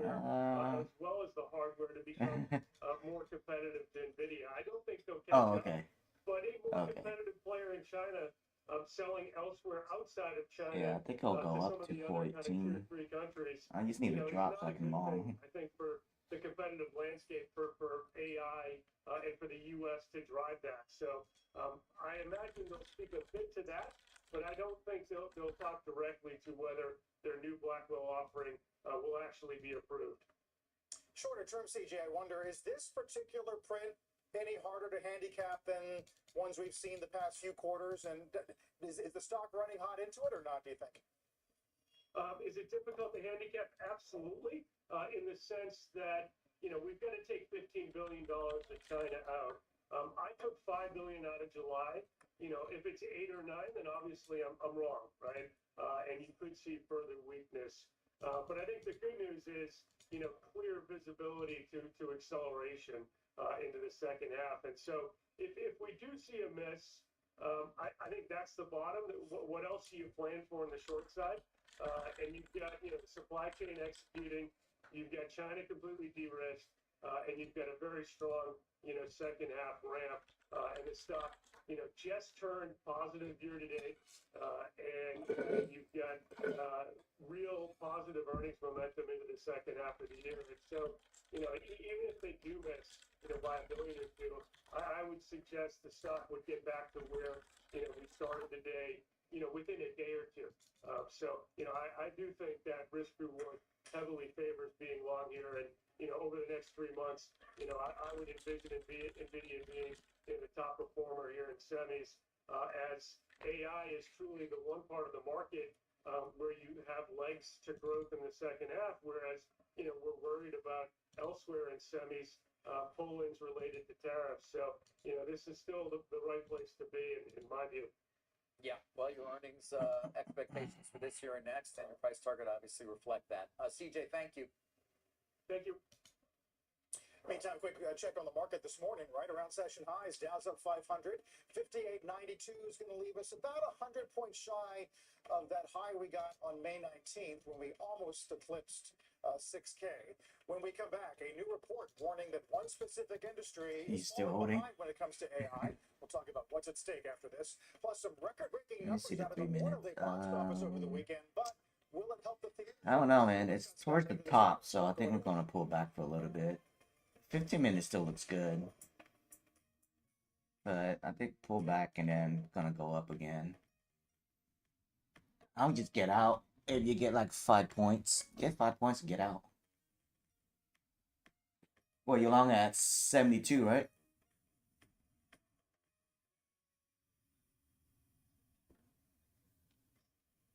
We planned well for retirement. Yeah, 5 but I points wish is we had good. more cash. There you go. That they can sell their life insurance policy for cash, so they're basically sitting on a gold mine? I don't think they have a clue. That's crazy. Well, not everyone knows Coventry's helped thousands of people What's sell my their short? My policies short for at cash, 85. even term policies. So I'm I waiting. can't believe they're just sitting up there, sitting on all this cash.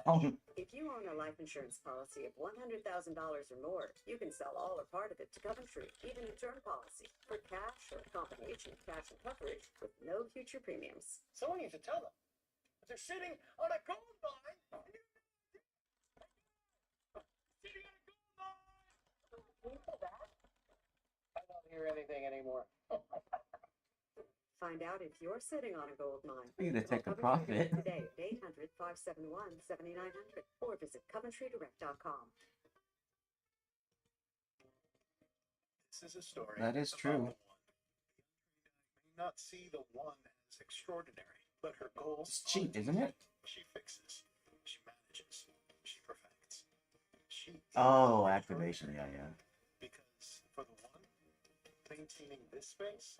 They haven't got back with me yet on the coupons, the goodies. Plus 1 million more.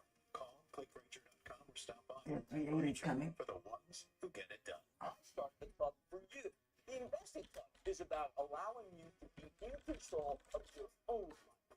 You want to be a better investor? Join the club. Join the club and save at cnbc.com/join-gym. Terms and restrictions apply. Wall Street strategist Tom Lee. Is he a believer in the recent market rally? Plus, is Bitcoin really the way? How much higher does he think it can go? Sean Forge, Morgan Brevin, Closing Bell Overtime, today 4 Eastern, and streaming on CNBC+. Could market volatility be here to stay? One portfolio manager is planning on all that volatility and is turning towards tech stocks that blend strong growth outlooks with low relative risk. Tune into our Market Navigator segment later on today on Power Lunch to see which stocks could be poised to outpace the market, 2 p.m. Eastern Time. Trading at Schwab is now powered by Ameritrade, unlocking the power of think or swim. the award-winning trading platforms. Bring your trades into focus on Thinkorswim Desktop. There you go. With robust charting and analysis tools, including over 400 technical studies. Tailor the platforms to your unique needs with nearly endless customization. Order filled. And track market trends with up-to-the-minute news and insights. Okay, now I'm short. Trade brilliantly with Schwab.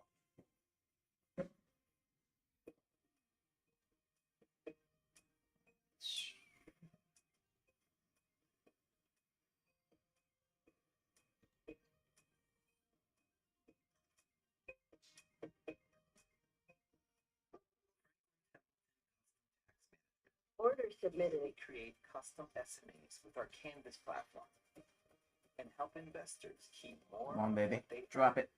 Franklin Templeton, your trusted partner for what's ahead. Welcome back. While companies across the board are I'm working fading to you, integrate fish. AI, one industry may be falling behind. We'll turn to our Leslie Picker this morning with that story. Hey, good morning, Carl. That's right. A new report out saying that banks are, quote, falling There we go. I'm out. You can have it now. behind AI, while the industry is doing plenty of Order experimenting. filled. There we go. About a quarter of firms are using the technology strategically, according to Boston Order Consulting submitted. Group. The research Order found that filled. There you go. banks are All out. playing It's all yours today now. using AI for individual productivity improvements rather than broad-based transformation. Now, there are several reasons for this. The bank's data is notoriously fragmented, and general-purpose large language models aren't applicable. Additionally, 61% of firms told BCG that running afoul of regulation is a top concern in fully embracing the technology. But the report serves as a reckoning for an industry that spent more than $30 billion on AI last year, more than any other industry except for software. And the stakes are high, with BCG saying the window is quickly closing for banks to fully embrace AI or risk losing their competitive position. The report says Gen AI and agentic AI will dismantle current moats Yeah, that banks currently milk that enjoy, things static, like dude. complexity and sticky customers and open That should be the pricing. first one you gotta However, milk. the double-edged sword Because it's no also is that consistency, if right? or when banks fully lean into AI, there could Yeah, be a milk that shit. drastic reshaping of the workforce. One unnamed large bank in the report is said to be targeting a 35 to 50% reduction in headcount by 2030, with full potential deployment of AI, guys. Sounds like we've got a long way to go Yeah. since then, but until then.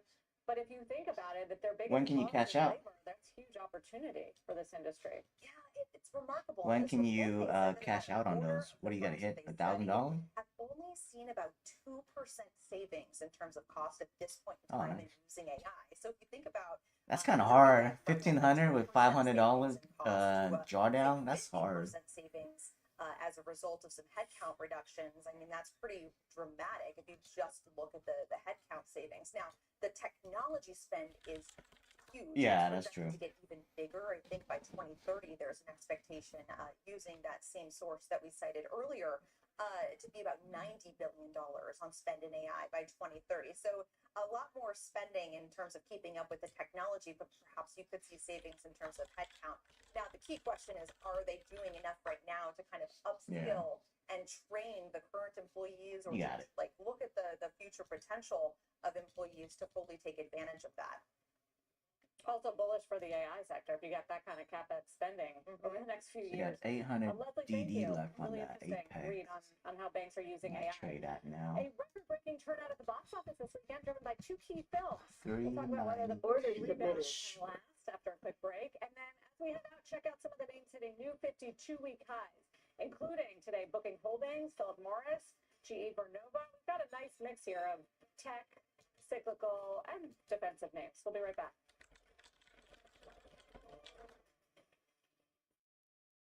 I'll be back. Real-time exchange sector sword is sponsored by Sector Finder ETFs.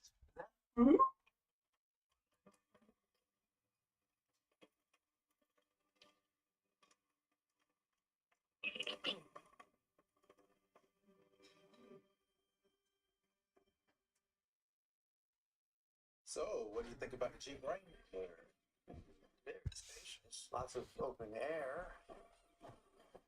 What are you going to use it for? Voting international terrorism, state of the world. That kind of stuff. Sorry, we just saw Mission Impossible: The Final Reckoning, and we are. What a terrible skill. It's a struck. I'm playing along, but This isn't possible with a Jeep Wrangler. Purchase and get MSRP on select 2025 Jeep Grand Cherokee gas models in stock. Hurry, this offer will self-destruct June 2nd. I know how to make slick-looking goggles/glasses, but I have no idea how to make slick-looking social media stuff. But GoDaddy Hero uses AI to create social content out of thin air, like this one. All Goggles goggle glasses are great gifts for all guys and gals. It's eye how in an instant things can transform. Slipping out of balance into free fall.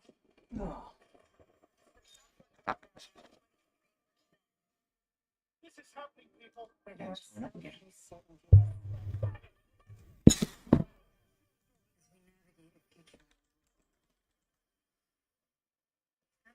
Found stability amidst it all. Gold. Standing the test of time. Welcome to CNBC Plus, where to? CNBC Plus, on-the-go access to global market data, news, and analysis as it happens. Start streaming at cnbc.com/plus.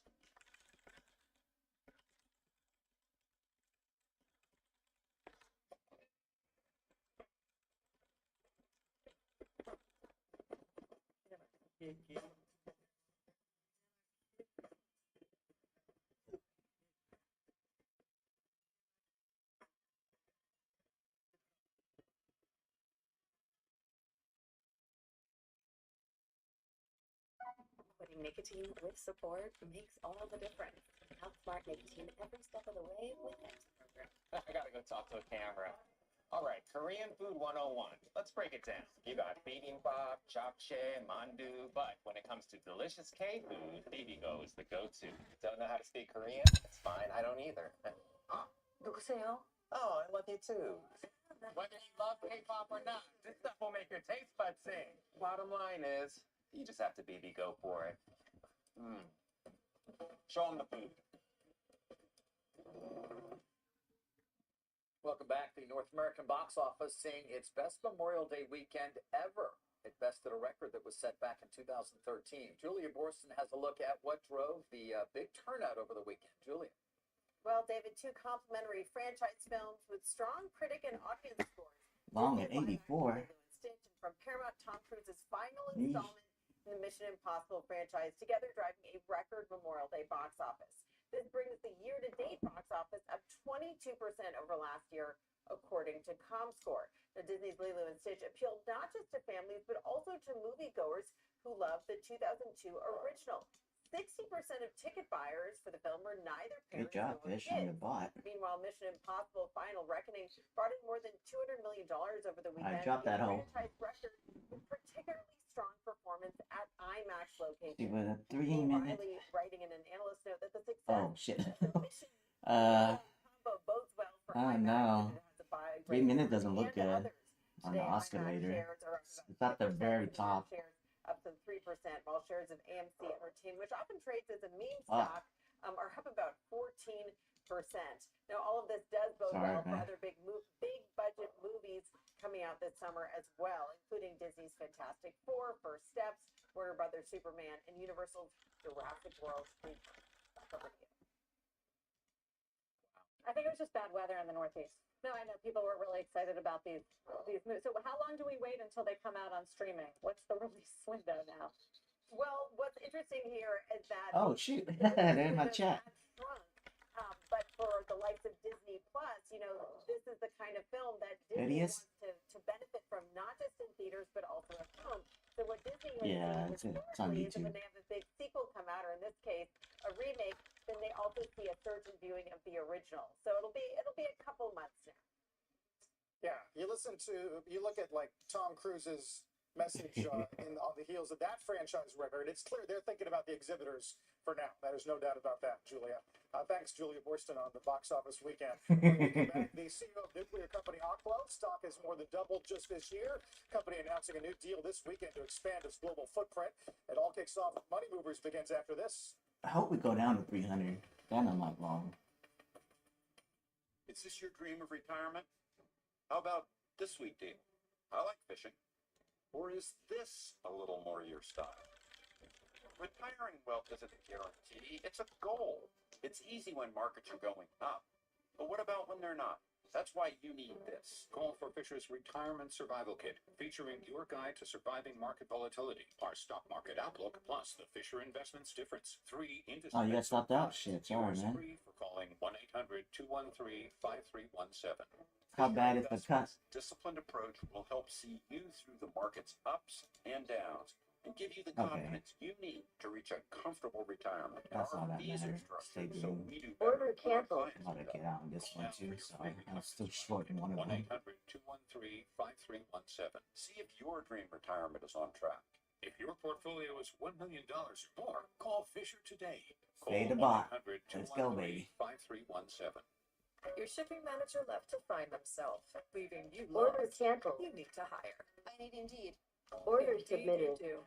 Sponsored jobs on Indeed are 2.5 times faster to first hire. Visit Indeed.com/hire. For a natural diet. Most people don't realize how processed typical dog food is. At the Farmer's Dog, we believe dogs should be able to get their daily nutrition without the excess processing. The digestibility is just better. We have the right amount of protein, the right amount of fat, the right amount of nutrients being added, but it's real food. Everybody wants to take care of their dog in the best way that they can. Our mission is just to help them do that. This is the one. She fixes, she manages, she perfects. Because maintaining this space transports her Good job, to guys. this space. The industrial grade product you need. Call, click, or stop by. Granger, for the ones who get it done. For plant-based, healthy blood pressure support, there's one brand that stands above the rest. It's Superbeats by Human, the #1 doctor, pharmacist, and cardiologist recommended B brand for heart health support. Find out how to get a free month with your first order at livehuman.com. This holiday, celebrate the freedom to cook anything, anytime, anywhere. Only on a Blackstone, America's best-selling grill. For me, Squawk Box is breakfast with the most interesting people in the world. It's a privilege to get to talk to them every day. It's more entertaining than any other morning show, but you might get some useful information. Squawk Box, weekdays 6 a.m. Eastern and streaming on CNBC Plus.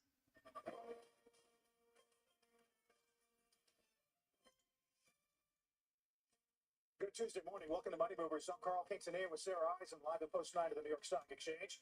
Today, pushing back on the timing of rate cuts and tariffs. Okay, 3 minutes looks like it's gonna drop some more. Battles its So dual I'm not mandate, gonna growth lie. and employment versus price stability and inflation. Then Apple's iPhone production shift.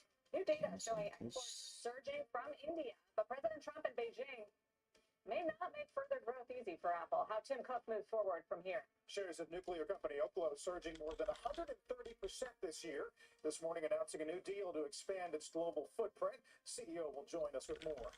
First up on the markets, we've seen a nice rally to kick off the week. The delay of those threatened EU tariffs long? to 50% helping the mood today. We're also seeing treasuries getting bought. That started in Japan overnight. It's continuing. It's provided some relief as well. The 10-year yield 4.46%. The S&P up 1.5%, and it's a pretty broad-based rally here with every sector higher. Technology is leading up to technology and consumer discretionary, actually. Tesla, a big winner after Elon Musk is back to sleeping on the floor of his factory. But overall, Carl, just a better tone on news that the tariffs get postponed. The sell-off Friday was on higher tariffs for EU coming, and potentially Apple. Right. That's been the pattern. And then a steady diet of macro data this week and some earnings, which many expect will solidify maybe the bull case. We got better consumer confidence. That's good because confidence had fallen off a cliff. We'll get PCE, the Fed's key inflation data, on Friday, and then minutes tomorrow. Notes from the last Fed meeting. Let's bring in our next guest. He says any market consolidations or weakness will be contained. Joining us now is Strategas Chief Market Strategist and Partner Chris Barone. Welcome back. Nice to have you. Here. So what do you mean? What are you telling clients? Yeah, listen, I think when you look at the evolution of the rally from early April, frankly, the internals got better and better, and the leadership got more potent. It's most importantly for us, the cyclical tone that's emerged, mainly with industrials continuing to carry the flag of leadership, I think is a very compelling message. Financials have held their own, and credit really never deteriorated. So you look at that and say, okay, I think the consensus is off base with the recession calls. We're telling clients, think about what could go right from here, think more opportunistically from here, because the rally has looked like exactly what you would want to see coming off a low. I agree that the data has been better and resilient, which I highlighted. Besides the confidence surveys, we really haven't seen any big drop off in consumer spending or spike in unemployment or in inflation for that Oh, it sounds matter. like a But those are all robot. still big question marks, aren't they? I think the irony with particularly the consumer confidence data, if you look historically, you want to be buying discretionary stocks when discretionary surveys are actually this poor. So we actually like leaning into discretionary here. I think it's an important sector. When you look at the industrial complex, the leadership you're getting from machinery, anything AI related in the build out phase, the power stocks, I think it's very much still a part of the story. And then you examine some of the internals.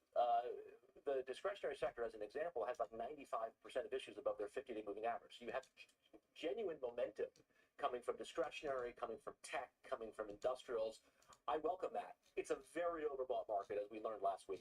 You could certainly consolidate or pause from here, but I think it's contained. So long as credit is contained, I think weakness in equities remains contained as well. Do you think a breakdown of talks with any country is a danger? I almost think the market's saying if you're still thinking about the world in that context, you're focused too much on the present, you're not focused enough on kind of what could evolve from here. And when we look at the last 4 or 5 weeks, I think the most important thing happened last Monday. You got Not really. Which bank was it I have? That's pretty decent. Let me look. that is. It's a stop whatever you're doing, stop whatever you're thinking. Citizen and Bank? Consider what could go right from here. Become headline. That's the only thing that's a little bit higher. Let me see what's the percentage. Today, the headlines are going to be all over the place. Become headline agnostic and focus on the messages the market's giving you. And even with rates here, what's the thing that could derail this? I think it's very consensus to say, bond yields to 460 or 480. But this move in rates up has been accompanied with signals out. Yeah, you did. Yeah, my some chance or some likelihood. my Citizen Bank is actually lower now. It was actually was 525. Now it's down to 410. Last week, everyone was freaked out about the return Yeah, of so bonds it's crap now. and the But deficit. I'm maxed out on Big, that, so I beautiful can't do bill anything. adding to that, and this week they're buying and it's calm. I think it's overstated, and I think in particular, look at the 10-year yield. So with Raisin, you can have like 10 accounts, 250K each, and it's still covered. This last move in yields back How? to 460 on the 10-year, unlike the move in early April, Yeah. it was gold higher and the Fed But was higher. how though, Cyclicals outperforming and gold indifferent. So I like How did they do that? I thought it was like 250 max per. I guess it's not the bank, that's why. There's more to this, and I'm just intrigued by the idea that there's some growth component to this that's overly discounted or not considered by the market. Agree with you. I mean, the German DAX right now is at a new intraday record high. You're seeing strength across Europe. So we're pricing out the recession. They're pretty big, right, Raisin, that company? Initially on the tariff. Well, and I think when you look at what's driving, say, German DAX. I have 2 accounts on there, but I'm scared to put more, make more accounts. Nikkei, one of the largest weights, Mitsubishi Heavy, power, right? So there's this power theme. Here it's whether it's CEG or GE Vernova. All maxed out? Or CCJ breaking out on Friday, right? These themes, particularly within the industrial sector, seem to transcend geography. We're seeing this power theme, we're seeing the industrial theme, even financials almost everywhere. Yeah, I just moved to another account. That's what I do. Places, Latin banks act great, China banks act well, Euro banks, as we know, act well. I had Robinhood, but I keep touching for options, so. And it has. I mean, we last Monday we had more tech stocks make a new high than we've seen in 20 years. The internals have improved massively in both tech discretionary. Yeah, it was 5 something a long time ago. GE Vernova, by the way, that's an all-time high today. I guess my only question would be, do you need oil to ratify it? Ratify up or down? Ratify growth. Yeah, so I'm not so convinced. Yeah, I got that too. I didn't do it though. It's kind of a non-factor. I like crude down. I do wonder if crude down also provides some cover to the very negative consumer surveys that we've seen. You actually begin to chopping kind now. of catalyze a more constructive consumer attitude because of lower oil, lower gasoline prices, rates stable. So I'm not convinced oil up has to be the signal that growth is reaccelerating. There's also a lot of supply. OPEC is pumping more. It's not just a ton of supply, and I would also encourage you to look at some of the metals actually might be starting to unfold. Oh yeah, metals are a different story. I'm just saying, does that chart connote an Okay, economy I on the should move. think of like echo. I think when you use the example of the 1990s, oil should be a non-factor in your evaluation. Pick your mic. Chris, thank you. Always a pleasure. Really appreciate it. Thank you. Chris Varone from Strategia.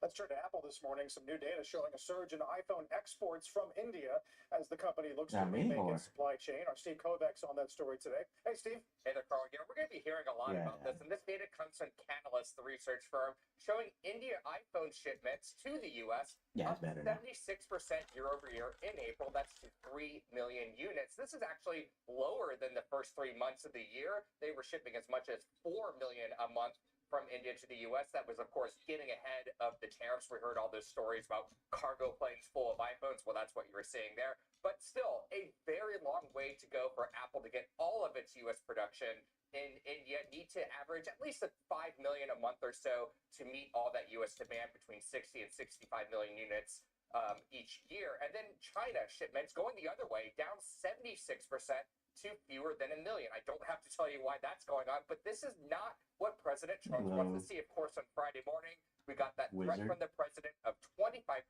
iPhone tariffs at the end of June. So the things investors need to think about while looking at this, is this one of those taco trades again? That's Trump always chickens out, of course. We've been talking about all morning that Trump already backed off his EU tariff threat a little bit, by a few weeks at least. And there's already some exceptions for Apple last month, dodging those tariffs in China and India.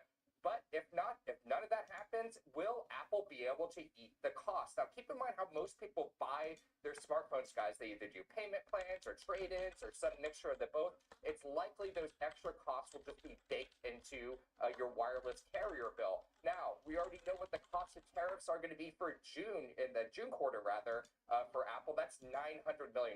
They told investors that on earnings a few weeks ago. By the way, Wall Street Journal reported a few weeks ago as well, iPhone prices could go up in the fall, whether that's tariffs or they want to charge more for new technology. Either way, going to cost more in the fall. Meantime, Apple will continue to ramp up production in India. No indication so far that it's going to happen in the U.S., but we have White House administration officials, from Treasury Secretary Scott Bessent to Kevin Hassett, on our air this morning, really trying to play down these Trump's threats. Hassett was saying they don't want to punish Apple for what it's doing in India, guys.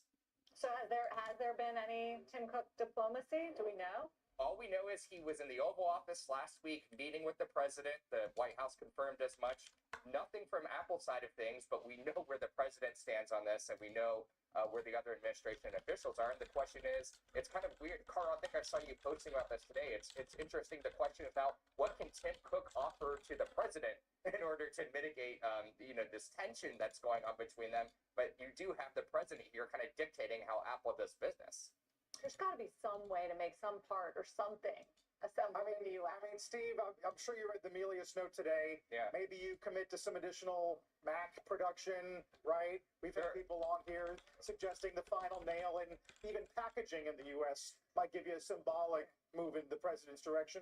Yeah, or put up a fake factory and start making, say, hey, look, these iPhones all of a sudden came from the United States. I don't know, but there are plenty, to your point, Sarah, there are plenty of suppliers. Corning is a really big one. The glass on your phone is made by Corning, which is in upstate New York. So, I mean, there are plenty of U.S. suppliers in here. It's just all assembled over in China. We've talked so many times over the last few months during this conversation just how hard it is to move all those raw materials and so forth. The supply chain is set up so nicely to get those phones out there efficiently. Moving it over, not only is it going to be enormously expensive, it's going to take time just to start that, guys.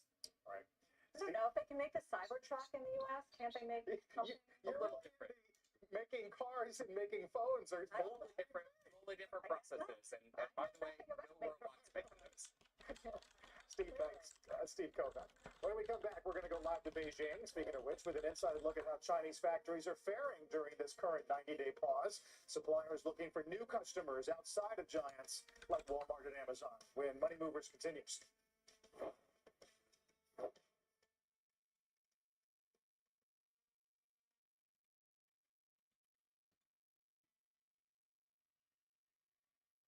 At Capital Group, we believe in the potential energy of fixed income. Fueled by 50 years of experience, our distinctive approach to fixed income investing has delivered strong long-term results and can power portfolios to reach investor goals. All you have to do to activate this potential energy is activate us. Nice. Capital Group Fixed Income. Actively different. Hey. It all started with a small business idea. It's a pillow with a speaker in it. That's right, Craig. Pulling in the Can you cash out yet or to no? get the job done. I'm just here for the internet. No. AT&T. Oh, one account you can. You locked us out? And when we were thrown a curveball, we had everything we needed. Is your internet out? Don't worry, we've AT&T Weird. internet backup. The next level network for small I always businesses. muted for some reason. Every time I take my headset down. Isn't a straight line to a destination on the horizon. Sometimes it takes an unexpected turn with detours, new possibilities, and even another passenger or three. And with 100 years of navigating ups and downs, you can count on us to help guide you through it all. Because life is a winding path, made rich by the people you walk it with. I'm Polestar 3. I am pure electric performance. From the straightaways to the hairpin turns, I am designed to be driven. The drive of tomorrow. I am Polestar 3.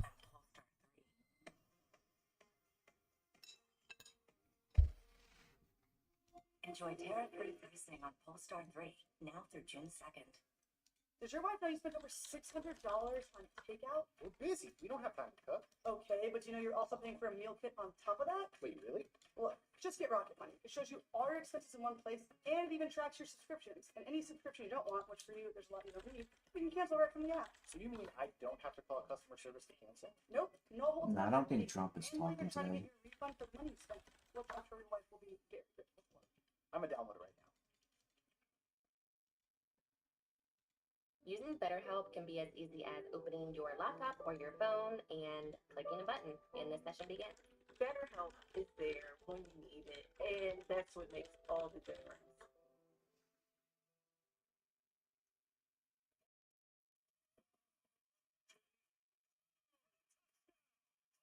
Look at this.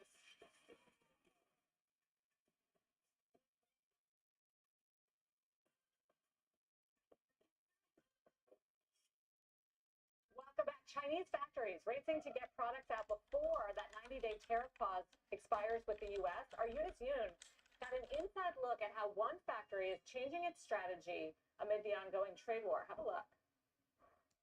Factory in the port city of Ningbo. 100% of its products have been selling in the U.S. on Amazon and other retailers. The company says that it's feeling relieved about the U.S.-China tariff truce, but it's hardly business as usual.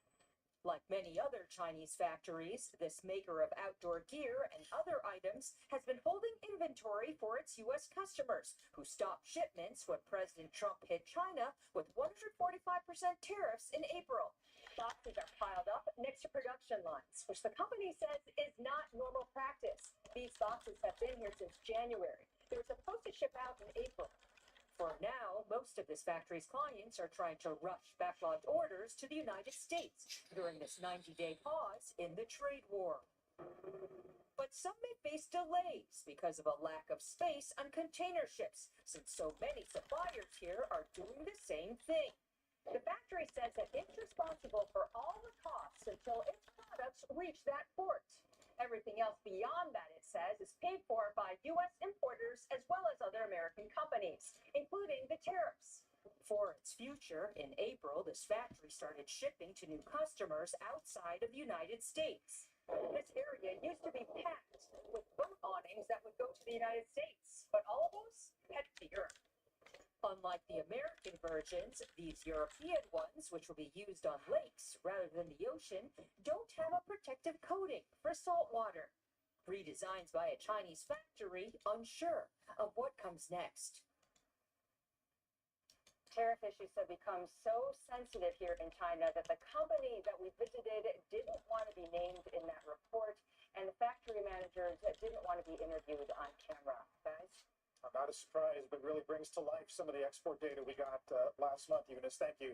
Eunice Yoon in Beijing. Let's stay on that U.S.-China trade war and bring in Bridgepark Advisors founder and former Undersecretary for Commerce for International Trade, Stefan Seelig, joins us here at Post 9. It's great to see you. Thanks for coming back. Sarah, thanks for coming back. Does that report sort of make sense? Are there enough other markets for their exports to make up for the losses here? Well, the U.S. represents something like 15% of China's exports, so we're a big, important market for them, but we're not the be-all and end-all. And frankly, they've had a preview and prepared for this trade war. They lived through Trump 1, and they had 4 years to get organized. And the one thing I can tell you in my experience is the Chinese do just that. And they have explored and gotten ready to sell to other export markets. So I think they are in fact prepared. So where would any urgency on talks come from? Well, I think the urgency that the president is going to face is in the markets. And we saw with the 145% tariffs what's happened. You guys chronicled it closely in the equity markets, the currency markets, the bond markets. And that is going to, I think, be a constraint on his behavior, and clearly was, backing off those 145% tariffs after just 39 days. You don't think what's happening even now with these higher tariff rates, even before the delay runs out, for even higher tariff rates is hurting China's economy and its factories and potentially jobs? Well, I guess the question is, Sarah, for sure. I mean, this is going to slow our economy. It's going to slow theirs. The question I would have is who is going to be more resilient, and what leverage do we have? Oh shit, my short hit. And I don't think you don't buy the Scott Bessent argument that the deficit country gets hurt more. That's China.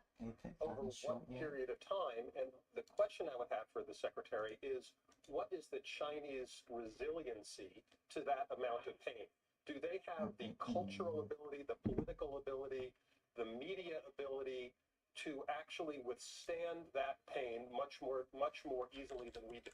My fear would be that even if the president and the administration is right, that we're going to run out of time, and there's going to be a midterm election, shelves will be empty, prices are going to go up, and whether or not the pain will ultimately be greater for the Chinese, it will come to us, and the political outcome of that will be much different for us than it would be for them. Orders submitted. Meantime, there's the EU, which the secretary has long talked about a collective action problem. You do agree with him there, yes?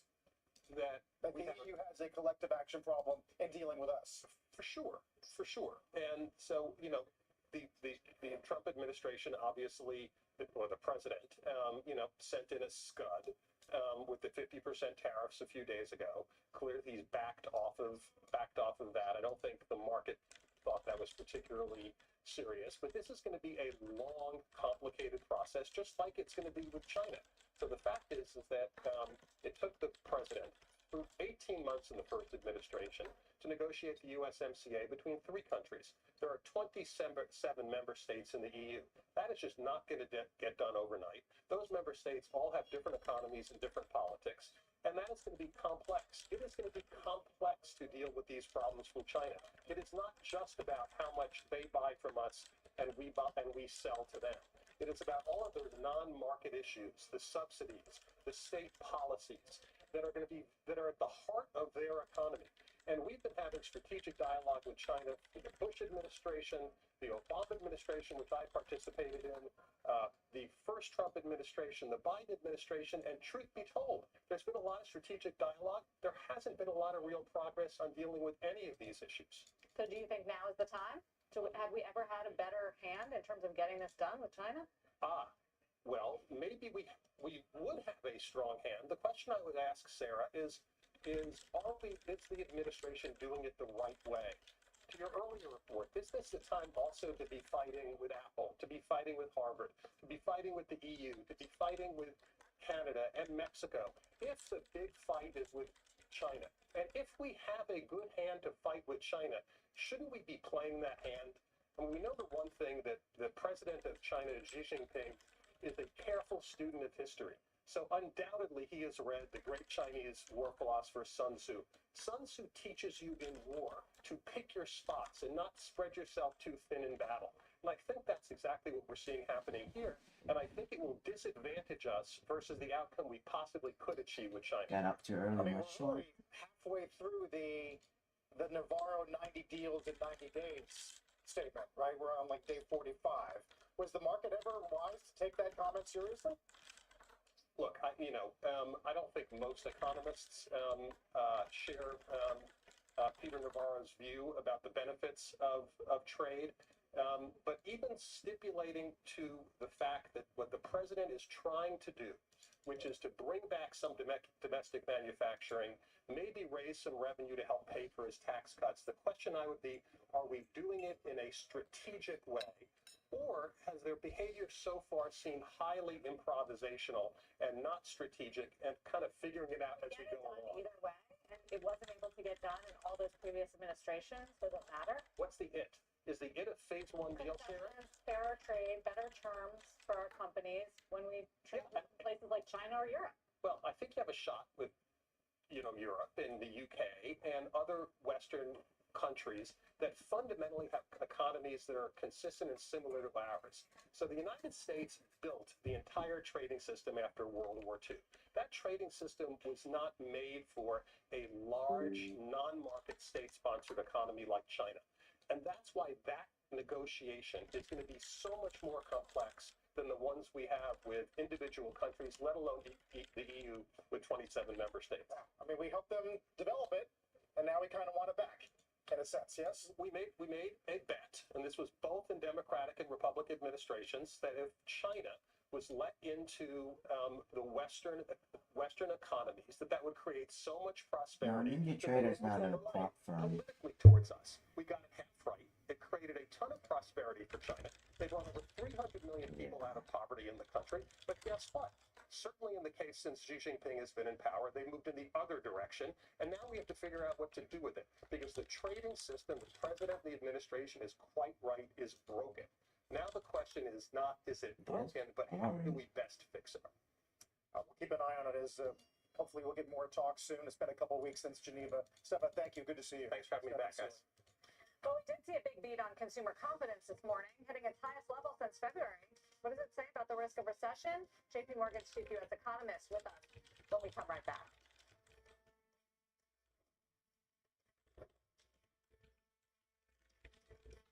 Oh yeah, why is it pumping? Not all multimillionaires build their wealth the same way. Order filled. The fearless investor, the type A CPA, My short hit. The boot maker. yeah. But many do have And I'm out. Order filled. It's short. Thanks to our award-winning service, low costs, and transparent advice. I need what, 20 more thousand to pass? Trust Schwab with $3 trillion of their wealth. In our previous home, we had wood, and I never liked it. I wanted a sustainable option, and that made TimberTech the obvious choice for me. I love the indoor-outdoor living. I mean, to be honest, the decks made it even better. I'm so happy with it. Goldilocks needs a place of her own, and fast. Thankfully, she's on Redfin. They update their listings every 2 minutes. And with so many options, I'll go she's back bound to in. find exactly what That's she wants. 93. Order submitted. Is she moving? First time. You've asked me that 3 times already. I did? Well, I thought it was, no? Worried about your brain health? Cerefolin Brain Wellness has a dual-action formula that slows cognitive decline while improving memory, focus, and concentration. Those taking Cerefolin Brain Wellness experienced a slower rate of brain shrinkage. Now also available without a prescription at cerefolin.com and Amazon. It changed my mind. Neurologists recommend Cerefolin Brain Wellness. It's a smart move to get a second opinion. You do it when you're looking for a contractor. You definitely do it with medical advice. So why not with your stock market investments? We can help you see opportunities you may be missing. At Henyon & Walsh, it only takes a second to schedule your free second opinion. So what's there to lose? Speak to Henyon & Walsh, the second opinion people. Oh, dish soap is on sale. We need it? Yeah. Oh, I think we need ketchup too. What's in there? Here. The ketchup's not in the fridge. Ketchup does not go in the fridge. Like when you were a kid coming up, you did this in your mother's house. Right.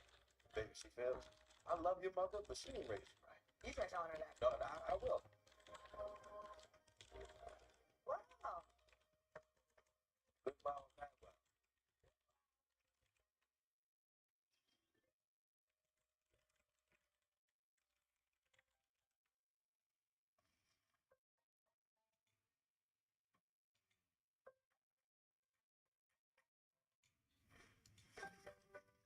bigger isn't always better. Smaller AI models can deliver the right results and help reduce AI costs up Order to filled. 90%. Order submitted. AI built for business. IBM. Wall Street strategist Tom Lee, is he a believer in the recent market rally? Plus, is Bitcoin really the way? How much higher does he think it can go? Sean Ford, Morgan Brennan, Closing Bell Overtime, today 4 Eastern, Order and streaming filled. on CNBC+. I started the club for you. The investing club is Order about submitted. allowing you to be in I'm control short 5 NQ. 394. Let's go. Join the club. Join the club and save at cnbc.com/join. Yeah, I'm gonna get Restrictions apply. keep shorting you guys. Take a look at shares of Hold US on. Steel up again today. Yeah, it's the Apex 300K. It's just an eval. Late Friday, President Trump announcing a quote planned partnership for U.S. Steel with Japan's Nippon Steel, where Nippon would invest $14 billion into U.S. Steel, and the headquarters would reportedly stay in Pittsburgh, Pennsylvania. Sources telling our own David It's Faber that the deal going. is expected to close at $55 a share. Yeah, I hit 400. There you go. The longest drama saga in corporate America. It's been 17 months going on since Nippon agreed to be Drop it, acquired, baby. agreed to acquire U.S. Steel. U.S. Steel was in favor of the deal. President Biden was I'm out. his I'm out. 50th. Remember, under Treasury, his 50th sort of couldn't make a decision. So go. Biden came in, blocked the deal. U.S. I'm Steel overtrading. challenged that. He spoke I don't exclusively to care. the CEO around that time. He said, we're going to fight. We're going to try to get President Trump on board. President Trump's CFIUS came out inconclusive against the deal as well. And so this statement Order by the submitted. president Hey, green is green though. Good shit, dude. of U.S. Steel and Nippon Steel, and this deal showed it paid off. U.S. Steel's strategy I here need to go stop. to another administration and appeal for the investment in America. Remember, President Trump was initially during campaign mode against this. Order deal. canceled. Ran through the critically important state of My short is Pennsylvania, out. but they were able to convince him Order that filled. this is the way to save American What's bot jobs doing? What's and to bot save doing? the American That's just steel ES. industry by getting this big investment by Nippon Steel. By the way, it also plays into the president's tariff strategy as well. Invest in the United States. You That's a own good short. the U.S. I like that. steel mill, and you won't have to pay the tariff. I'm gonna keep trading. I all don't around care. a win, except if you're, a Cleveland Cliffs, for instance, that wanted to go Hello. I do wonder if Who is this? Japan is still asking for the auto Oh tariffs no. to be rolled off as part of Order any canceled. trade agreement. Is this some sort of carrot? Let's go. Not We're to making say money. 25% How you doing today? I think it's been looked at as a different sort of deal, specifically How around you doing? U.S. steel. You making but money? we know that it's starting to hit Japan, the tariffs, and that they are Hell yeah. in first in line. We hear about it from Look at the that short. That was Treasury nice. Secretary and from Fuck the Navarro bot. that those talks are ongoing and potentially could be in a more advanced stages. But Japan's an important trading You partner. guys still long? So clearly they would want to see those tariffs lifted. But this is a win, I think, on the Japanese side and on the U.S. side, if you believe, like a lot of folks, even that worked at U.S. Steel did, not necessarily the union, but some of the local plants, that it would be better to have that investment come in. Yeah, we'll see. Japan's economic minister Akazawa was here over the weekend as those talks continue. We'll watch it closely. Session highs here down to 550. Let's get a news update with Pippa. Hey, Carl. A second suspect is now facing charges in the alleged kidnapping and torturing of an Italian man in a Manhattan townhouse in a scheme to get his Bitcoin password. William Thank you. Duplessis, So the strong today. partner of suspect Crazy. John Waltz, surrendered to police this morning. Waltz, a crypto investor, was arrested on Friday shortly after the alleged victim was able to escape and flag down a police officer for help.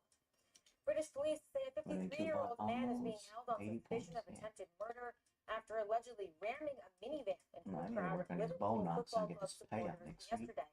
He's also being held on suspicion of Sure. dangerous driving and driving on drugs. Order submitted. Fans were attending a parade celebrating the team's Premier League championships. Authorities say 50 people were hurt and 11 people remain in the hospital in stable condition. They are not treating the incident as terrorism. And King Charles is addressing Canadian lawmakers this Order morning in a show submitted. of support for the country's sovereignty. Charles' speech marks the opening session of Parliament amid President Trump's repeated threats to make Canada the 51st U.S. state. Sarah, back to you. Okay, Pippa, thanks. When we come back, the CEO of nuclear company Oklo just announcing a new deal aimed at expanding its global footprint. Stocks up more than 130% this year. We'll discuss that as well as that new executive order when Money Movers returns.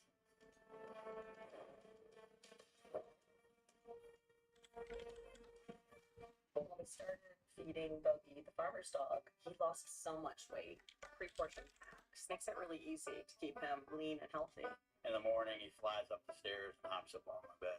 In the past, he would not have been able to do any of those things. Order submitted. It's the Omaha Steaks Memorial Day sale event, where you get Order 50% submitted. off site-wide. Save on favorites like pork tender filet mignon, juicy chicken Order breast, submitted. sides, desserts, and so much more. Order now and get our famous burgers free. To honor America's heroes, active and retired military will save even more. This Memorial Day, Order save big submitted. I'm gonna short it again. from America's original butcher when you visit omahasteaks.com/TV today. Every 15 seconds, someone will hear the words, "You have cancer." At the American Cancer Society, we're here to help people through their entire journey. And today, we're asking for your support. Your gift helps fund important research that saves lives. I owe it all to the American Cancer Society. We can't do this without you. Go to give.cancer.org or scan the QR code to donate today. Hi, I'm Jay Jackson. For almost 20 years, Abacus Life has been purchasing life insurance policies from seniors. And in just seconds, you can use the free calculator at abacuspays.com to learn what your policy might be worth. For many of my clients, selling their life insurance to Abacus was right for them and their estate plan. Don't sell or lapse your policy without going to abacuspays.com first. There are no fees and no obligations. Get the real value from your life insurance when you need it with Abacus. When my hair started thinning, I wanted to attack the problem head on. Kudos. I chose Good Nutrafol luck. because it was drug-free, which meant a lot because I didn't want Yeah, the he's side on the long. effects. My thicker hair gave a huge boost to my social life, and I really feel the best I ever had. Stop before reading this book, because when you see the returns, you can You're long, it's gonna be bad. Hope you know that. today's market, buying and holding stocks alone. The simple, beginner-friendly Later. strategies you'll learn in our new book could take your investing returns to a whole new level. And today, we'll give you a copy for free. Get your free copy while they last at itsnotanoption.com. Itsnotanoption.com. Luxury isn't about where you go. It's about how you feel getting there with the thrill of 375 horsepower and the convenience of a 14.5-inch display. It's about being able to see things bigger than ever and turning a playlist into a concert. Welcome to the 2025 Genesis G80 and GB70. Lease the GB70 for $479 per month or get 2.5% Gambit, what are you doing? exclusively at your DFW. Are you trading? Are you done? Are you sleeping?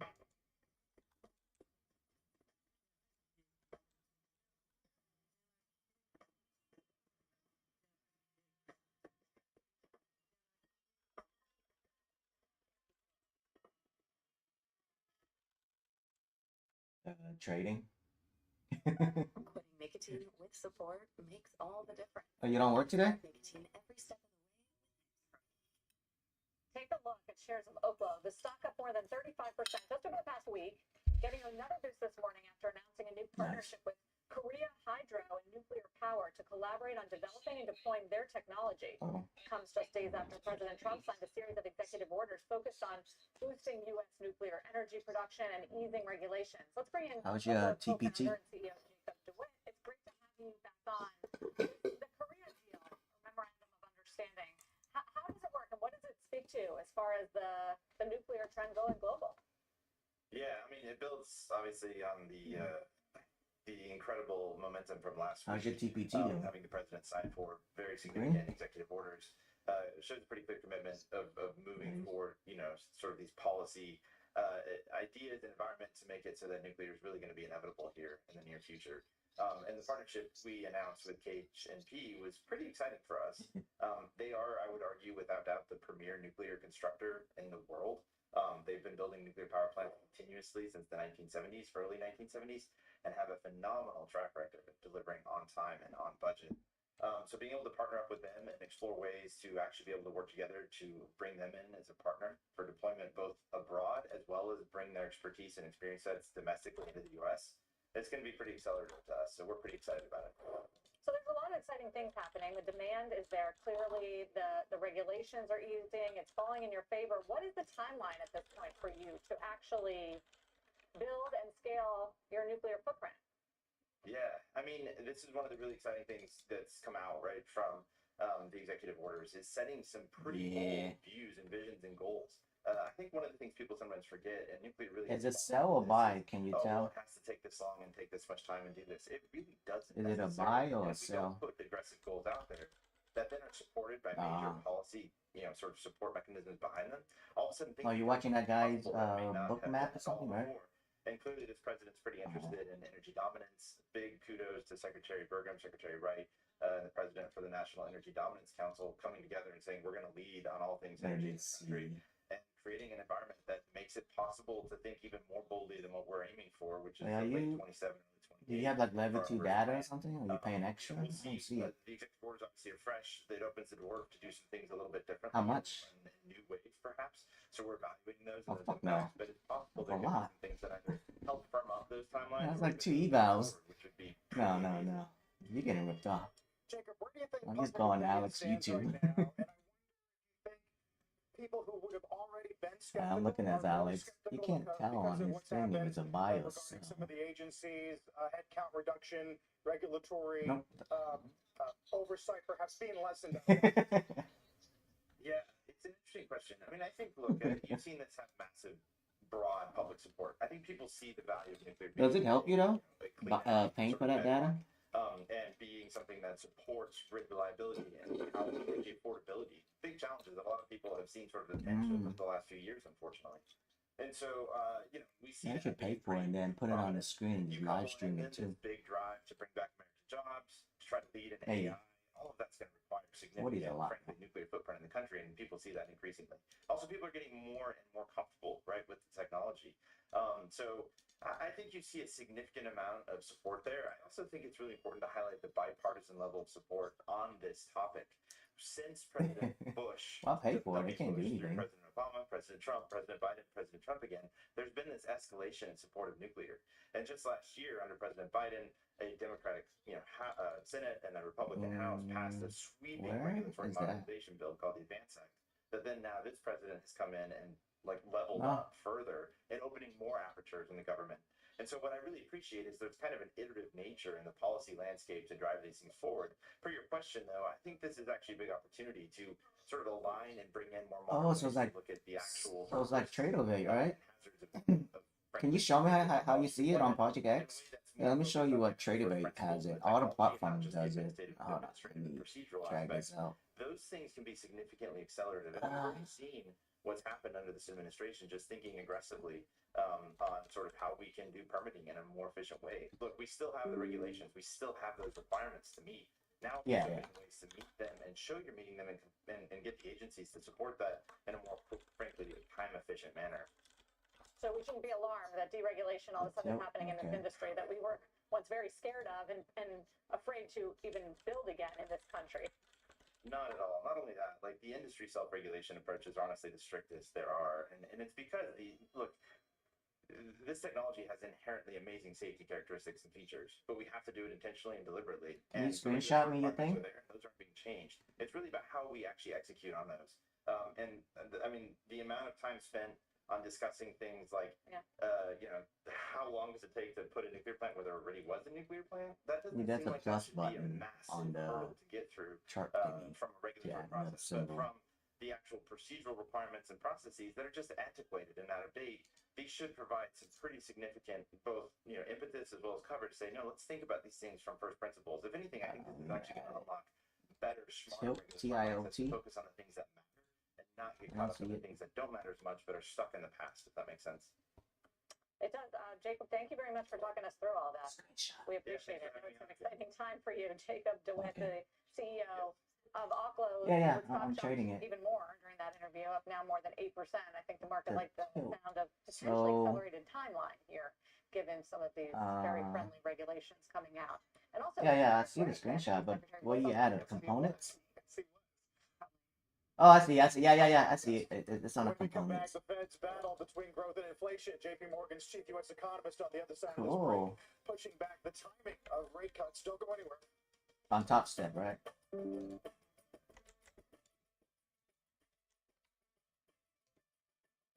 like it.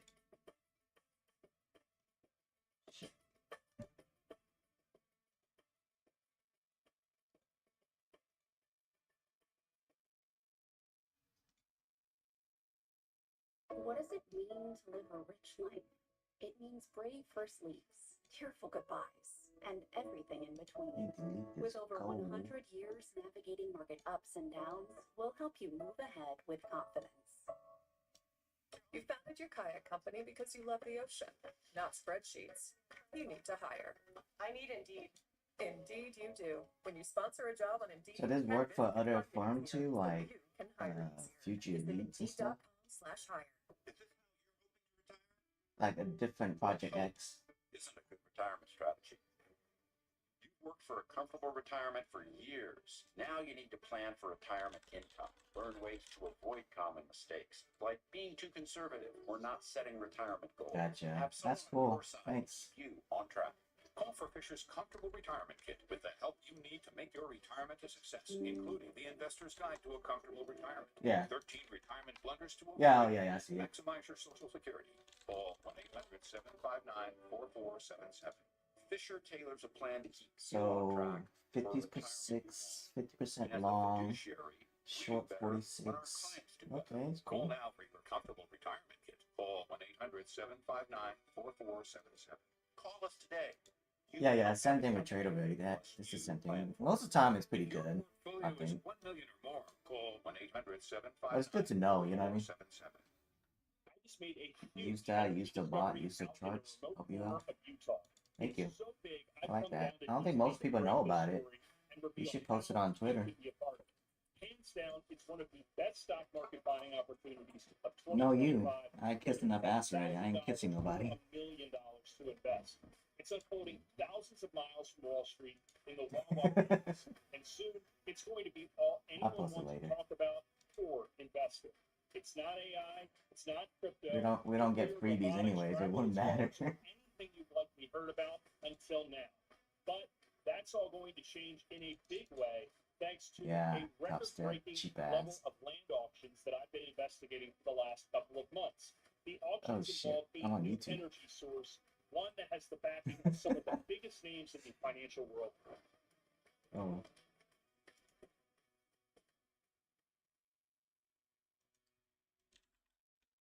Isn't sunshine and rainbows. It's fixing things, changing things. There's a show, Cat Daddy, how to do it. Rolled up sleeves, breaking through, growing power to meet growing needs, working to run the world on smarter energy every day, taking power where the grid's never been. Oh, it's about. Oh, never mind. That's Trader Vid. I was showing him Trader Vid. Then change can't either. GE Vernova, the energy of change. In 5 to 10 years, there'll be at least 10 million Oh, humanoid yeah. robots. It's not just going to be in little factories and things like that. They'll be among It's us. not They'll be like in nursing I don't homes. care to ban those people that are making like 400,000, 500,000, but people are like zero payout. Like, why are you banning them? They need the money. You know what I mean? Or people that's actually spending money on Apex, just not even like super green, just a little bit. You don't need to ban those people. How you gonna let someone milk you for like 2 millions, then you want to ban everybody else? Like, it's At the stupid. highest level since February. Let's bring in JP Morgan's chief Whatever. U.S. economist, Mike Feroli, talk about some of the macro backdrop. Morning, Mike. Good to have you. Good morning.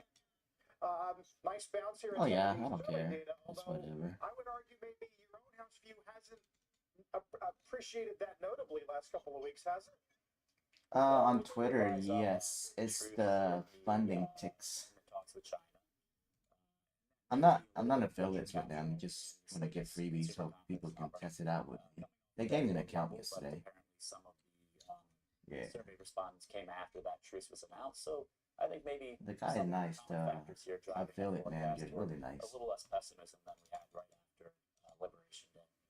I know. New to futures, I think a couple weeks ago maybe, but like I was told really big on the FX side. Margins for a while and protecting the consumer, still not necessarily good for capex overall, right?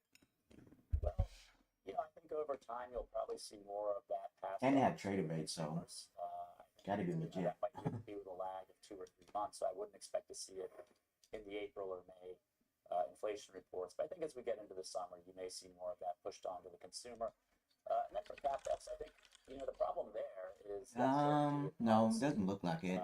It might, but these negotiations it looks like it's topping out. That alone is a reason for businesses to hold off on big capital projects. And you're seeing that so far in survey data. I think it's probably a little too soon to expect to see that in the hard data. That may take, you know, a couple months for that to actually bear out in the actual data. So as the economy starts to weaken and your prediction toward the end of the year, you also expect, it sounds like, inflation to pick up a little bit. So where does that leave the Fed? Well, it leaves them in a tough spot. Higher inflation and lower growth is a challenging dilemma for the Fed. We still think they are able to ease rates by the end of the year under the assumption that, as I mentioned earlier, that the worst of the impact on higher consumer prices is mostly felt over the summer, and that by the time you get to year end, maybe you're seeing the light at the end of the tunnel. But that at that time, you're also seeing some of the weakness that we expect in capex also manifesting itself in slower hiring. And I think in that case, the Fed would pivot toward their employment mandate, assuming again that inflation and the inflation backdrop looks like it's, you know, improving by that time. Again, a lot of assumptions going into that. I think the only thing we can say right now is that for the next 3 to 4 months, the Fed feels pretty comfortable, and they've been signaling this pretty consistently, that they will just want to be on hold and get a little more sense of what the tariffs are doing to the economy and to prices and to the labor market. And at this point, you are assuming to buy. They will do damage by the end of the year, but not recession. Order canceled. Recession, though, obviously recession odds are I'll short on eval, but not on the funded one. But you know, again, we did have a pretty significant dialing back of the average effective tariff rate 2 weeks ago, and we are getting some buffers here in terms of lower energy prices, perhaps a little bit of. It needs a drop first. So we think, all in all, we can avoid recession, but you know, the coast isn't entirely clear in terms of avoiding downturn. We're getting a little relief on the long end of rates around the world today, Mike, but I wonder if last week you were moved by this notion that the vigilantes, maybe not boycotting some treasuries, were definitely saying pay up a little bit. Yeah, look, I mean, you know, the textbook would say when you have larger deficits, you have crowding out, which manifests itself in higher interest rates. So, oh boy, I don't think this is anything not sure it's going to hit soon. Out of the sorts of what we would expect. So it is an offset. As I said, we may be getting a little bit of fiscal support in the form of lower taxes. Yeah, if it gets over, it's going to go. But you are getting an offset in higher rates, and that's going to keep the housing market depressed, which we have seen. You know, we saw that last week in the existing home sales numbers, and you know, with this rate backdrop, I don't think there's any reason to be optimistic about housing bouncing in the next 3 to 6 months. Right. Yeah, April was tough on existing, that's for sure, going back one of the worst Aprils in several years. Mike, we'll watch for signs of further deals or memorandums of understanding in the coming days. Good to see you. Thank you, Mike Ferroli. Order submitted. Nations trying to become the Hey. AI power brokers of the Order future. submitted. Something's Masterson reportedly floating a new Looks proposal like it. to help make that happen. New details after the break. Let me set this sell. Trading at Schwab is now powered by Ameritrade, giving traders even more ways to sharpen their skills with tailored education. Get an expanding library filled with new online videos, webcasts, articles, courses, and more. All Drop it, ho. just for trading. There you go. Bill. There we go. Order Bill. I already did. I got out. I'm just taking 5 to 7 points. Order submitted. With Schwab. Down, up, right, Easy left, money. inside, out. Sometimes it's hard to make sense from nonsense. Go beyond the headlines. A trusted global perspective. The Economist. know which way is up. Do you have a life insurance policy you no longer need? Now you can sell your policy, even a term policy, for an immediate cash payment. Call Coventry Direct to learn more. We thought we had planned carefully for our retirement. But we quickly realized we needed a way to supplement our income. Our friends sold their policy to help pay their medical bills. And that got me thinking. Maybe selling our policy could help with our retirement. I was skeptical, so I did some research and called Coventry Direct. They explained life insurance is a valuable asset that can be sold. We learned we could sell all of our policy or keep part of it with no future payments. PA number 70. Relax and enjoy our retirement as we had planned. If you have $100,000 or more of life insurance, you may qualify to sell your policy. Don't cancel or let your policy lapse without finding out what it's worth. Visit CoventryDirect.com I mean, you're not like burning them, so that's good. And people with PA number 400 are still on, not banned or anything. Milking Apex still. Some people like doing things the hard way. And it's some affiliates. It's got 300, 400 PA, and nothing happened to them. All your financial info together in one place and updates it automatically. How easy is that? I get my Yeah. money Worse. everywhere. I study it all the time. My viewers are my bosses. You come to Nope, my I hope show it and learn how to dumps. do stocks. Mad money. We're up 2%? Yeah, we're up 2%. I love Not much more can go up to 418. I can see 418 and 490. That's I'm gonna do a no makeup look in 2 minutes. I love their foundation. It doesn't sit in Order my submitted. I'm sure this Apex. It's Oh, only gonna no. be like makeup and it only took me 2 minutes. 20,000 I need, not 10,000 Apex. That's long. TimberTech decking looks like real wood. But there's no hassle of maintaining it. I just take the leaf blower and blow the leaves off of it. It's fantastic. Order filled. Order filled. Off there, and we'll sit out there with a glass of wine. There's my shirt. If you're an executive, this shirt is a must-have in your closet. tired of floppy collars. Mine's eval, so I'm I got the good. shirt I saw on TV, and now I don't have to worry about any of that. I got it shipped in no time, and I switched from regular polos to this immediately. The brand is called Collars & Co. They make a regular stretchy golf shirt, but the top has a firm collar on it. I got rid of so many problems by upgrading to this. No dry cleaning needed anymore, and I'm free from uncomfortable long sleeves, and the collar Order takes filled. all day. Get 20% off using code TV at collarsandco.com. Tech Jack is sponsored by Comcast Business, powering possibilities. Did I show it somewhere? Yeah, I did. Oops, wrong account. Fuck. Order canceled. I didn't want to touch my funded account. Order submitted. Discussing the idea directly with Treasury Yeah, I messed up. Order filled. Get out of this one. the rise of sovereign AI for today's tech check. Here, how would all this work? So let me tell you, so first of all, this is true though. We have to note that Masayoshi-san, he would be at the center of another big AI gamble. Now, a source familiar with those talks tells me that the story is overblown, but even if the fund doesn't materialize as reported, the idea speaks to a real shift that is underway. So instead of offering tax breaks and waiting for companies to build, this could be a blueprint for governments to take direct stakes in their AI futures, funding data centers, securing Above what? chips, compute 410? capacity, exactly the kind of projects that NVIDIA sits at the Okay, center. sure, that It also 410. fits Thank into you. this larger trend Order that submitted. is very much underway, and that is the rise of sovereign AI. Too From late. Saudi Arabia to the UAE, nations, they are racing to That lock in 410 access set to for a American short. GPUs. If I lose, In fact, I'm this gonna is cut you Millions' out. AI chart of the week. Recent sovereign-led Nope. AI infrastructure announcements measured in Wait, it's fish long? AI compute. Now, together, they represent more than $500 billion in total addressable market, much of that going to NVIDIA, which Melia says proves that sovereign AI has risen from the I don't ashes like to be of the the opposite Biden of AI fish. diffusion It's rule. I'll That's end a up policy losing. that was aimed at slowing the global spread of advanced chips. Now, under Trump, that caution has turned to acceleration. Countries are now racing to scale in and buy in.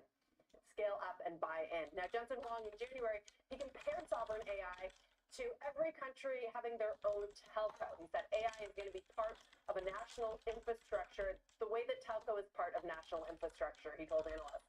This policy, though, it does come with risk. We've talked about this before. NVIDIA's customer base is shifting from big tech to nation states. So bigger orders, but also pulling NVIDIA deeper into geopolitics. And we know how that has worked out in China. It could either be a massive tailwind or, and suddenly, a massive liability. Now, under Trump, a containment strategy that's being replaced As far as we can see now, by country deals that tie chip access to broader trade agreements. And that could open up new markets, but it also means that NVIDIA's revenue is increasingly dependent on political alignment. So, guys, the question going into earnings is, can NVIDIA keep growing if policy, not just demand, that is a key shift, if that decides where its chips are going to go?